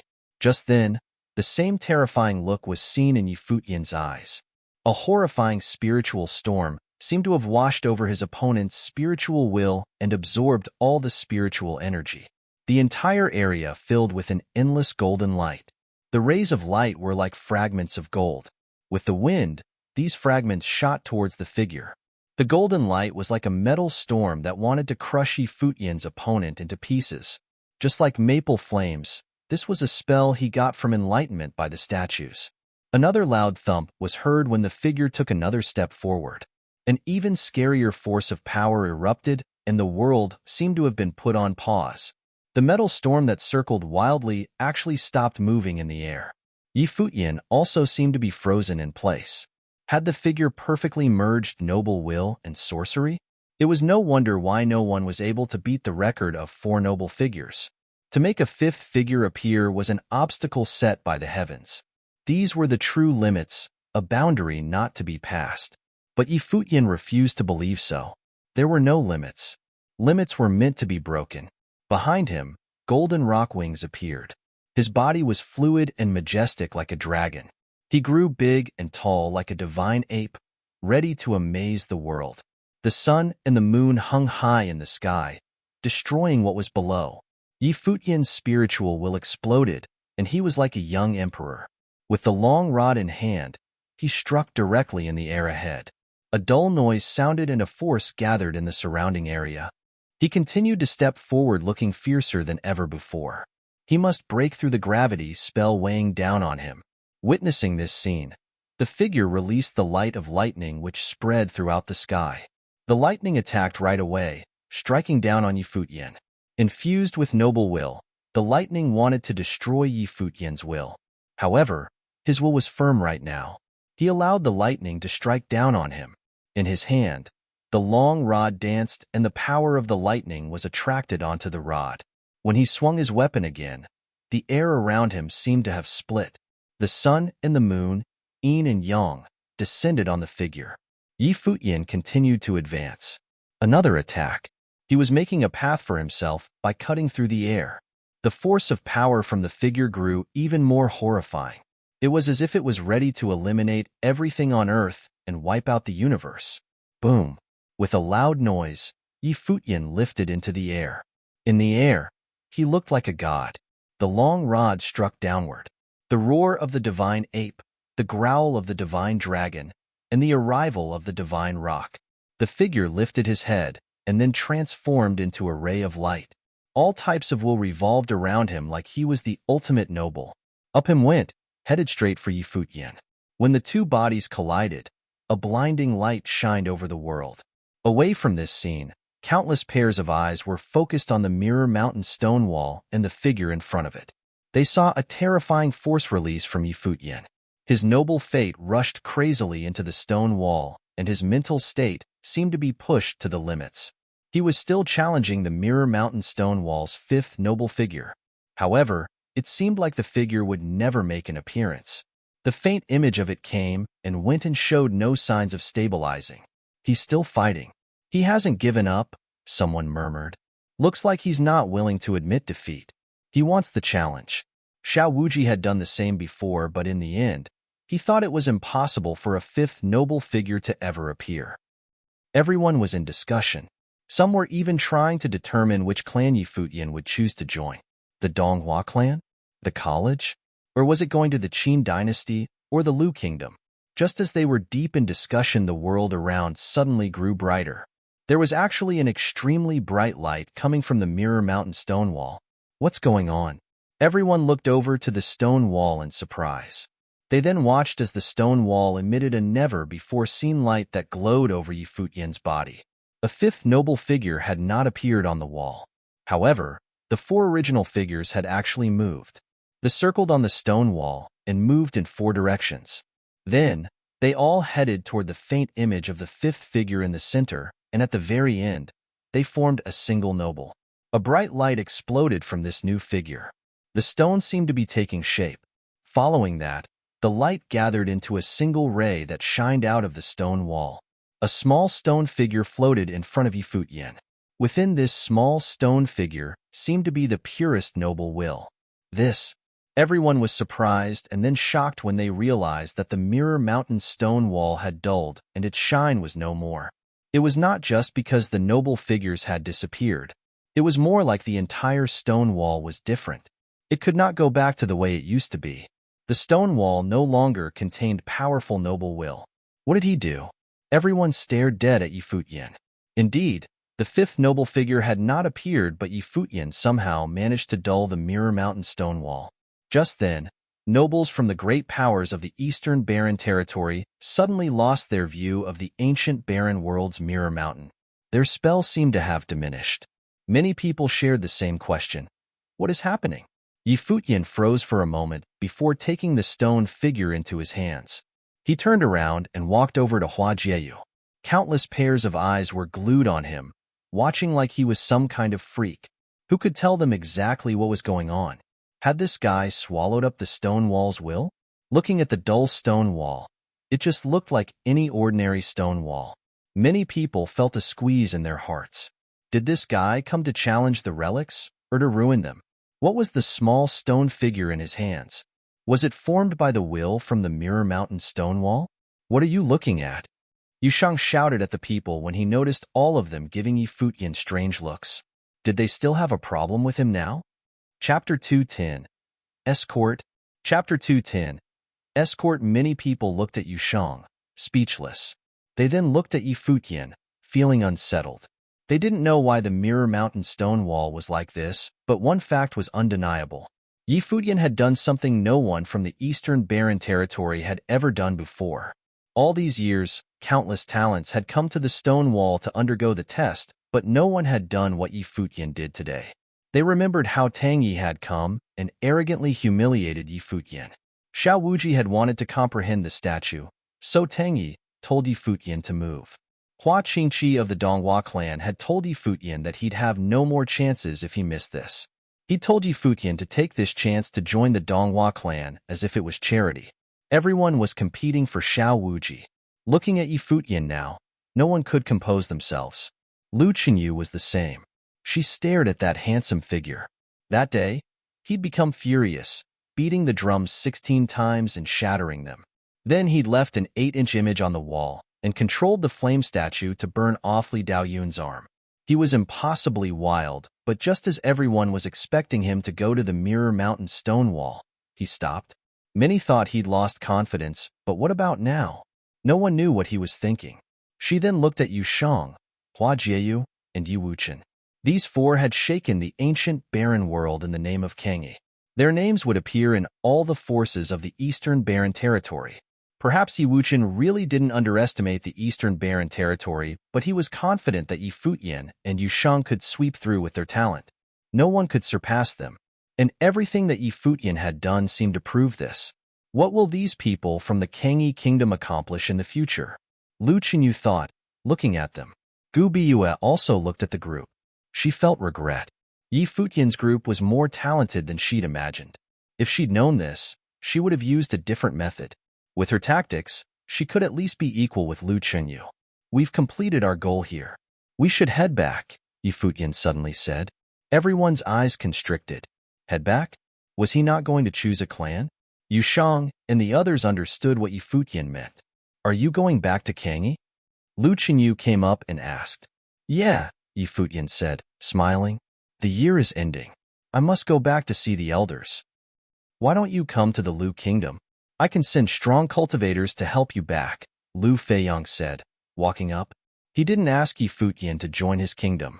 Since Futian said he would return to Kangyi, it meant that he didn't want to choose a clan. If he hounded Futian to choose, it would be worse. I can't take rewards without doing anything. Smirking, Futian said to Lu Qinyu, of course, if you want to find a husband, we can be a family. Lu Qinyu was speechless. She glanced at Yi Wuchen, who was also looking embarrassed. I'm fine with that. Lu Feiyang smiled at Futian, and the two men exchanged glances, eyes shining. Lu Qinyu was even more speechless. They were fine, but did they ever ask her opinion? Wuchen, decide if we should leave from the Lu kingdom. Futian grinned at Yi Wuchen, while Lu Qinyu glared at him. He was doing it on purpose. Yi Wuchen, Lu Feiyang said. Since you all have decided to return, even if you don't go from the Lu kingdom, we also wish to see what Kangyi is like. It's just on the way. There are no feelings in it. His words intrigued many. He seemed to be hinting at something. Okay, we'll go from the Lu kingdom. Yi Wuchen nodded. After shocking the Eastern Barren Territory with the name of Kangyi, and Futian wanted to go back, Yi Wuchen obviously knew what he was planning. He wanted to get rid of Kangyi's potential threat. After this, no one in the Hundred Lands would dare to provoke Kangyi. But they weren't entirely safe on the road before choosing a clan. Considering this, they could depart from the Lu kingdom with a convoy from them. Whether people from the ancient barren world or Emperor Luo wanted to attack them, it would be meaningless. Even if they owed the Lu kingdom and didn't choose them, it was still good to have a friend. Judging from Lu Feiyong and Lu Qinyu's attitudes, they'd be happy if they could join. If not, they could still be friends. Hearing Yi Wuqian's answer, Yi Futian smiled and said to Lu Qinyu, "Princess." Our Wuqian agreed. Lu Qinyu didn't know what to say. Agreed could also be interpreted in terms of becoming her husband. Of course, she knew that Yi Wuqian didn't think that way. He only agreed to depart from the Lu kingdom. Glancing at Yi Wuqian, a tinge of shyness appeared in Lu Qinyu's beautiful features. Yu Sheng looked at Yi Futian in reverence. It had been like this before him in Qingxian, right? If that's the case, let's not waste any more time. Let's depart immediately, Lu Feiyong said, smiling. Yi Futian nodded. The black-winged eagle flapped its wings and flew into the air. It had had fun in the ancient barren world, and it didn't really want to leave. Virgin, what are your plans? Yi Futian asked Lulan Shui. I'll remain here, Lulan Shui said. Her mother only told her to train with Yi Futian in the ancient barren world, not following him home. Since his lover was here, she naturally wouldn't follow. All right, let's meet again if fate allows it. Yi Futian nodded, and the group embarked. In the air, Yi Futian looked at Yi Danqin and Yi Lingxi. How is the Kangyi kingdom? Yi Lingxi rolled her eyes. So this guy still recognized them? Of course, they weren't angry. That was just how he was. Everything that had happened moved them as well. They could feel that the Kangyi kingdom was about to change. Back then, Luo Junlin had returned to the Nandu nation and strong cultivators of the royal Xian temple had come to tell him to go. Now, Kangyi had shocked the ancient barren world at the Mirror Mountain stone wall. What was awaiting the Kangyi kingdom if they returned now? Both Yi Lingxi and Yi Danqin were excited. When we came, everything was all right, but Nandu really seems ready for an all-out war. Of course, we aren't afraid, Yi Danqin said. Ah. Yi Futian nodded. After going back, Kangyi's position would be stabilized in the Hundred Lands. No one would go up against them anymore. The Lu Kingdom had an independent exit from the ancient barren world situated in a region of the barren city. After exiting from it, Yi Futian's group appeared in the Lu Kingdom's imperial city. Many strong cultivators were positioned there. The royal family controlled it directly and was close to the palace. All the top forces of the Eastern Barren Territory had their own passageways. The group went straight to the palace. Seeing the majestic building up ahead, Yi Futian smiled and said, "It'll definitely be nice to be the husband of the Lu Kingdom's princess." Yi Wuqian and Lu Qinyu were used to it now. Are you regretting it now? Hua Jieyu asked Yi Futian with a smile. Regret what? Yi Futian blinked. Regretting not marrying a princess? Hua Jieyu smiled meaningfully. No way. There's only one person in my heart, Yi Futian said earnestly. Hua Jieyu was satisfied. Lu Qinyu looked at Yi Futian. This guy was arrogant, but he had someone above him too. Before, he was surrounded by beauties, including the virgin and witch. Now, what are you looking at me for? I'm not interested in becoming the princess's husband. Yi Futian gave Lu Qinyu a look. What was she looking at? Has she never seen a handsome guy? Yeah, I know you like servants more. After all, they'll serve you and massage your shoulders, Lu Qinyu said. Yi Futian was shook. Seeing Hua Jieyu look at him, he said, Jieyu, how are master and mistress? I miss them. Hua Jieyu smiled but didn't reply. The weather's nice today. Yi Futian looked up at the sky. Everyone smiled. They'd never seen someone so shameless. They soon arrived outside the palace, and Yi Futian told them to stop. Let's just wait here. Won't you like to see our father? Lu Feiyong asked. There'll be a chance in the future. We must hurry now, Yi Futian said, shaking his head. If they met with the king and he invited them to join, what should he do? I see. You all stay here, Qinyu as well. Then Lu Feiyong entered the palace. After a while, a group came out. The leader was an extremely powerful noble figure with natural mightiness. This is my uncle, Lu Feiyong explained from the side. Lord, Yi Futian greeted, bowing. No need. The newcomer waved his hand and studied them. As expected, you are all cream of the crop. Even I want to see what the Kangyi kingdom is like, but unfortunately, I have other matters. You can come visit anytime. He didn't invite them to join either. Lu Feiyong clearly said something to him. Of course. Yi Futian nodded. Feiyong and Qinyu will accompany you all there, and bring some of the good stuff from Kangyi, the lord joked. Other than Lu Feiyong and Lu Qinyu, he also had many noble figures behind him. They would escort Yi Futian's group back to the Kangyi kingdom. Clouds rolled in the sky, and a demon appeared, rushing down. It was huge and looked both like a fish and rock. The feathery wings unfurled like a huge cloud. It was a Kuanpeng, a whale rock demon. Thank you, brother Kuan, the lord said to the demon. It is fine, the Kuanpeng said in the human tongue. It then landed in the empty space beside Yi Futian's group. A noble-level demon. Yi Futian's group all focused on it. Let's go, Lu Feiyong said.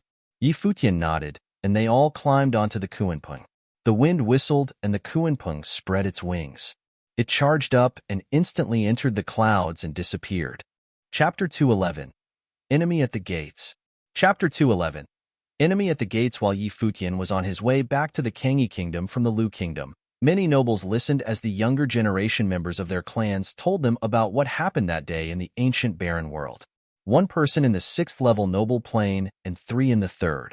Out of the 4 youths, 2 were able to draw out 3 noble figures, 1 made 4, and the last person actually took the light of the Mirror Mountain stone wall.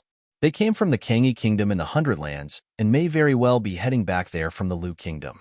The Futian sword clan of the Eastern Barren Territory was located on a mountain range consisting of 7 summits that reached above the clouds. These were the 7 summits the Futian sword clan were famous for. Just then, at the cliff of the 7th summit, stood an elder with his hands behind his back. He stood there and looked out at the clouds as they floated by. Light reflected off the blades of swords flashed by as some people descended behind the elder. Go to the Kangyi kingdom and invite Yi Wuchen, said the elder. The people bowed and answered, yes. Then, they became a blade of light and disappeared. Moments later, another figure descended. He looked at the elder and shouted, Senior brother, you want Yi Wuchen to join the 7th summit? I'm afraid the 1st summit would have thoughts about that. Li Daoyun was of the Futian sword clan's 1st summit. What can they say if he was the one that lacked the skill to defeat his opponent? The elder said nonchalantly. He was able to cut off the arm of another person. It is obvious others would be able to do the same to him. So, what if the 1st summit has an opinion about it? The newly arrived man shook his head with a bitter smile. But Yi Wuchen has something against the Futian sword clan. I'm afraid he won't trust the clan. He's a swordsman. The Futian sword clan is the best suited place for his cultivation.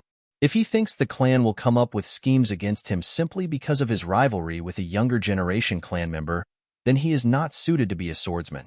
The elder said slowly. Central District of the Eastern Barren Territory, Eastern Barren College. This was the most ancient college in all of the Eastern Barren Territory. All of its 3,000 students were extraordinary cultivators. Presently, many of the students were discussing something in the college. Months ago, Xiao Wuji had entered the college and that caused a huge ruckus. But now, there was a genius cultivator who could be even more outstanding than Xiao Wuji. Rumors had it that the college was contemplating whether or not to send people to the Kangyi kingdom. Tang Yi was also among the crowd. From time to time, someone else in the crowd around would look over at him, causing his expression to become unnatural. What happened in the ancient barren world all those months ago was a stain on his record. He never in a million years would have imagined that Yi Futian would be able to surpass Xiao Wuji's performance at the 3 big relics. He even broke the record at the Mirror Mountain stone wall. And because of this, he was the joke of the entire school. Everyone seemed to be waiting for something. Their eyes were trained somewhere ahead. In that very direction stood a young man. One step at a time, he approached the crowd. Tang Ye's eyes widened as someone in the front of the group asked, Senior brother, has the college made a decision? The young man who had just joined the crowd nodded, yes. His reply got everyone's attention immediately. They all looked at the young man intently. The young man lifted his head to look at the crowd and smiled. Stop worrying about things outside the college and focus on cultivation. The college decided not to go. Hearing his words, the crowd burst into an uproar. That person from the Kangyi kingdom had beat a record in the ancient barren world. He even caused the Mirror Mountain stone wall to dim and dull. Had the college really decided not to pursue such a genius? But then, they thought in the college's perspective, and many began to understand the reasoning behind this decision. The college was a school, not a great, powerful clan. It had always been others who came begging to study at the college. When had they ever begged others to come to cultivate at the school? The college was a place to pass on knowledge. After many of the students became strong and powerful, they left the college. The college has never forced anyone to do anything against their will. It was because of this, it did not really matter to the college whether or not an individual was extremely gifted. If someone came to the college, then they would be taught. If they didn't, it wouldn't be thought of as a pity. Back when Xiao Wuji announced that he would be choosing a clan in the ancient barren world, an elder from the college who valued talent asked Tang Yi to head over and ask Xiao Wuji if he would be willing to cultivate at the school. However, there were no conditions brought up to purposely lure him in. When Tang Yi met Xiao Wuji, only a few words were spoken. "I come from the college and would like to invite you to join." Without hesitation, Xiao Wuji chose the college. This was the charm of the college. Futian did not choose a clan.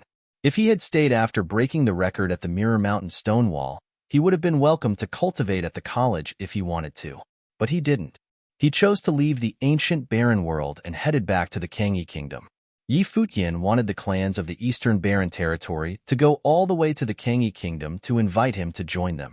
For a younger generation low-level Dharma plane cultivator, to do something like that showed just how untamed and arrogant he was. Then again, he had the right to be. He broke many records and even accomplished what had never been done before. Therefore, it was definite that the great powers of the Eastern Barren Territory would go to him. But the college was different from the other great powers. The college was a school and had its own reputation and honor to uphold. A glow reached Tang Ye's eyes, and he thought to himself, even though you're really gifted, you've missed the chance to enter the college. Futian was too arrogant, and arrogance came with a price. Just then, not too far away from the crowd, a figure approached. This figure was clad in a long scholarly robe. It was simple and clean, untouched by all that is unclean. He wore a headpiece and looked like a scholar. This figure seemed to have lacked presence and went unnoticed.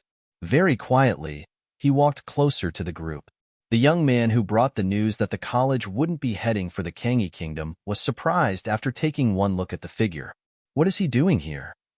"Those who understand me will understand my arrogance," murmured the scholar.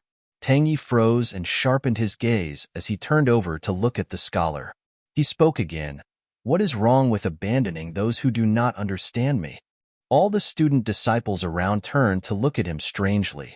What was this guy doing muttering the words Futian left in the ancient barren world? The scholar smiled and shook his head. Then, he continued on his way, leaving the crowd. The young man in front of the group froze and seemed to have gotten something from the words the scholar repeated. "Those who understand me will understand my arrogance. What is wrong with abandoning those who do not understand me?" So, Futian had already stated his attitude through his words. Those who understood his arrogance would naturally go to him. Was the scholar going for Futian? At the thought of this, the young man shivered before turning to leave. The end of the year was nearing and year 1000, one of the divine prefecture calendar, was about to pass. In the Kangyi Kingdom, there was not a hint of celebratory air. On the contrary, great trouble was headed their way. Some time ago, Crown Prince Luo Junlin of the Nandu Nation returned to his country. With him came a noble from the Royal Xian Temple, along with many of the temple's disciples. In the group of disciples was a girl. She was of superior status at the Royal Xian Temple, and now she was Luo Junlin's girlfriend. She was also the daughter of his master. From the top power of the Eastern Barren Territory, these powerful cultivators of the Royal Xian Temple had arrived in the Nandu Nation. Emperors from kingdoms all around came to pay their respects. At the same time, they were wishing deep down that this might pave the way for the young cultivators to enter the Royal Xian Temple in the future. Even if they didn't become core disciples, simply getting in was going to be an important first step.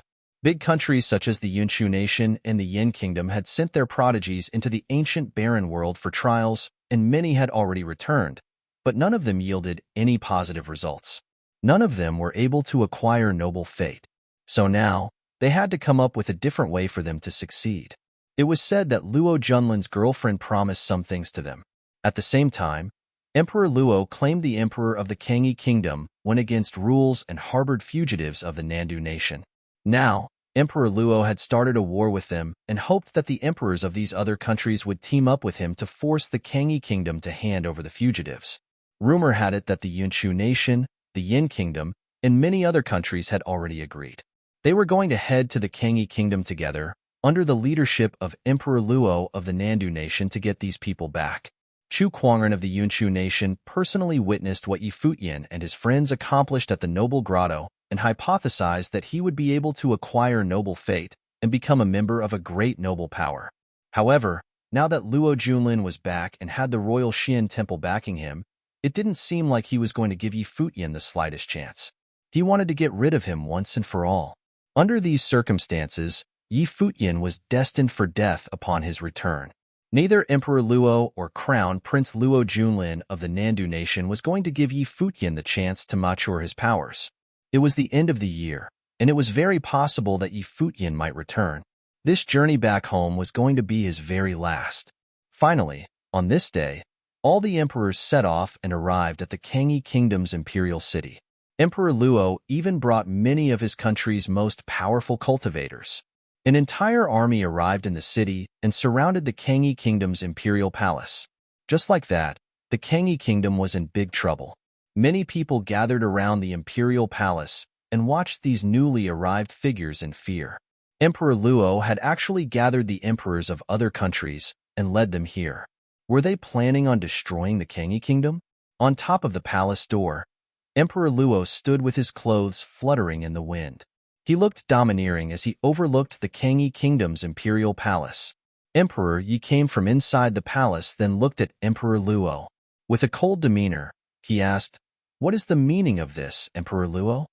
You are harboring fugitives of my country, and you want to ask me what I mean?" Emperor Luo's tone was cold as ice. "Hand over the traitors of Nandu nation immediately. They are now citizens of my Kangi kingdom," replied Emperor Yi. "Emperor Yi, we all heard the story of what happened. You're protecting the Nandu nation's traitors. It is only right that you hand them over," said Emperor Chu. "Emperor Yi, you're in the wrong in this situation. If you hand them over, perhaps Brother Luo will be generous enough to spare you," said another emperor. Now that they wanted something from either Emperor Luo or Luo Junlin, the emperors were all on their side. It could only be said that Emperor Yi was unlucky. Luo Junlin came back too quickly. The ancient barren world was now open, and he did not want to give Futian a chance to prepare to fight back. "Are you all going to gang up on me like that?" Emperor Yi asked coldly. "I'm already being very nice. Do you really want war?" Emperor Luo asked, slightly threateningly. Emperor Luo knew that his abilities were similar to that of Emperor Yi, and if a war started, Emperor Yi might be able to get away. Otherwise, he would have saved his breath and just killed his way into the palace. He wouldn't be here negotiating. If Emperor Yi escaped, there would be other troubles. First, they had to capture Futian's family and friends who were in the Kangi palace. This way, they would have leverage against Futian no matter when he returned. As long as they got rid of Futian's threat, Emperor Luo's rivalry with Emperor Yi could be taken care of slowly. There was no rush for that. His son, Luo Junlin, was now doing well at the Royal Xian Temple, and his girlfriend was the daughter of a high official at the temple. Sooner or later, little ol' Emperor Yi would be taken care of. You're tuning in to the Warrior Lore YouTube channel. Don't forget to subscribe and join us on this journey to catch the most captivating stories.